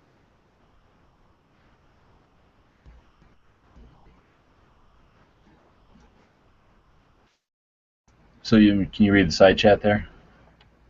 Let me see. Told you. I've been told you. Yeah, I know.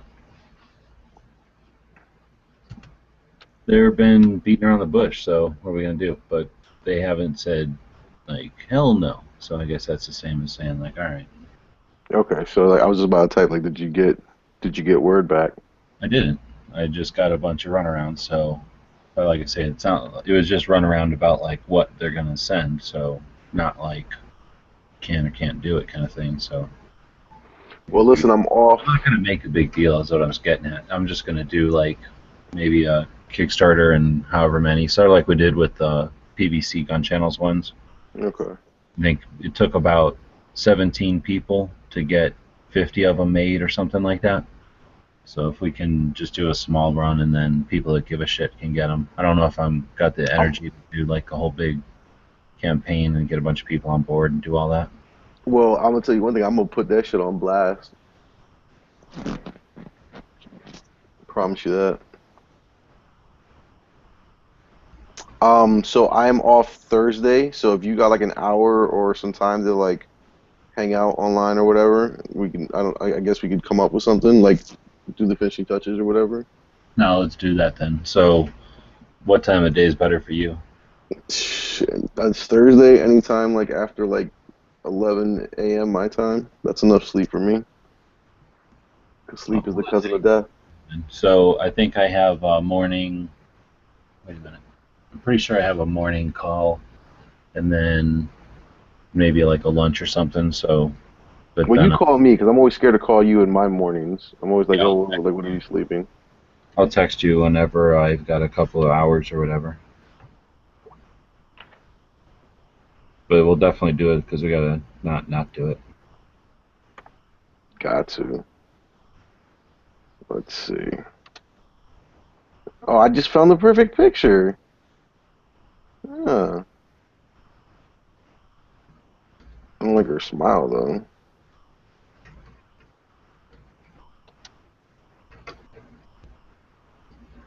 But see, that's an actual brand though, so we can't take that.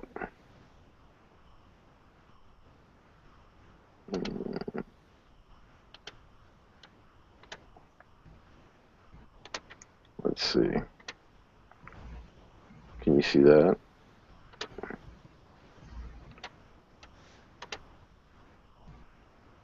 Yeah, that was pretty good. But that's an actual brand though, so I don't know how comfortable you feel about taking that one, you know what I'm saying? Well, I've got software now and I know how to play with it, so it's just a matter of taking that and screwing with it so that it's ours, but using that as like the, the beginning. Okay. I just like it because I think like the positions like of her hands are just right. You know what I'm saying? Put like Yankee's face on there. You could put Tori Tanaka's face on there.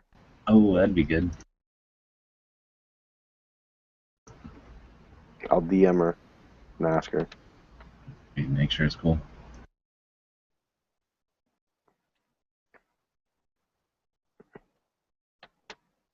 Well, shit, I might lose the Glock Inc. following if I put this shit on blast on Instagram. That might just actually happen. Damn, I just thought about that. Fuck. What? If I were to promote this and like put it on and put it on the Gun Channel's Instagram, you think Gun Channels would lose Glock Inc. as a follower?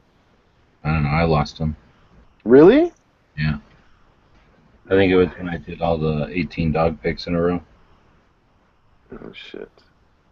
Like Maybe because you took maybe because you posted the picture of you and their of your dog at their headquarters. No, that wasn't in there, but I don't think I put that in that file. Let me see. But Yep, it did go down to 80.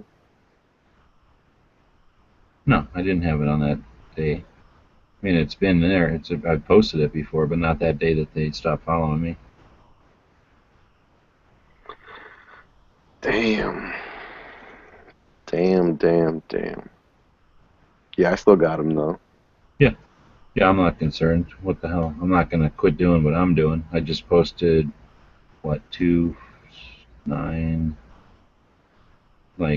15 bayonet pictures in a row. I ain't gonna quit doing shit like that. So I'm happy that they picked me once or whatever. I don't need to be on there all the time. What I was gonna tell you, dude, I can't fall behind that much on Instagram no more. The way the app is running, I just can't do it. The app crashes. So if I'm way behind, first it'll take me like 4 or 5 minutes just to scroll to the very bottom to like where I need to be, and then I'll repost like 2 pictures, and then the app crashes and I have to scroll back down another 4 to 5 minutes. So like literally like to post like a good session like 12 to 16 photos can sometimes take me like 25 minutes. So I have to stay current because I can't afford to scroll that far down that many times. Because then I'll be at work and I'm like, fuck, I can only post like 2 pictures. Or don't worry about hitting everyone. I've gotten a lot more pickier. But then like I'm not that like some people like are like really like long time supporters. Those people I'm not that picky on. I have gotten a lot more selective, and some people are just coming out and just putting out ridiculous amount of photos like in a short period of time, and that's starting to get annoying. Like some people put out like 12 pictures in a day, and it's like kind of like the same thing. I'm like, it's alright that it's the same thing. Just spread it out. Everybody's doing their own thing.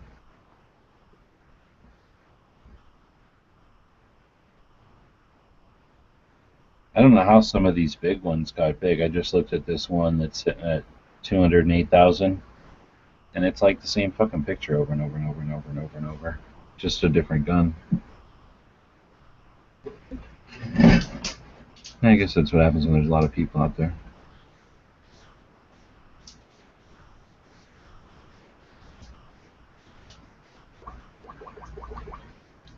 I gotta figure out what day I can do the Instagram chat now. Because Tuesdays and Wednesdays just are not gonna work. What other day is dead? I kinda wanna do it later. A lot of people were asking me to do it later. A lot of people are out here. No, yeah. I mean like not in Arizona specifically, but out west. Couple people. That's what I mean, this time zone. Yeah. So I was thinking like 11 my time would be good. Which is kind of cool because most people like end their shows like, 11 my time, 11:30ish. I just know what day will work. I don't want to do Fridays. Monday's never a guarantee with football season coming up. Looks like it's gonna have to be Thursday. Who does something Thursday? Stone Guy? Yeah, and Yankee every other week, I think. That's true. So that's a crowded ass night. Fuck my life.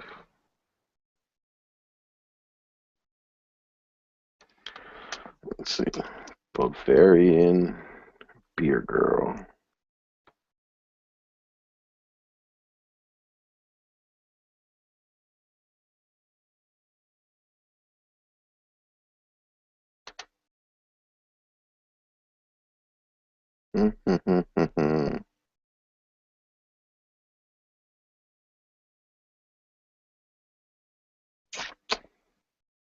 I like that first one that I sent you because it's not like her tits are all the way out either. You know what I'm saying?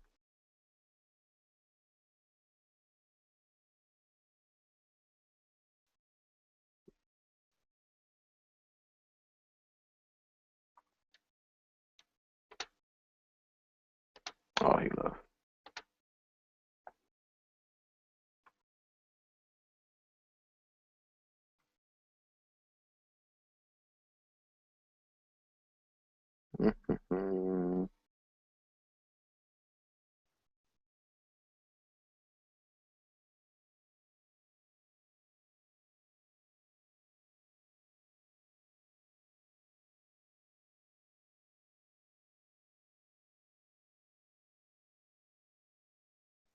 Nope.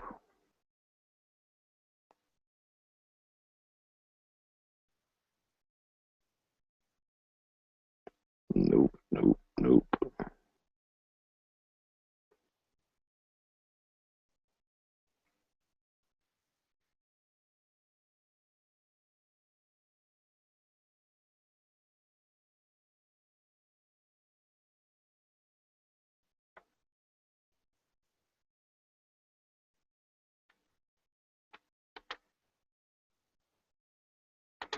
This one's a little too cartoonish, but it might work. I'm not a fan.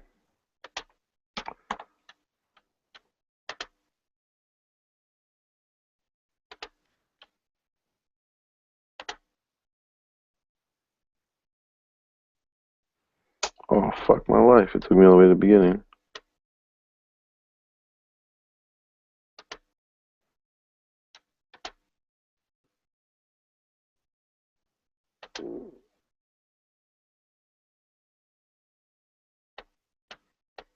That's it for Google Images? That fucking sucks.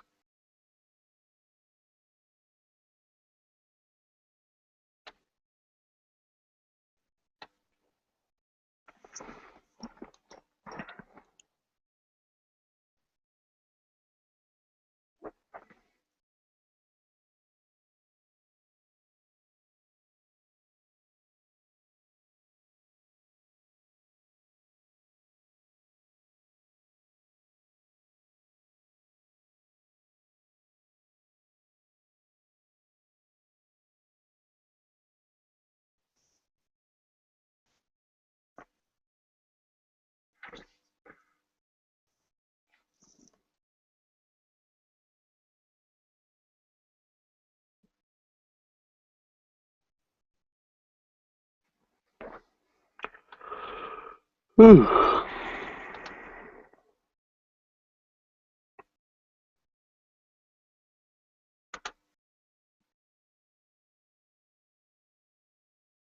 Oh, this would be better. Oh, this stance is even better. Let's see.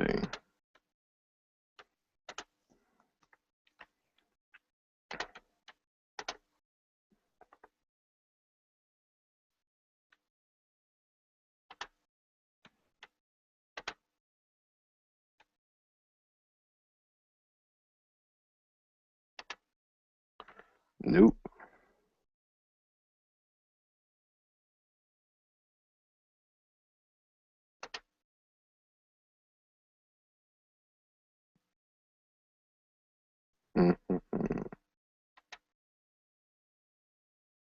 Where is everyone tonight? I think everybody else already crashed out. It's Wednesday. Actually, it's Tuesday. There were a few people in here earlier tonight. Hell, even Matt came by. I saw that. I was driving home from school and I saw that. Yeah, I hardly ever see him in here unless he's got a chat. Yeah. Were you guys talking about radios for a quick second? Yeah, we were talking about the little handheld ham radios.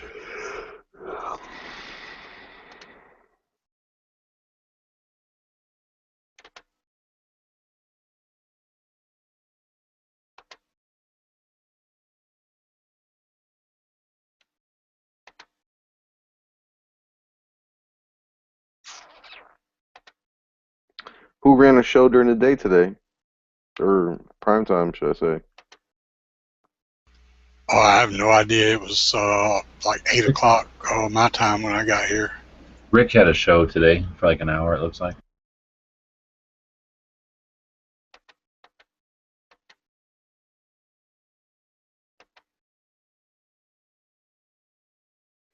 Hey, G-Web, did you see the other ones that I've posted? In the side? No, I just got back here. Some of them look a little too cartoonish, though.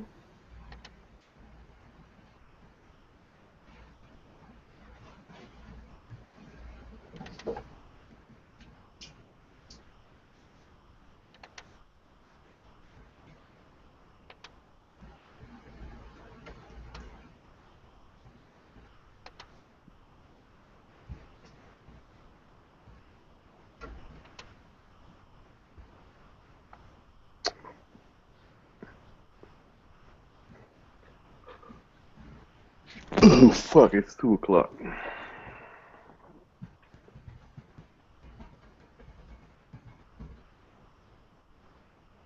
Hey, G-Web, like, you got your phone next to you? Yeah. Alright, I'm gonna add you in something. I can't make out what it says on the bottom of this base plate. Does it say Blackhawk? I can't. I think it says Blackhawk. And why would someone fucking care if it said Blackhawk? That tell me that photo that Kansas Brit posted. Yeah. Yeah, I think it says Blackhawk. Yeah, but if anything, Blackhawk is a shitty ass brand, so why would I care? Like, what's the big, like, I don't get That's it. what I was wondering is why he was showing. Yeah. They're $7 on sale at Cabela's. What are the magazines or the base plates? The magazines, $7. Oh. Yeah, the whole magazine. Oh, I didn't even read the. Okay, I didn't even read the description. See, I don't have time to read people's descriptions. Yeah, me either. I don't even put descriptions on most of my pics. What's your name on Instagram? Fall Creek Prepper. Do I even follow you?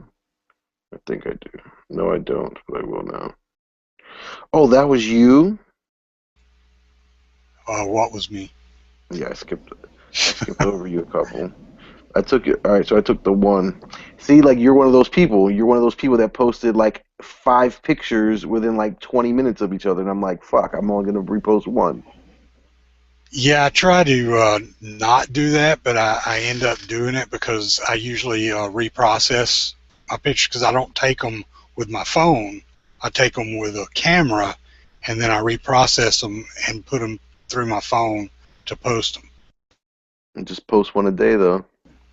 Cause I came across your M&P one first, and I was like, oh, well then I like the one with the AR, like on the log. I wanted to repost that one. I was like, well, I just reposted, one previously, and I was like, fuck. Didn't know what to do. Post rationer. I am a post rationer. He's an Instagram Nazi. I am. You have no idea how annoying. Hey, something at least I'm not. At least I'm not tagging pictures that don't have anything to do with. Like, I post photos that don't have anything to do with guns or anything as well, and I don't tag those so that they get picked up because, you know, I'm not an idiot. Yeah, I you mean, kill my feed. you know, I've seen pictures of things that don't have anything to do with guns that get reposted once in a while. Who, by me? No. Well, I don't know. Isn't it an app that's doing it, or are you actually going through and I'm manually working the doing app. it? Oh, okay. So it picks it up, and then you. He initiates it, yeah. Oh, Yeah, okay. I'm So working the app. you actually repost them. Mm-hmm. Yeah, I work the app. But there's some weird shit on here. I've seen some weird stuff. I just wish vendors would leave me alone. That's the one thing that I really wish. You mean companies just taking pictures of their own products and posting them? Like for example, like Bud's Gun Shop has been using us a lot lately. Oh, and just wasting your time by putting a bunch of their shit with our thing. Yeah, and like whoever's running their Instagram is fucking horrible. Because I can't believe a gun shop that big takes such shitty pictures. And a lot of like these like custom slide manufacturers, like I just looked at somebody, Dynamic Weapon Solution, just nothing but serration. Like he has the Glock top, so he has the Glock serrations on the top of the slide. Yeah. Like, I don't want to see your shit. It's just something else I have to scroll through.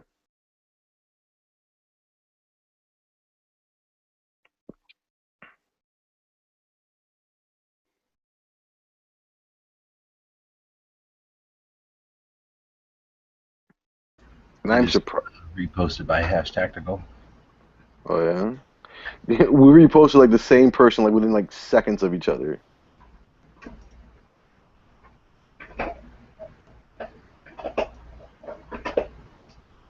It's the other weird one that I saw. I saw another weird one.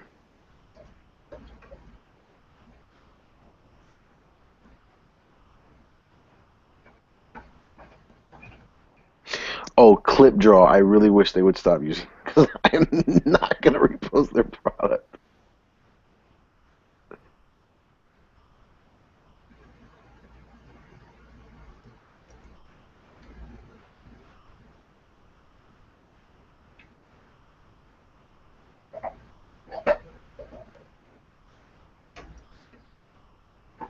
All right, let's see what did #tactical do today.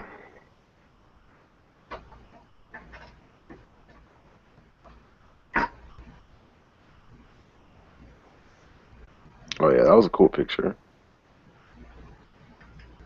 Are those all MMPs or what? What is that? Yeah, that's just 12 sports. Okay. Is that an arsenal of MMPs? I don't know. It would have to be twice that many, right? Is that the arsenal number? It'd be 4 times that many. It has to be 50 to be an arsenal, dude. Okay, so you're a fraction of an arsenal. In that particular picture, yeah. Oh, G-Web. So, because I know you're gonna end up watching. Well, I hope you end up watching it. If you end up watching Narcos. I just got done watching shit, so I've been looking for something to start watching. It's pretty good. And it's so I found out that the way how cocaine like got its like Colombia would have never known about cocaine if it wasn't for a Chilean guy. Oh yeah. Named Cockroach. But so been around since the olden days? Huh? It hasn't been around since the olden days? It has, but as far as like on a manufacturing scale and like on an import scale, I mean like the Colombians just weren't into it, but he was doing it. Oh. And at that like in South America, like because like the cocaine actually gets imported out here. True life story? Yeah. Oh, okay.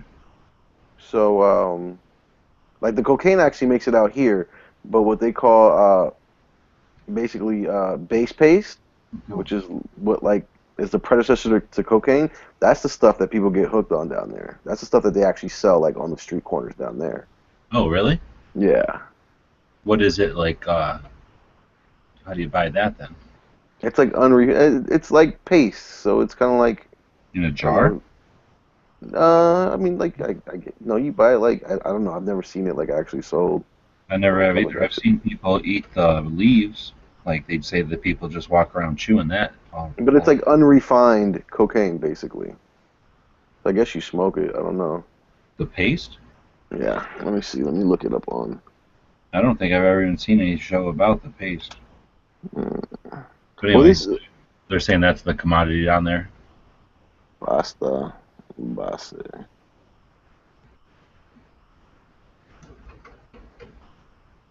Cocaine paste. I've seen the show about Florida, like the people who created the whole like craze of importing cocaine into whatever that was, the 70s, Mm-hmm. whatever it was. I've seen that show, or like a couple of movies about. Yeah, it's like the cocaine cowboys or whatever. Yeah, but that was all about. That really had little to do with what actually happened in South America. That'd be cool Yeah, as how it happened in South America. this has more to do with exactly what happened to Colombia and Pablo Escobar himself. But the lead DEA gringo detective guy, he has this vicious 38 revolver, 2.5 inch, super shiny too. Yankee would love that shit. I just can't figure. I didn't see it. It didn't have the firing pin on the hammer though. I want to say I was looking for that, so I couldn't tell what it was. I was looking for the actual like cylinder release, and I couldn't tell what it was either. A lot Like of what? Galils in there. I want to say I saw a lot of Galils in there by like the military. Um, saw a couple of FALs in the firing squad. Lots of Uzis. And it was funny. So like like the new IWI Uzi, all tactical rails. They put like a dozen of those in the scene, and it's supposed to take place in like 1985.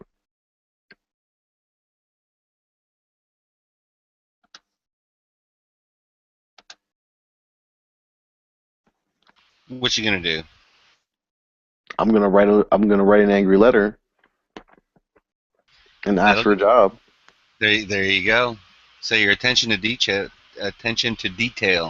is second to none. And so you guys may not notice it, but apparently the guy who plays Pablo Escobar, I still haven't figured out who he was. I didn't bother to look it up, but I'm pretty sure that guy is like first generation Colombian because his Colombian accent is pretty good, but his his speaking Spanish, you can tell like it's not his first language. On some pronunciations, his gringo accent cracks, and it really drives me crazy because he's the only actor in the entire show that has that problem. So like I could kind of see it, like it was just a bunch of American actors, but the fact that they got everyone but him to do it. And he's the main guy. Super annoying.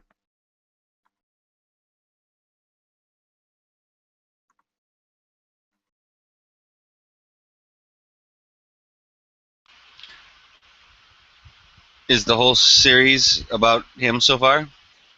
Yeah, so and I mean like I have like one episode left and it's pretty close to the end. So what they're gonna do is kind of like a True Detective type thing, where like each season is gonna be like a story on one narco, Crazy. drug lord or whatever. Right.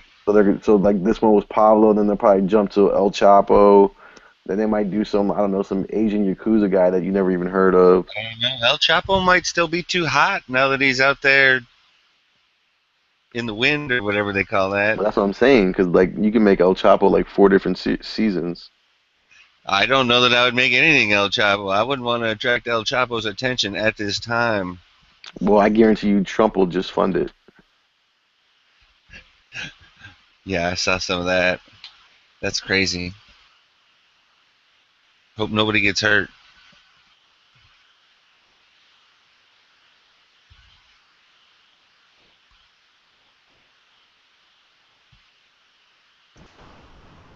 How do you buy a movie that isn't sold in the United States? eBay.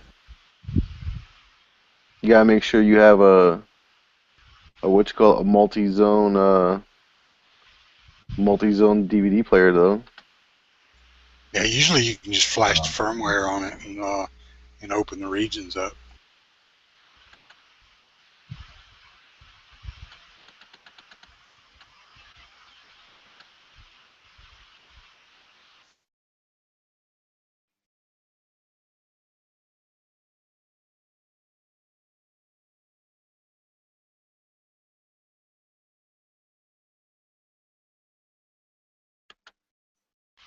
How do you think I find? Marco. Oh, what's that now? I'm saying, how do you think I find that movie for sale somewhere? It's gotta be for sale anywhere. Everything is for sale, bro. That's what I would have thought. What, you got nothing on Google? Google just tells you about the reviews of it, yeah. Amazon? What's the name of it? Just put it inside there. If I find it, I'm gonna buy all of them so you can't buy it. Ah. Marco, did you watch that video I posted in the side chat? No. Yeah, I don't know. You might be entertained, you might not be entertained. Hold on, let's see. You might not be entertained now that I think about it. You think he beard carries? I don't know, man. It's fucking, that goes beyond operator to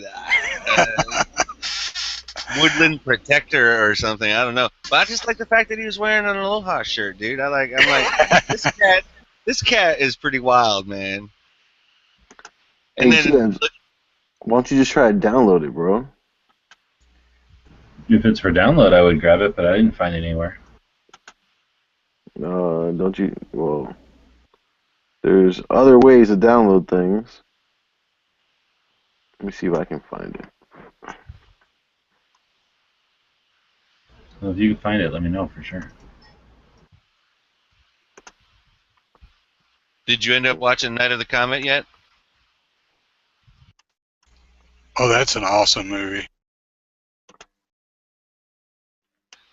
I think I found it on YouTube and had to sit down and watch it the other night. I couldn't remember if I had it on DVD or not, so when it just popped up, I'm like, why not? The movie was awesome.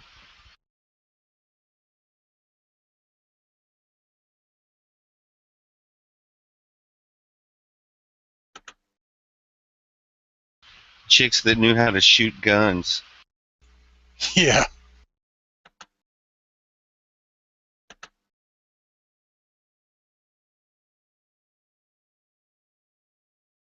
What am I supposed to be looking for? Oh, I've seen it. That's not a 2-inch barrel. Doesn't it seem like it's like a 1.8 or 1.75? I mean, like that's a teeny tiny. Well, I've seen 1 and 7/8, but that looks a lot smaller than 1 and 7/8. It just looks like a 1-inch barrel. Let's see. I'm on the Smith & Wesson page, so I'll just look it up. It's a clitoris-sized barrel. Yeah, but look, he could almost handle that in his beard, like the other guy was saying. The beard's pretty whack. Actually, I don't know. Is that whack? Is that the right word? I don't know. It's up to you. I would call it that. Whack in a good way. All right, there you go. Hot in the summertime. Maybe that's a little more accurate.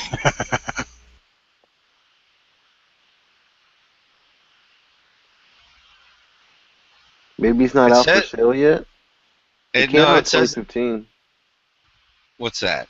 The movie that you was looking for. It's probably not out on DVD yet. I don't think it is. Does it Yeah. say release date?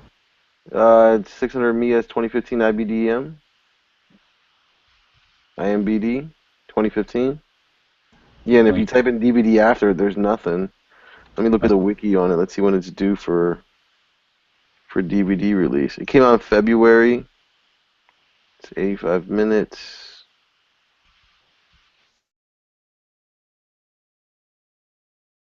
It was released in Berlin.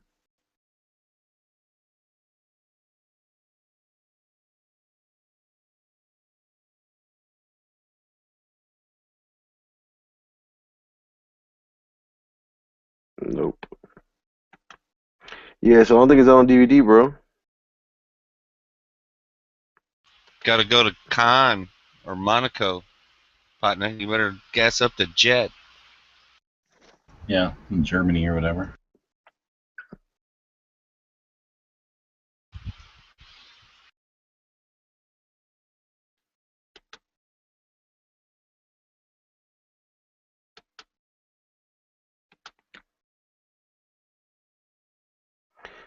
So I saw someone on Instagram that says some dudes be like, and it's like a closet full of shoes, and then the other half of the Instagram said, and other dudes be like, and it was a gun full of safes.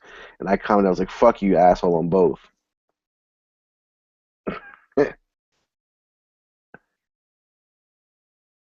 Not limited by such restriction. The gun full of thieves. That's fucked up.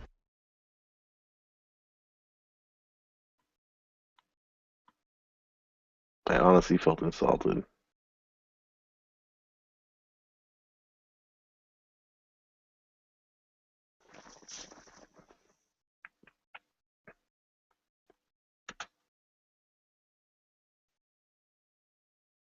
Smith & Wesson said that's a 2-inch barrel, so I don't know. Well, like those barrels are measured from the forcing cone, right? So probably because the forcing cone Yeah. and them things sticks in a little bit. So it's not just what you're seeing coming off the frame. What's coming off the frame is probably an inch. And if you include the frame and the forcing cone, that's probably like another Yeah, another inch. The color contrast there may be playing with what you see too. Yeah. Well, that color contrast is titanium or whatever, right? Like the cylinder's titanium, and that end of the barrel there is. Yeah, I guess that's what it is. What it looks like, but And it's a stainless steel barrel inside. Know what I mean? There's a link, I think, from the Smith & Wesson website. It's an end frame, but it's like, I don't know. It's light still, so that might still kick your ass, is what I'm wondering. Oh yeah. You're thinking without the barrel, it's not going to build up pressure to kick back?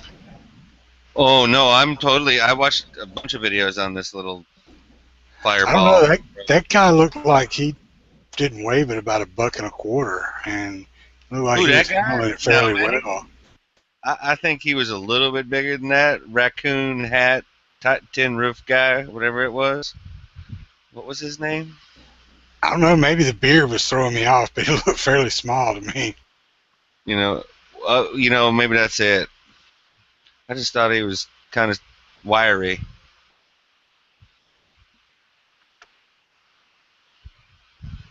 But that, he didn't. I don't know if he said he was shooting 38 through it or not, but he didn't seem to have any problem with that recoil though.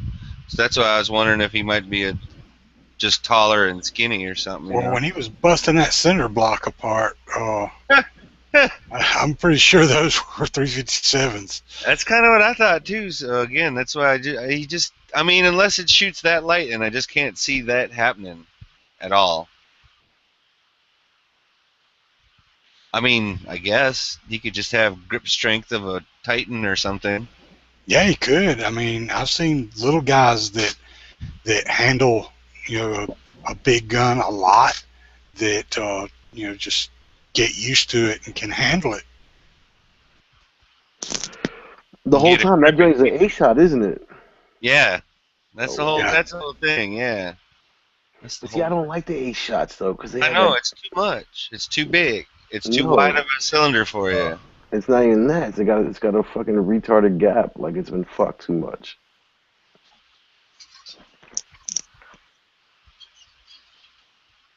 Certain gaps are sexy. I mean, at least it's a logical explanation.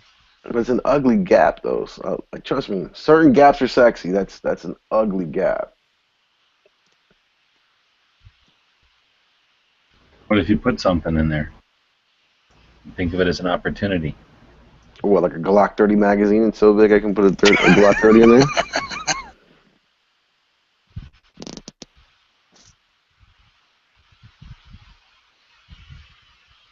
I didn't know they had free Wi-Fi's everywhere you walk around. If that's legal there, then go for it.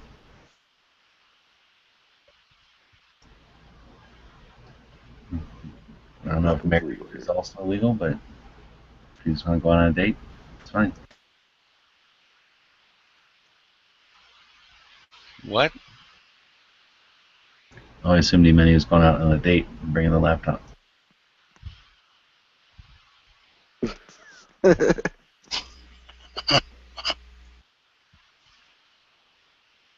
Reaching. It's late. Right. And pause in the conversation and just trying to keep it going.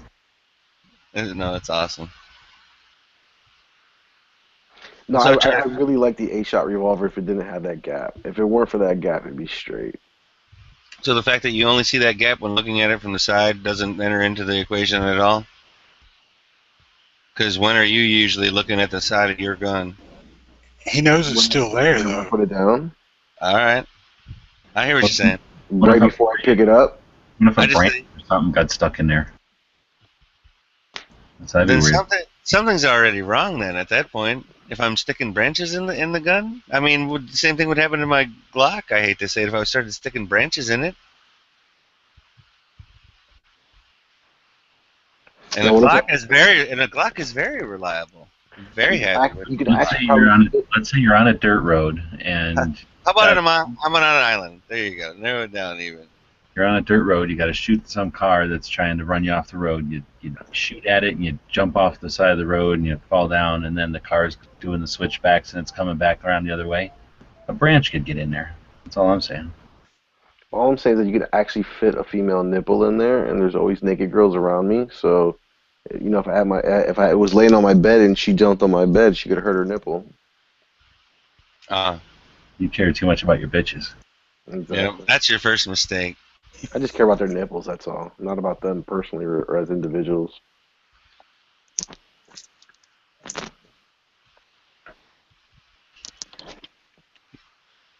I was also looking at the V-Comp. That's also another 8-rounded gap tooth biatch that Marco wouldn't like. See, but I mean, like, you know me, I'm all about the high cap, and honestly, for that gap, I'd rather go to the 7. I'd rather go for the plus. Oh, And well, it's see, not- that's the it's thing. not I because think I own one. I think it's because I'm marching all the way on that. I think that at some point I will then hit the 7s, and then I'll hit the 6s, and then I'll hit the 5s, and then I'll hit the 4s. I realized something the last time I got to go to the range is that I really enjoy shooting 357, like a lot. As far as at the range goes, targets, all that kind of shit. I wish I could shoot steel and things like that, or on the move or anything like that. That would be awesome. But static and paper. But thoroughly enjoy. I thoroughly enjoy shooting a revolver. I was really thinking about getting like a 22 revolver eventually. I really want to get one of those. And like you said, like I like the 5-shot revolvers just because they're so small. I've been looking at them lately and just appreciating how small they are. If you're gonna get a 22 revolver, 10 or Yeah, 12. eventually. 10 or 12 shots. That's the whole point. Yeah, I mean, yeah. I thought the 5 was for a 357 or something like that. Exactly, yeah. Yeah, that's what I thought you meant. Because you're a man after all, so.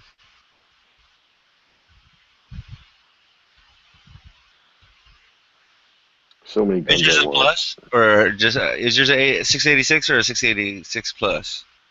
686 mas. Nice.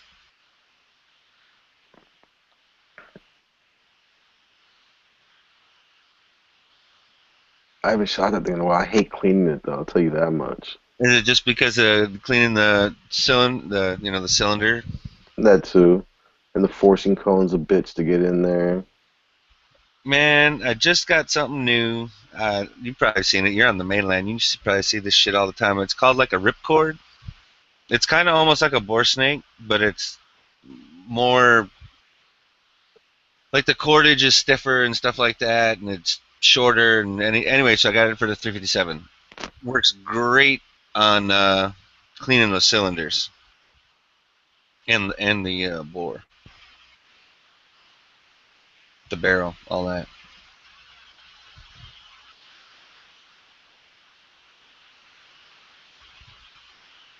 I don't think I've seen them. So you're saying it's like a big pipe cleaner? Okay, think of a smaller bore snake. With you know how at the beginning of a bore snake, how it's kind of Shorter? Excuse me. Smaller, like shorter, or just not like a big shoelace? Kind of both. Like it's shorter because you're just using it for a pistol, right? I'm using it for my 357, so it's much shorter. But think of it having like the weighted brass end, the you know, you're able to get some of it through before you need to start pulling and everything like that. And then it's got just like a bore snake where it's got like the scrubbing bristles and then the rest of it coming out. So it's more considerable than a pipe cleaner. See, I really don't care about that shit no more because all I do is I get like 2 plastic Glock cleaning rods. I put a fucking nylon brush on one and I wrap a clean patch around it, and the other one's just my copper brush, and I just put whatever solvent I'm going to use on it and just alternate between those two and just replace patches around copper in your box? Huh? I thought he was talking. Yeah, I use copper brushes because I'm fancy. Brass is too cheap for me. And you're still talking about the revolver, yeah? Or just any pistol. I mean, anything with a short barrel. I use nylon brushes all the time. I just use nylon brushes so I can wrap. Are you saying only? Yeah, I only use copper. I only use copper if there's like buildup and I have to use it. I use plastic all the time. So you might not even use a bore snake then, really? I guess. Oh no, I never use a bore snake. I think I own one for a shotgun. They're like, to me, they're new. I never like had one when I was learning how to clean guns, so they're new to me. Yeah, same here. I'd never even seen one until about 4 or 5 years ago, maybe. I was gonna say it's been a few years, but they became pretty common, and I like the idea. So I do have one. I would take one with me, shotgun, like hunting, but I haven't gone hunting since I've had one.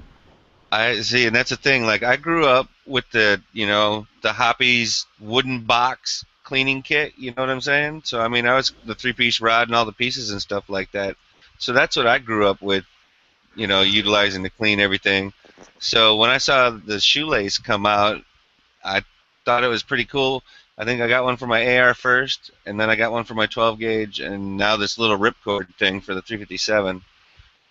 I like them for like an emergency cleaner, or for like a to-go thing, or for like a bug-out bag thing. And I did get one for my 308 actually just the other day. I don't like it for like your constant everyday.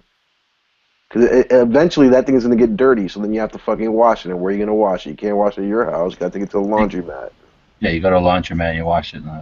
Yeah. So see, and they were supposed to be great, even more fucking complicated. And they were giving me crap earlier about taking stuff to the laundromat. Who was? Smeggy and Caleb, I think it was. I was talking about using the laundromat, like if you needed to dye something, or for like heavy,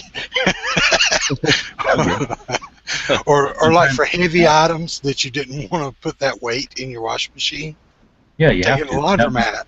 They have those giant machines, and sometimes they'll have ones that are like, for rugs and dog blankets and stuff. Like we have that, but we do not have any that you can dye anything in here. I didn't say it was designated. I was gonna say that shit is like in big letters on the side of a wall, and they're like, no dyeing of clothes. Well, just dye it and then be a nice guy and run it through a separate cycle. So yeah, I always poured like a bleach cycle in there. After I hear what you're saying. It just I don't know that we're watching him walk his dog and his dog peeing like from the other side of the freaking planet. That's dude, it's daytime out there. Oh, there it is. That's why. Cause it's daylight. That's awesome. Okay. Guns channels, bringing the world a little closer. I'm gonna dig a hole to Finland. Those European dogs pee just like our dogs. What little dog is that? It's Mika's.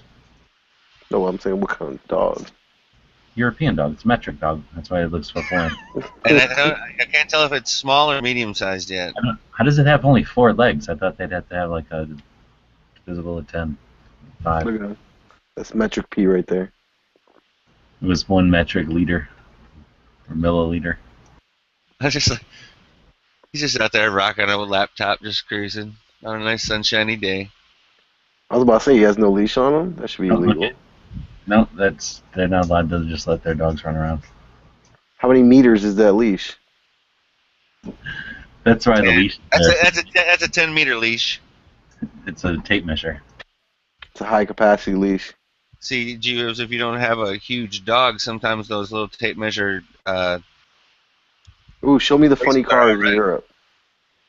Nice. Was that a RAV4? There's a Suzu? Car cars. They're parking lot. Ford? Was that a Ford? Wait a minute. I think that was a Ford. No, it's a Hyundai. It's got more lights than you. Yeah, look at those fancy fog lights. You gotta be able to drive. They probably do get a lot of fog out there. Let's look at like little area that's not really a porch and is in a basement. It's just like an area. It's the neighbor's house, so maybe. Yeah, it's just the design of it, I guess.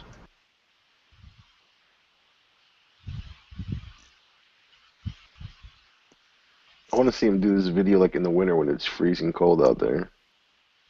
Oh, look at that high-speed traveler. He's a European. Zoom.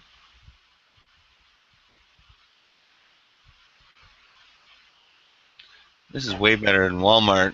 At least the podcast of this will be thrilling. Yeah. So right now we're in Finland, in case the audience was wondering. That dog's awesome.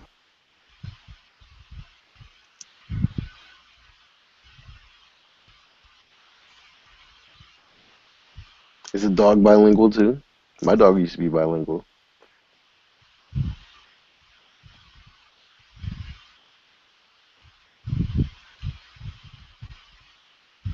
Are those houses like elevated? So I was saying they're like up off the ground or something. Yeah. I wonder if that's because of snow. It could be snow, it could be flooding, it could just be moisture in general. Makes it a lot easier to cut the ground, cut the grass.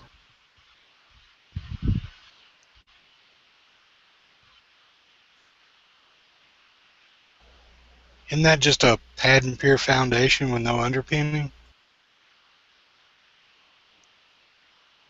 I do not know. Is that what that's called? Nice. What does Finnish graffiti look like? I can't even read it. Dude, they can't even spell. They even put accent marks in their graffiti. Oh, yeah, I think you have to. I'm not sure. Did you see what he wrote earlier? He had like two little funny accent marks on top of some letters. Julema? Who's that? Pussy Riot? Like they're just hanging out. Wouldn't think that little dog had enough in him.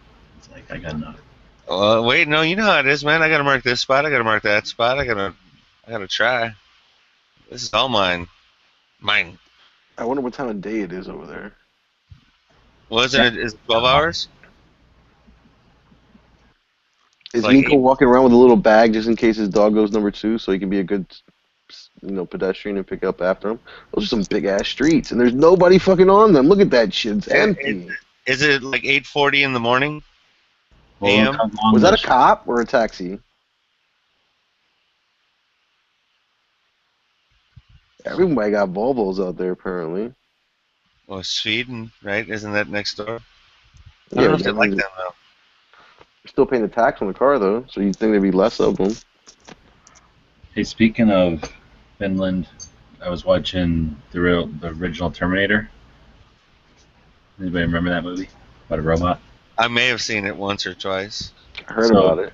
There's a portion of the movie where there's these tunnels in the future where the people are hanging out, and it's the part where he comes in from the battle in the robots and comes into the tunnel, and the dogs sniff him, and then he sits down and he's kind of about to beat off to the picture of the chick in the Jeep, but then the Terminator comes in the car and starts kicking everybody's butt.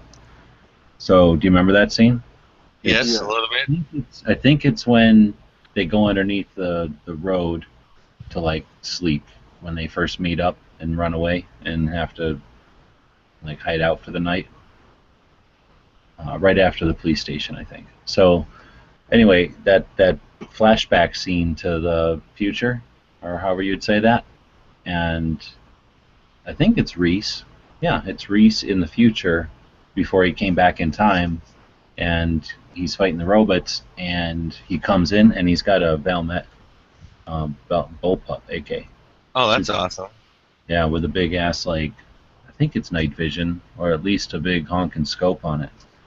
But I never really noticed that until I was watching it today, and now we're watching the little dog pee. Who has it? Reese has it?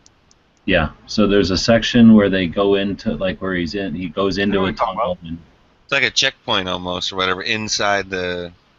Yeah, he's just going in there to beat off to the picture of her, and then the robot comes in, and he, like, loses the picture in a fire, and then he wakes up, and then they're in the tunnel, and then they leave. Or I guess it's a bridge that they're underneath.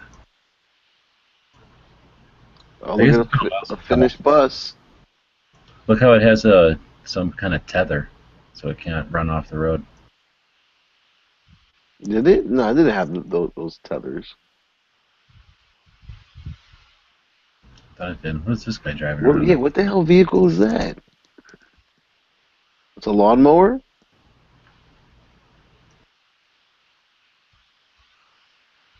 It's the dog crossing the street without him. There you go. I haven't seen a single, like, store or bodega or anything. A little corner store. It could be like 8:45 in the morning in the burbs.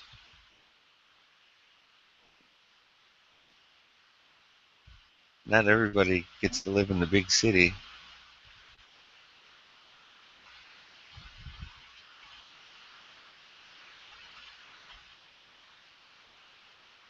Like that scene in Boondock Saints.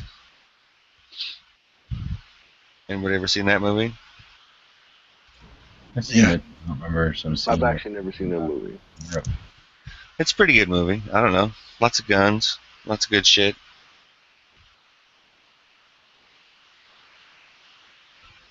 Just the part where Rocco comes back in and is talking to his ex-girlfriend about gotta get the fuck out of there. This is just like neighborhood. Are those closed donations? Awesome. Are those closed donation boxes, or is that recycled?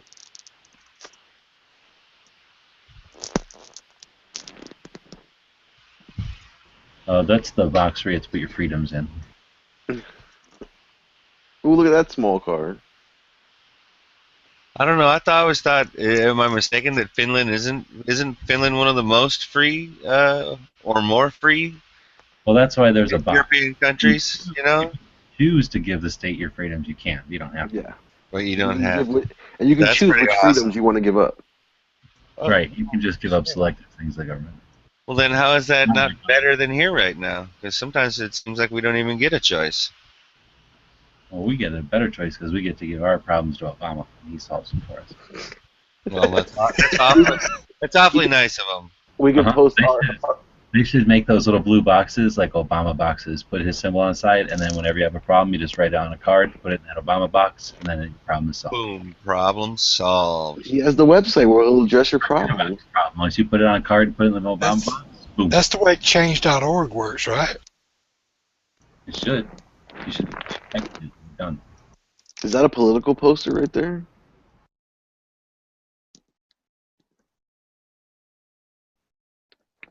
What was that?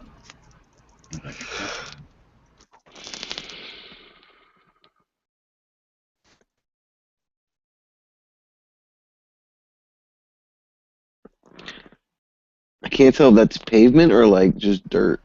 Super neat when they're like, how come none of those newsletters got done? I'll be like, well, I was watching a dog poop over in Finland, so there you go. Answer your question. It's fascinating.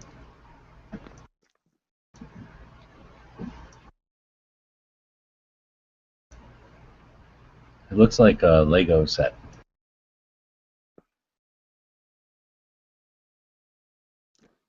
They do have electricity there. That's been confirmed. You're assuming that's not a hydraulic intersection light. A steam powered. It cuts the steam power. It's steam powered.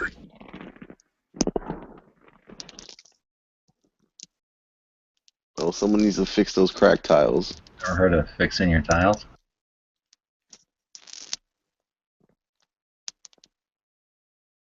Is he going to the store?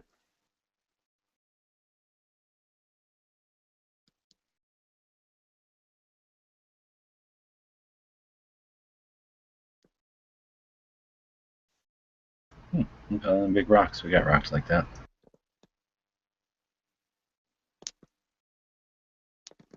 Those are like river. No, you don't have rocks like that because those are like river rocks. They're smooth We space. got rocks. We got the Grand Canyon. You ever heard of that? It's kind of a river.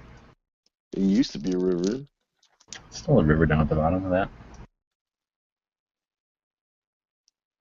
This whole area used to be a seabed or whatever. It used to be. Yeah, so we got the remnants of it. So we got rocks occasionally. Just like Maryland used to have guns. Like 50 years ago. He's in a store? What store is this? That's his living room is. That's not his house. It's his living room, dude. Huge living room. No, it's a store. Look, told you. There's his bar area. It looks more like a hotel lobby room or like a day spa or something.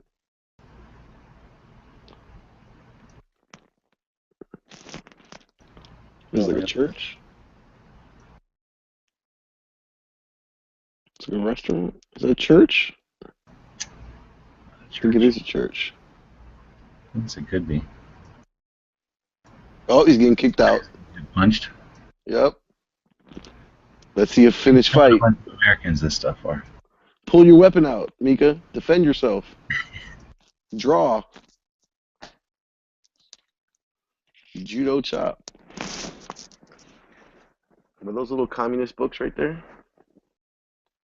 Well, this is an indoctrination station. I've heard about these. What is that? Scaffolding? It's a pool or something out there? I don't know. Too much glare. But obviously, Mika doesn't have clearance.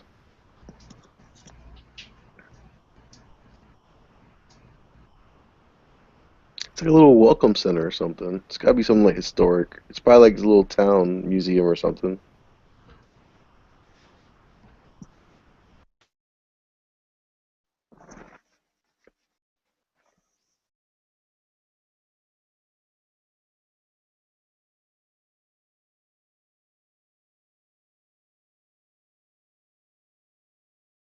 Is that a man or a woman? We don't got sound, it sounds like. No. Should get that laptop out of here. She's like, are you recording me live? Are you showing me to a bunch of filthy Americans? We left the dog outside?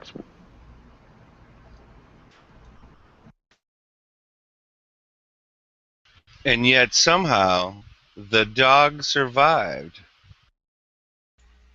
Well, if he did that here, there'd be a group with initials all over him. Well, You might no, it's because like it's a European dog, so the European dog just went and hid.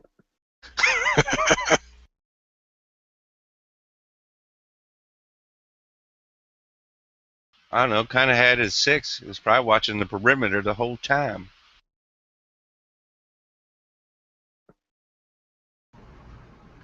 We couldn't hear, but the whole time the little dog was going yap yap yap yap yap yap yap.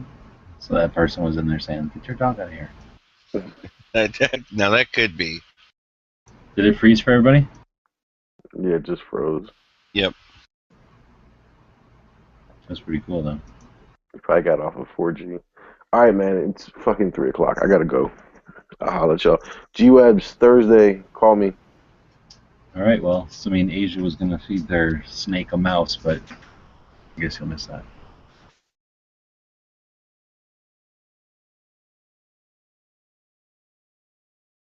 What time was that schedule? 6 o'clock Taiwan time. So I'm not sure how to do the math.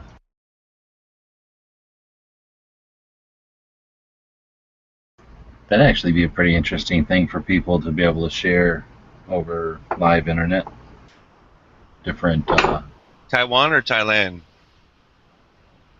That's a good question. They're not in the same time zone. Or I'm are not they? sure. I'm not sure that they are. Where the hell is Taiwan? Over by Hong Kong?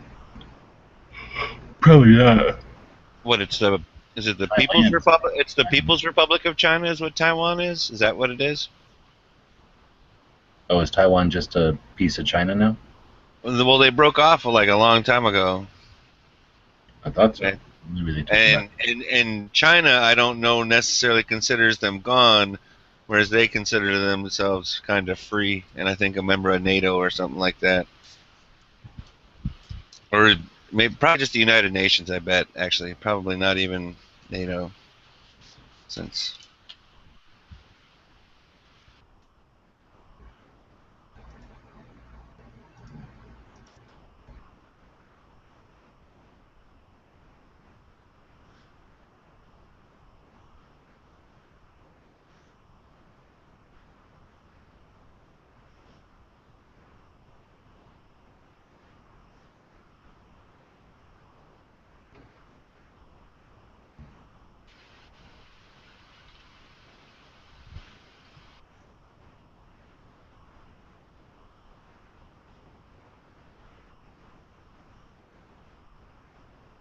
Let's see, is anybody over on the gun channel side anymore?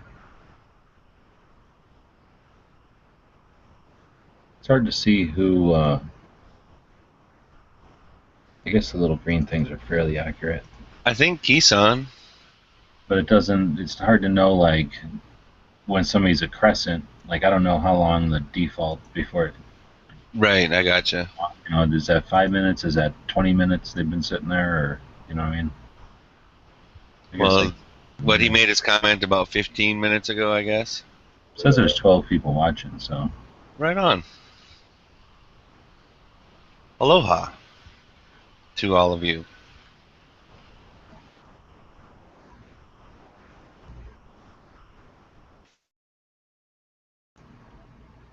Anything new going on?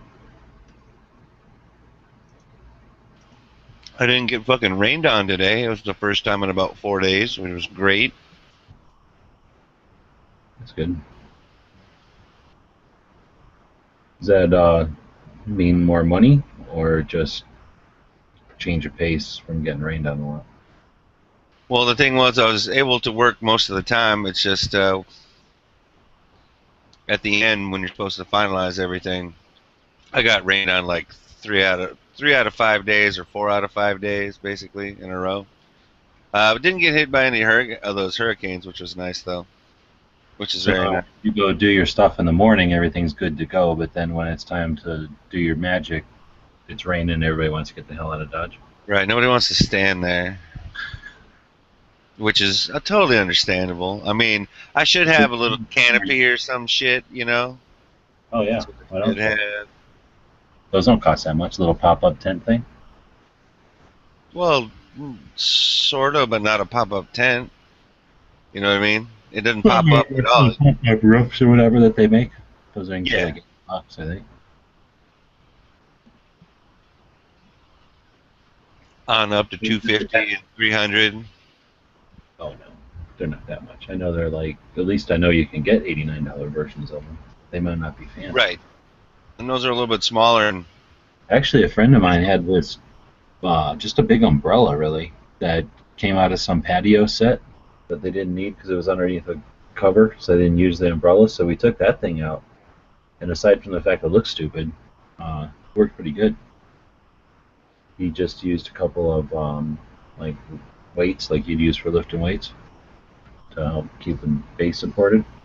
and kind of neat. It's not me that the coverage is for. Yeah, I I don't agree. care about getting wet. Just that it's like comfortable for him to sit there. Yeah, they got to be able to stand there. You got to be able to stand there, take a look. So is it the kind of thing you can get like a business card and be like, let me email you something to show you?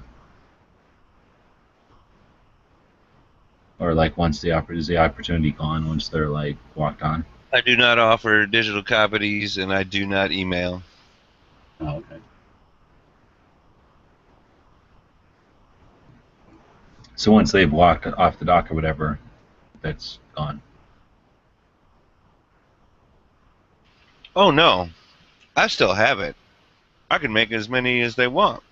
No, I'm saying the opportunity to sell it to them is gone. Like, Sometimes what happens though is they'll let me know at that time that they want more. So it's like no problem. I'll have that for you tomorrow. Same time, same bat channel, same bat station, same bat time. I'm not saying I'm Batman though.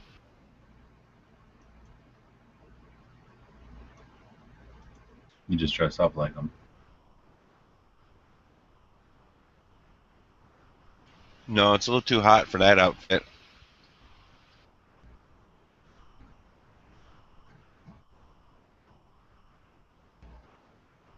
Oh, what did I do?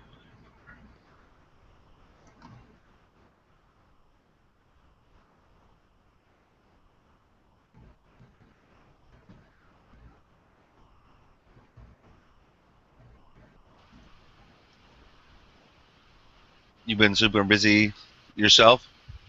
Oh yeah, definitely.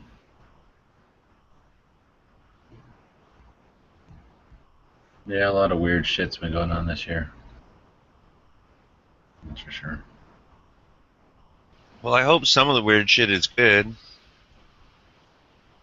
Yeah, Just I think weird. not necessarily, yeah, just different than normal for sure. Sound like I had to change that.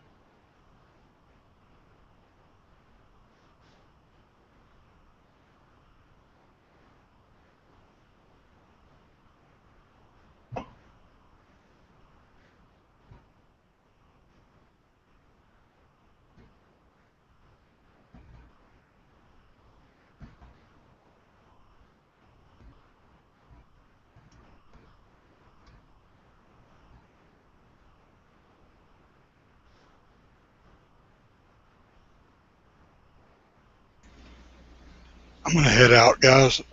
I'll see you later. All right, catch you later. Take care.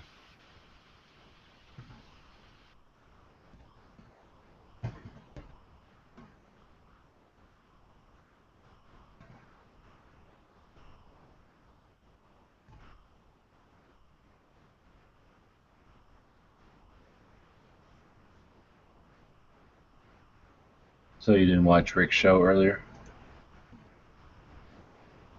I did not. I was definitely doing other stuff at that time. Was it? I didn't get a chance to watch it. Was it any good? No, I'm same boat. I was not here.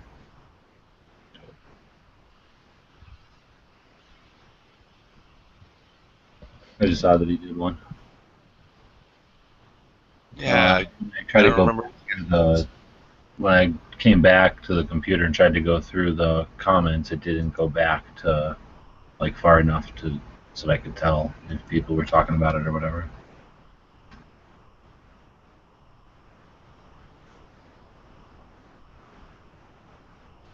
And this one seems like it's been going for a while. Well, yeah, Pink puts him on, turns him on before he goes to work.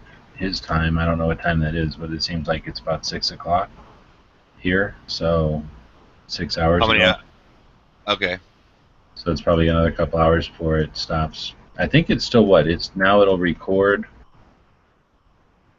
think that's the deal. It'll record for 8 and then just keep going beyond 8, or like it'll stay I don't know long. about much beyond 8. I thought, but then again, I haven't done one in a while. I don't Thought go 8 back was to still watch the them limit. very often, so I can't say that I'm keeping up on how they're replaying them either. So that feels good. So now I've at least got a whole bunch of shit mapped out. Now I just have to go fill it in. So 2, 6. All right, that should be 8.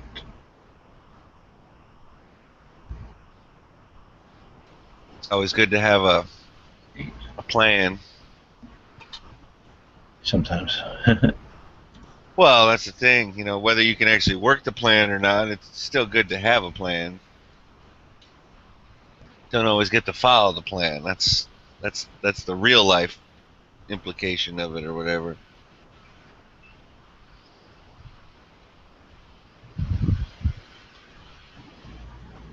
I wonder where all the AKs go.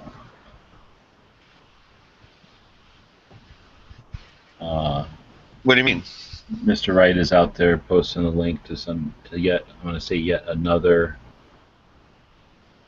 Well, I think since it says the manufacturer is Century and it is a Bulgarian 74 parts kit that looks all beat up in the picture, I'm guessing it's a parts kit build, but doesn't really give the receiver brand. Oh, I gotcha. So, in other words, it's just another set of parts that came across, and then some company put it together for Century, and then Century's selling it. I'm just saying, there's a hell of a lot of AKs. I don't know if you remember the ones I've done live things where I'm going back and looking at my catalogs and whatnot from back in the day for AK stuff. So I've got catalogs that go back to like 2004 at least, because that's when I first bought my first gun through a catalog like that, or my first AK at least. And that thing was a catalog full of options. There had to be like every Romanian, so then back then that was a lot. That was like 3, then another 6. So like 6 Romanians, like 3 Hungarians. There was multiple other countries, and then still a ton of Bulgarians and stuff. So there was just like dozens, really, different styles of AKs. And that was in 2004, and that was just the variety, you know what I'm saying? So then there was how many of each of those guns? Probably hundreds, if not thousands, of each of those guns coming in. Somebody bought all those guns. And then there was all the parts kits. They came in. I don't know if there's a way to count all the parts kits. They came in by the cargo container full. I've seen cargo containers from floor to ceiling that are parts kits. And can you imagine how many parts kits would be in one cargo container? And that's just, I mean, there had to be uncountable cargo containers. So all those guns got turned into or all those kits got turned into guns, or most of them. Then you have just Romanian guns. Well, I guess that counts as the stuff in the catalog. But I'm just saying, that's tons and tons and tons and tons of AKs. And then I guess people are just sitting on them and then buying more. I guess my question is, how come we keep seeing brand new ones all the damn time? How come there isn't this like massive used market? It's like you hardly ever see a used one, a rare used one, pop up here and there. But I guess people are just okay with having multiples.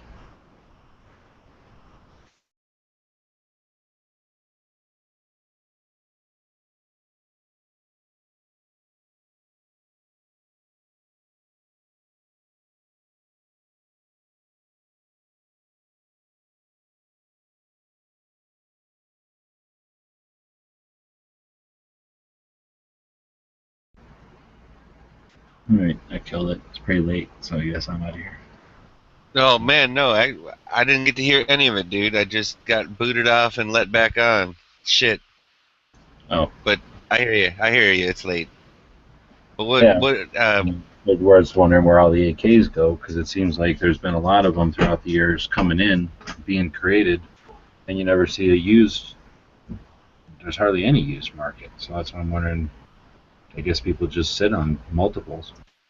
Or no, I'm not even trying to be devil's advocate. Do they just get into the wrong hands? Do they get shipped somehow back out of the country somehow?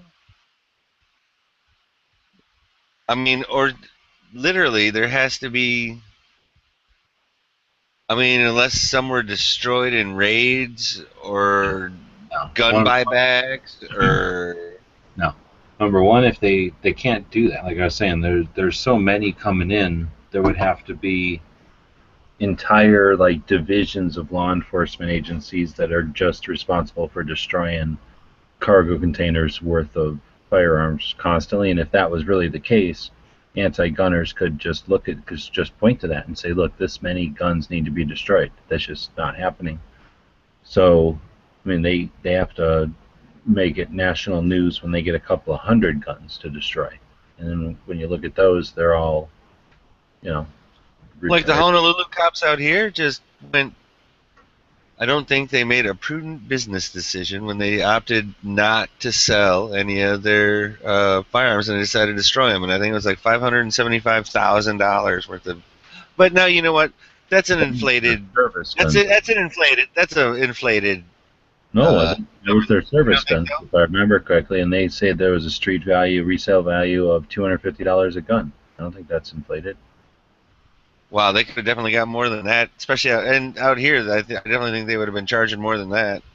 Well, that's what I'm saying. So I think that was conservative, but that was just their, what do you call it, like their actual arsenal. Like that was their guns. That wasn't guns that had come in from buybacks or something bullshit. Right, That was and then because guns. they That had, was a ton of they were Glock, switching over or Reddit, something. Huh? I believe they were switching brands. Yeah, so that was just their service guns, and they just chose to destroy them instead of get any kind of value out of the things that they paid for. Well, But I'm just saying, like one of the articles I was reading, I'm like they saying- could have even did it to other law enforcement agencies and let them purchase them too. You know what I'm saying? right? That's what I mean. They just decided not to get any return on that investment or whatever, and just throw away. And to me, that seems fishy because you just said where did all the AKs go? Did they destroy all those guns? Because now all those guns are considered destroyed. That doesn't No. mean that they did. Well, no, that's what I'm saying though. That the number of guns, the number of AKs specifically that have been imported or built here would require substantial resources to destroy. So if that was actually happening, like if there's some wholesale destruction of AKs going on, it would not go unnoticed, and they wouldn't be quietly doing it. They'd be making the biggest stink ever because that would be justification that the streets are violent. I'm just saying that it ain't happening. And then the other thing is, are they being sent out of the country? No. Like, number one, it's impossible to export shit like that. And two, you can just buy a full auto AK from a warlord, like an actual one, you know. Like the real deal, Holyfield. Yeah, the deals that are in circulation for a lot less than we pay for stupid semi-auto versions. And I can't imagine why anybody would go through the potential risk of dealing with exporting a firearm from here when they've already got massive, black markets in whatever, drugs and slavery and all the other shit that they've got going on throughout the world that guns are just a part of, right? So it's not like, I mean, there's no way. I don't think that the guns that are being sold here in such quantities are being exported. I think that people don't mind having a few of them. Like it's impossible. Well, here's the thing then. If they say, and I'm going to use air quotes here, that the AR is America's gun or whatever, and there are more of them, but like, kind of like you're saying, how many millions of AKs are there in America? Is that, I mean, are we still in the hundreds of thousands of AKs in America, in the United States of America? What do you think? I mean, you would know better than me for sure. I don't think it's possible for us to still be in the hundreds of thousands of them now. It's got to be. Oh, I totally believe that it's entirely possible. Yeah, I don't, because it's like, how many ARs do they say are out there if that's, supposedly America's gun or something like that? And the AK's catching up. It's just a reliable, handy, affordable rifle. I need to get me one. Need to quit dicking around. I'm just not ready for it. That's all. For what, an AK or an AR? AK. Like, I'm ready, but I'm not ready to make that investment yet. Plus, it's shitty about ammo out here, which sucks. If I lived on the mainland, I'd definitely have an AK and a Vepr 54R, because you guys can get those spam cans like nobody's business, like for nothing. Well, okay, maybe slightly more than nothing, but not much. Whereas here, you're paying top price for a box of 20,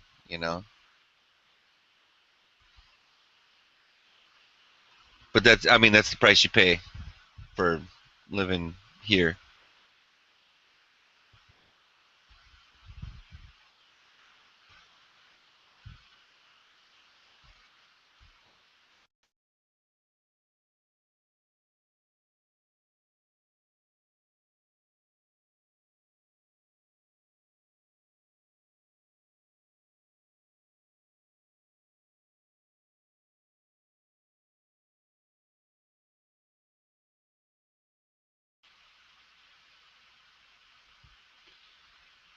You've fired revolvers at the same time, right?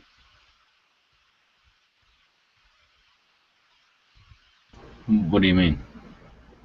One in each hand. I guess so. Well, like two identical ones? Or just. Well, the reason I'm asking is because I was looking at one, and so like my one revolver, it's like scandium and shit like that, so it's like 35 ounces or whatever, but it's like a 5-inch barrel. The other one I was looking at is a much shorter, but it weighs 36 ounces. So literally it's almost the same weight, but it's got like this, instead of a 5-inch barrel and being made out of scandium, it's got like a 2.6-inch barrel, and it's like stainless steel. So I'm just wondering, since it's so close in weight, other than sight radius and anything like that, do you think that would be anything that anybody could relatively become proficient at, I guess? Especially if I got like the same grip, because they're both end frames and stuff like that too. I mean, if they're your two guns, you're going to learn how to shoot them no matter what. You don't get enough to shoot two-handed very often, I'm sure, though. I mean, you got to be out in the desert or whatever to do stuff like that usually. I suppose that would make sense. I definitely can't do it at the range I'm at, that's for sure. Yeah, I can't imagine a range that lets you do it. It's weird for sure. There's really no point to it, I guess, but it's something you do, I guess. I've definitely done it numerous times. It was definitely better when I had like two P89s, for example, or something, or like two Glock 17s or something, so that it is exactly the same, just because sympathetic muscle, blah, blah, blah, or whatever. But almost every time I've done it, it's been with two different kind of guns. And since you're doing it, it's so weird. It's like trying to write with two hands at the same time. It's very similar. It's just because it's so weird, they might as well, if you're trying to write with two hands at the same time, you might as well have a Sharpie in one hand and a ballpoint pen in the other, because you know what I'm saying? It's not like just because you have a ballpoint pen in both hands, it's gonna be any easier.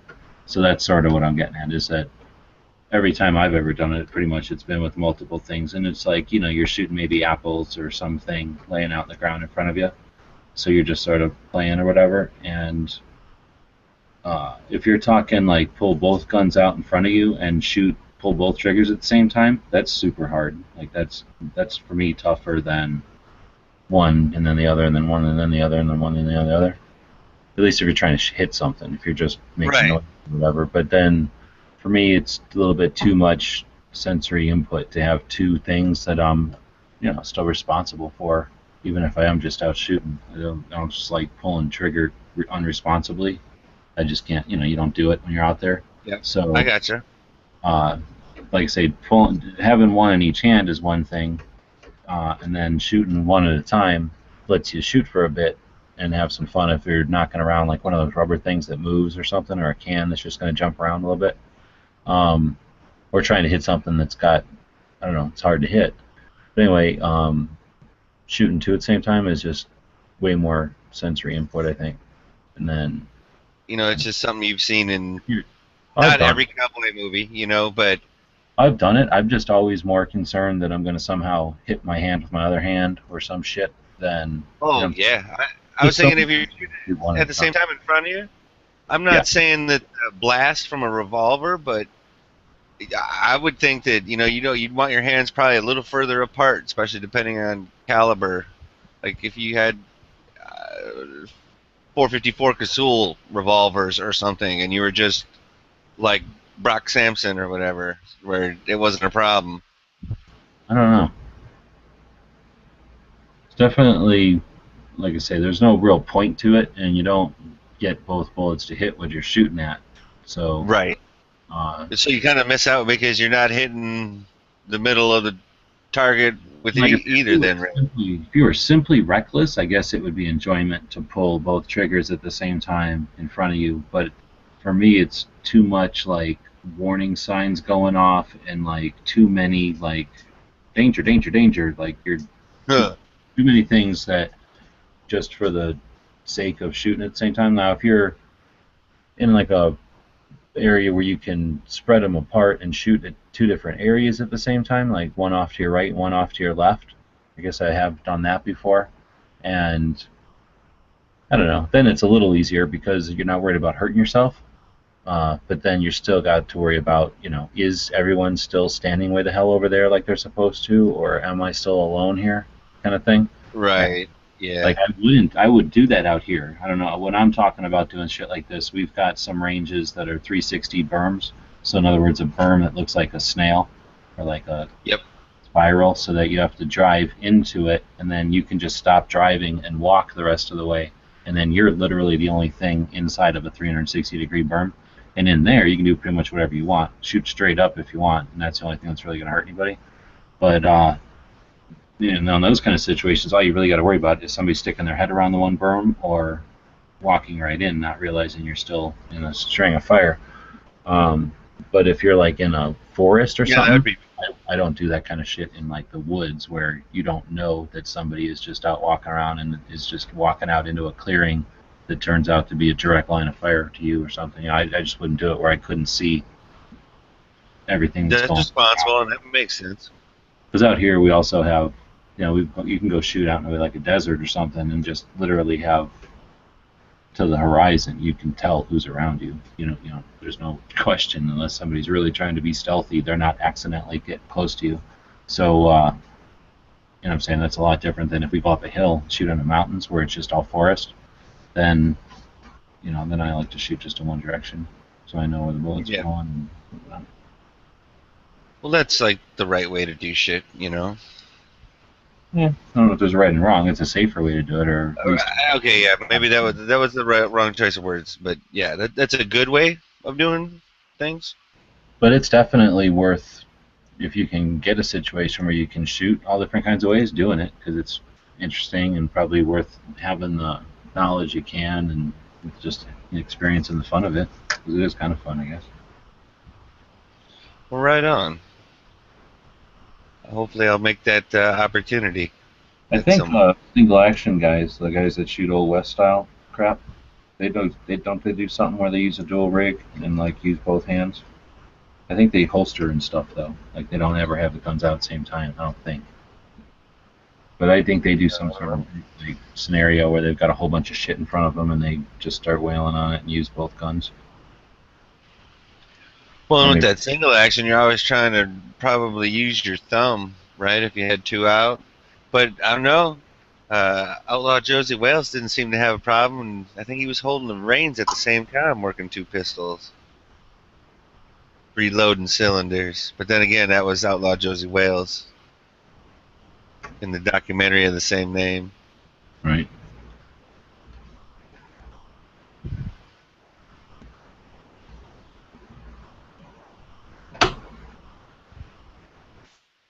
What was it? Skin Those Smoke Wagons or Whistle Dixie?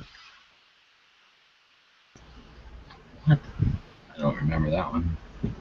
Not in Whistle Dixie, I don't think. Well, I thought when he like comes out of the store and like he runs into the soldiers that are out in the street, they're coming down the walkway or whatever, and like I think it's at the point where like everybody starts to either recognize or realize who he is or whatever, and he gets him to draw or attempt to, and I'm just trying to remember what it was that he said at that point. Outlaw Josie Wales or Pale Rider? Outlaw Josie Wales is the one I'm thinking of. I think I'm mixing the two up. Pale Rider's, he's the preacher and he comes back to town and he's got the cylinders that, like he has replaceable cylinders on some sort of old, I don't know what it is, Remington or something. And then Outlaw Josie Wales, he's that's the one where he's the Civil War guy, and then Right. finds out. I need to watch both of those again. Yes, you do. I'd suggest that for anybody listening to this podcast at any point in time in the future, that the Outlaw Josie Wales, Kelly's Heroes, and what was the one that you named? Pale Rider. They should all be on a watch list. As in, you should be watching that shit from time to time. Very good stuff.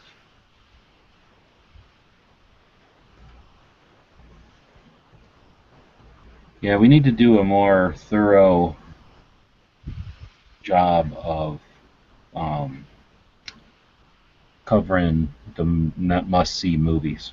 There's like some movies that like some people like and some people don't, but there's got to be at least a dozen, if not 25 movies that everyone must see if they like guns. That if they haven't seen it, they're not even gonna, they're not gonna understand some like inside. What do you call that? Not like jokes, but you know what I mean. Like they're not gonna understand some stuff that everyone else is aware of because they've seen the movies. Right. It would be like trying to say you're a Star Trek or a science fiction fan, but never seen, like any of the Star Trek or Star Wars or any of those. Which would be a shame. Well, I guess it's possible to be one, but you know what I mean. They wouldn't understand. Oh, absolutely. Or whatever, you wouldn't get it. Like, you better have seen Scarface at least once. And I don't care if you've seen the old one in black and white or the Tony Montana version with Al Pacino. Both are pretty good. What's that? Is Maggie still in here? So you can read. I think he's in here. I think so, if he's conscious. Don't want to do it live because I know people listen to this tomorrow or whatever, but we got to figure that part out because it seems like Tuesdays aren't working, and I don't know. I would like to do them more regularly, but then I don't even know. Yeah, I hear what you're saying. Yeah, I don't know if the day changes or. Right.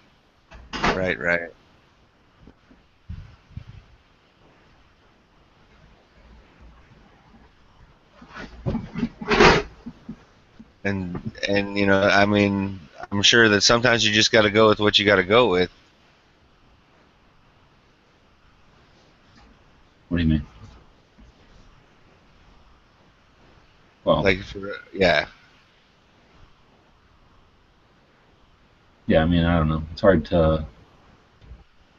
I don't know. Got to get something started though, because it's hard to expect anything if you can't start something or get something established. Hard to get rolling if you can't get started.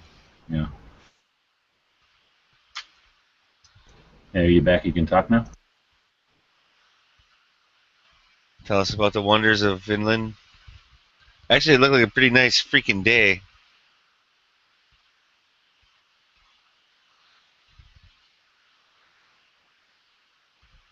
Sun was out. Dog was smiling.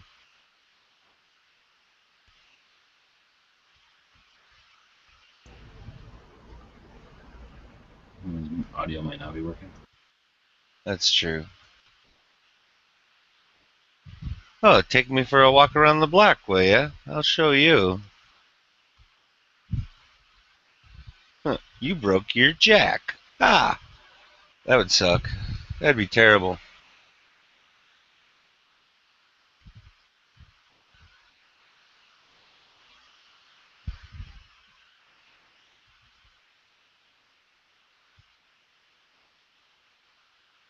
And I think Miss Wright out in the external does make a probable or reasonable statement, in that most of the guys I know that buy AKs never sell them.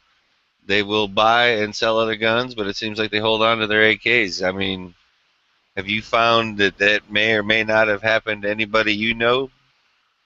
No, I'm thinking that's probably what the situation is. Because I haven't owned one yet. And actually, I don't know personally, anybody. Well, that's not true. I know a few people that do own them, but I've just never shot with any of those people. So like I've only ever gotten to shoot an AK like twice. I mean, 2 separate occasions, not 2 trigger pulls. I like it. It's a different feel. I don't always dig that, and I don't know. Maybe it's just because I wasn't used to it. That stock. The AK stock? Yeah. What kind was it that you shot? Shit, man, I don't even remember. It was about it was regular stock. No, it was like the wood style stock. Yeah, all right. They're a little different, but you just gotta. I was saying the other day to somebody we were talking, and I think I haven't used it before, but I like it. If you're riding a 10-speed or a BMX or a mountain bike, you know what I'm saying? Like whatever kind you're used to riding, you don't get on a different kind of bike and be like, oh, I can't ride this bike because it's different. You just figure out how to ride that fucking bike and ride it a little bit differently. Right. So that's how I think the AKs. I mean, they're just because they got a stock and they look the same. I mean, you just don't shoot them exactly the same. And that makes total sense because you know many people are proficient with many different things, you know, at the same time. So you're gonna have you're gonna be around on Thursday? I think so. I think so. I'm gonna be bullshitting with Marco, so hopefully you can jump in on it. Cool. I've got a thing early tomorrow, so I'm going to head out tonight. All right, man. You take care. All right. Get some rest if possible. And then I don't know if Mika's in or not. So I don't know if I'm leaving. Because I was supposed to remind you about something, but I wasn't around for like 5 days or something like that to do so. So maybe on Thursday we'll talk about it or something. About what? I don't know. I was supposed to remind you about something. Yeah, throw it on the side. I forget now what you're talking about.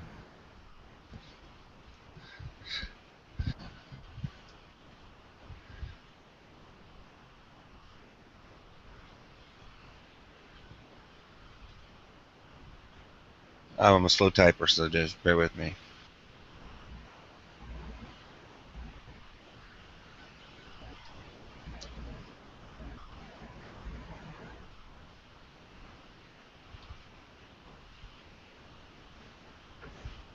And some of these people that just repost, I don't understand them.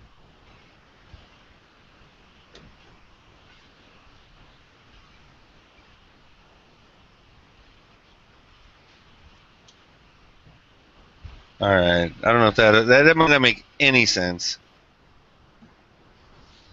No, yeah, exactly. Yeah, so that's what I was going to talk about on Thursday. Okay, cool, yeah. Absolutely. All right, I'll talk to you guys there. All right, man. Aloha. Actually, this sounds like a perfect time to exit stage left even. Aloha. Everybody take care out there.